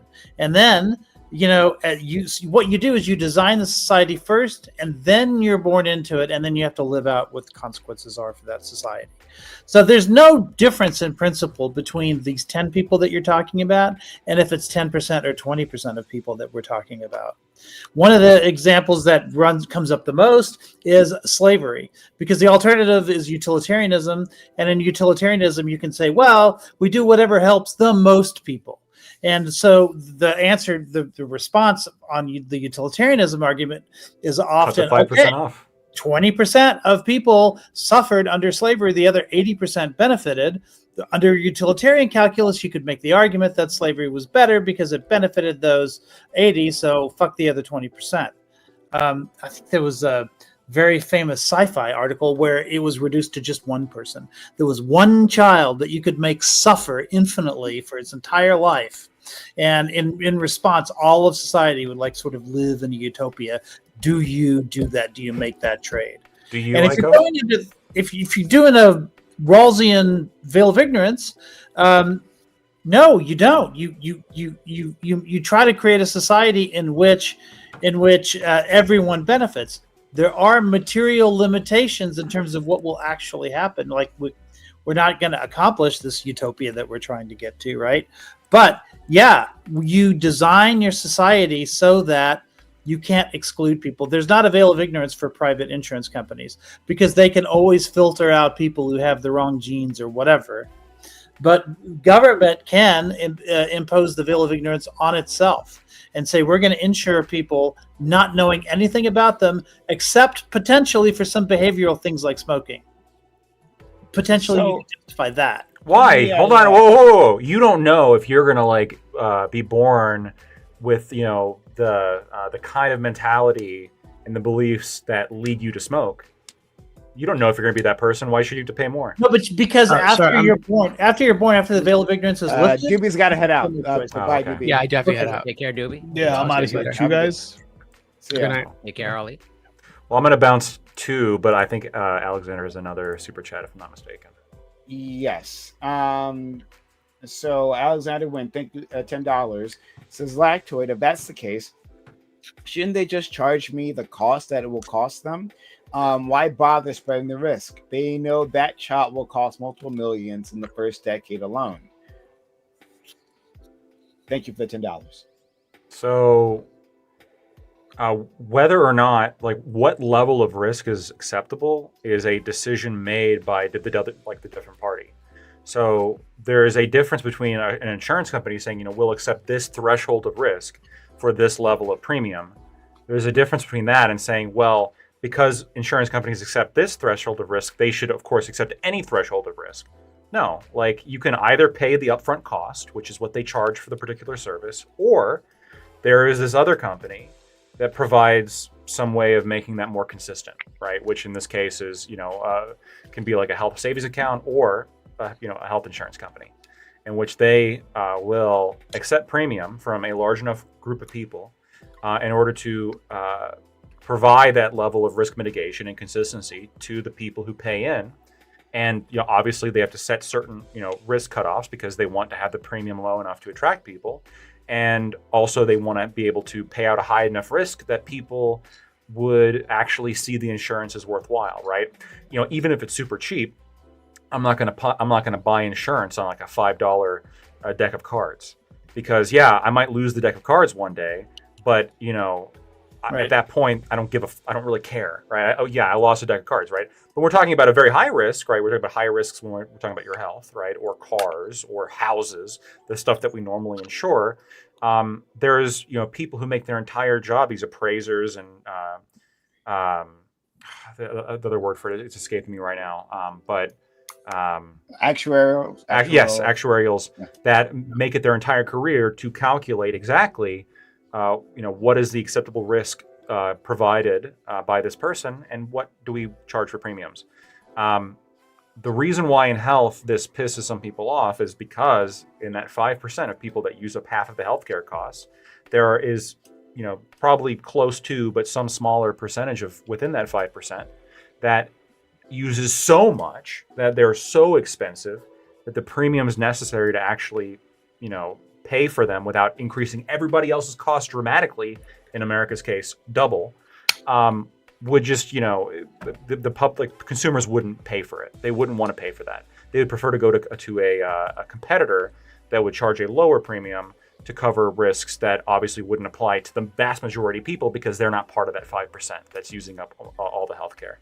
To answer that 10-person question, by the way, I mean, I applaud you for answering as quickly as you did. I think that's wild. That if we're in a country, we'd be willing to, for 10 people, for however many trillions extra, every year, that we're going to be paying to keep them alive.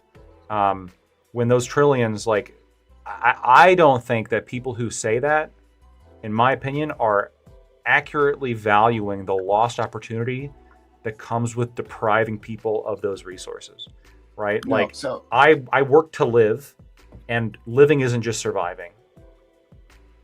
So I do want to amend my statement there. But very quickly, Beef Supreme says $5. ZZ Top might be the smartest person / amphibian on the planet. Doobie. On the panel. We do. On the panel. But I thought by ZZ Top, I thought he meant Ico because of the beard. Right? I think they might be confusing Doobie with Ico, maybe because we don't have the name tag. I heard amphibian, so I assumed it was Doobie. He said amphibian. I mean, that sounds like he said smartest person, but ZZ Top. Like, well, we don't know if iCow is amphibious or not. Well, doesn't Eddie's little frog have a hat? Makes me think me, but amphibian makes me think Doobie. So he has a crown on his head. Oh, crown. You don't have to put it. Beef Supreme.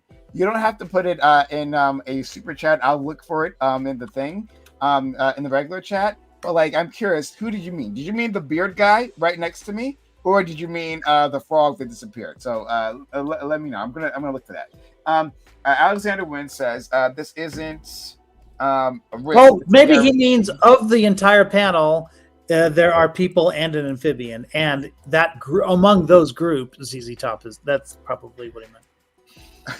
We'll figure it out. I don't know. It sounds confusing, but he says this isn't a risk; it's a guarantee. I guess in terms of the risk, in terms of the baby. To answer that briefly, when I'm talking about risk, like risk here, it's a guarantee that you're going to use some level of healthcare expenses at some point in your life.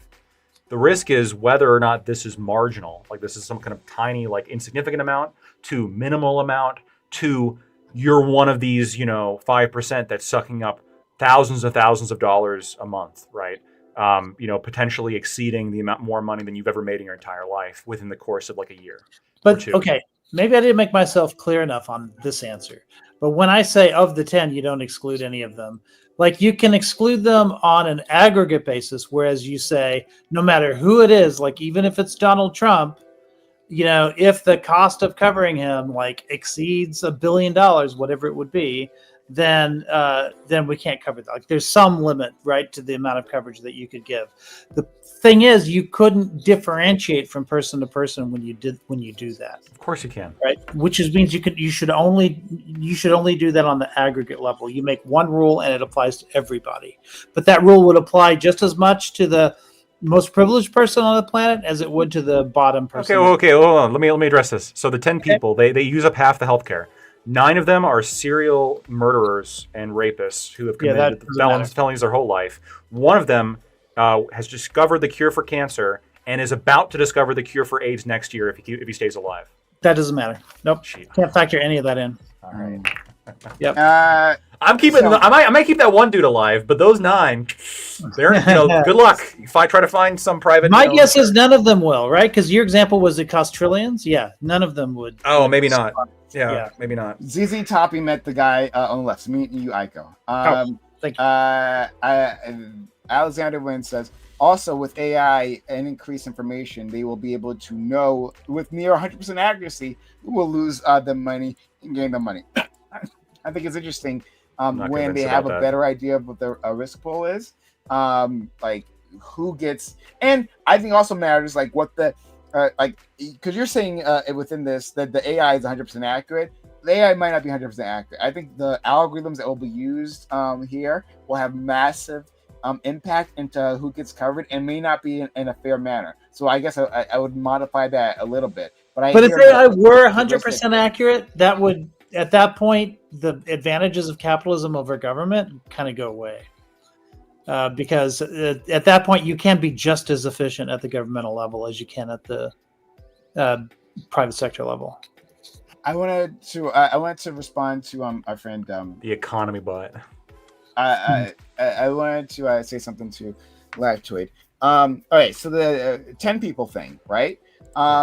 Again, and we had this argument previously. I think these shows the limit of usefulness of these hypotheticals to extreme. Yeah. Because we won't ever be in that situation. We won't be in a situation. We have 10 people costing us trillions. Simply impossible, right?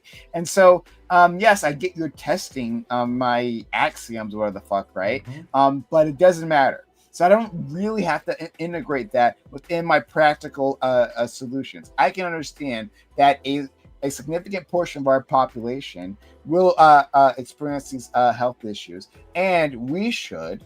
It is worth it as a society, even from a more selfish level, to help these individuals, right? Now, and there's multiple things wrong with this because also, like, it isn't simply the problem that there are a few people who are taking up a lot of money. It's the fact that any of us can end up in a situation where we have some sort of catastrophic health industry, and then we incur catastrophic costs, which takes away from our overall levels, ability to interact with the economy, and then have disastrous effects, like not just for us, but also for our children, for our parents, for everyone. It cascades through society. So it makes sense that we take on this burden, right? Even from a selfish level. No, but all these effects, all the tack-on effects, this is a fraction of the cost if we're talking the 10-person example. Well, this is what I mean by, remember when I talked to you, remember the coin flip thing where we were talking about what the odds of things are and what they mean? This is the kind of scenario where I think the people who said that, 10,000 coin flips and they all land on head, like you'd still say that it's 50-50 odds. Because you're treating extremely unlikely things the same way that you're treating extremely likely things. I'm not, and I'll explain what I'm trying to do here. Well, I'm just saying these extreme hypotheticals are ways of looking at very unlikely events. No, they're not. No, Prime was right. There are ways of testing what somebody's principles are and how they're approaching a problem. So when I asked Prime, and they came out, right? I asked Prime, what if it was 10 people? And his immediate knee-jerk reaction was yes. What this tells me, right, is that he probably does have this, I think, insane level of equity-focused politics to the point where he's willing to sacrifice the well-being of all of us just to keep 10 people alive, right? He's willing to sacrifice a large group for lifting up a small group. Now, assuming that he takes back his 10-person answer, because maybe I think he just did. Yeah, he said maybe he did. But assuming he takes it back, now all this means is that there is some line between the 10. There's some line between the 10 and the 10% in which Prime would say, all right, cut them off. I don't know where the line is, but there is a line somewhere. My line just happens to be actually probably past 10%. Right? I'm willing to accept that, a higher percentage of people getting cut off.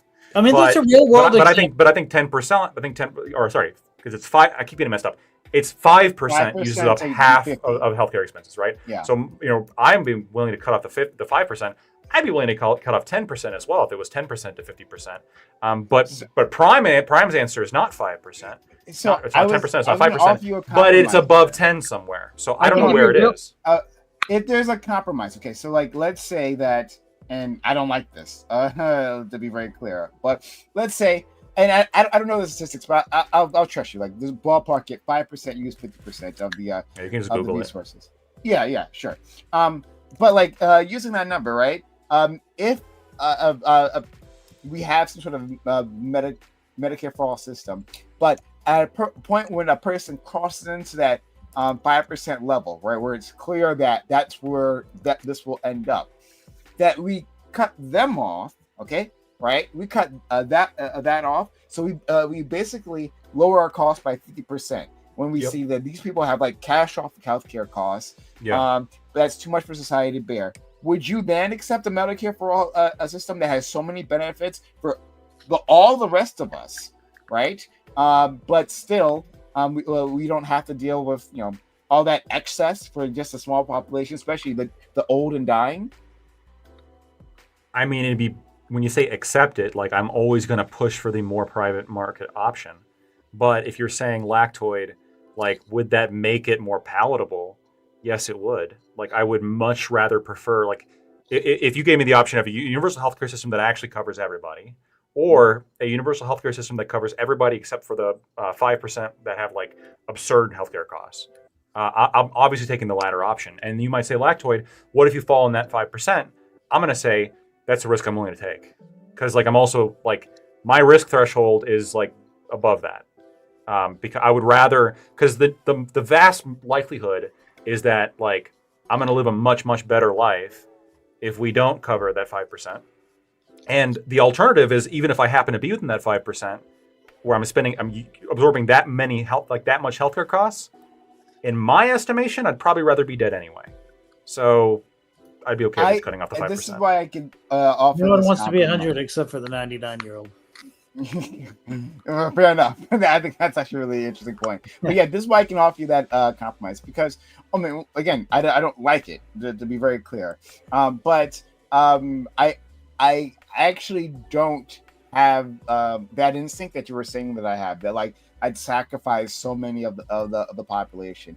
I just had to give you an immediate answer, and I knew what the consequences of the question you were saying. So I'm like, all right, yes. You can take back answers. That's fine. I was just curious. There's a more realistic. There's a current example that we don't have to go hypothetical on, and that is Ozempic. Ozempic costs like $1,000. I remember when it first came out. I was heavier back then, and it was just about 3 years ago. And my doctor suggested it for me, and it was $10,000 a month back then because it had just come out. And so I remember thinking, wow, this is really expensive. Maybe it'll come down over the years, and it has. It's about $1,000 a month now.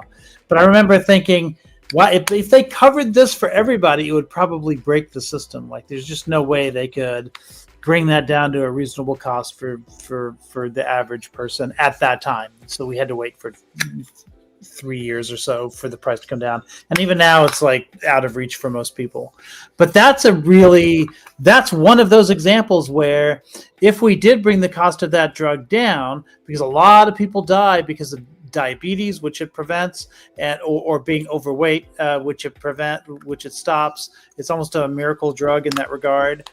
Most doctors still, even now, 3 years later, think that it would save a lot of lives if it was widely available. But nobody knows if the system could do something like that fast in terms of making it available. And so one of those like choices have to be made. Like, are we going to put those kind of resources in there for that? So my point is different from Prime's. My point is we make this decision for the entire risk group, and by which I say the whole plant or the whole country is a risk group in the United States, and we either do it for everybody or we just don't do it. We have to wait, and I think those are equally painful choices. But yeah, I think you have to, because there's a limit to the resources that we have. You have to put a cutoff point somewhere. So let's head out. Okay. Yeah, because I've kept you guys long enough. But this was great. Thank you, Beef Supreme, and thank you, Alexander Nguyen, for sponsoring the stream. Once again, with your kindness. Seriously, thank you, Alexander Nguyen. Shout out to you. Hopefully, you're still listening. But I appreciate you all. And I appreciate your perspectives on this. I don't think Lactoid, especially, I don't think you're being completely unreasonable, right?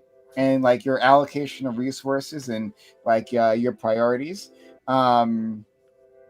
I just happen to think we have a huge obligation, but I appreciate you like making the defense and all that, and I love the conversation.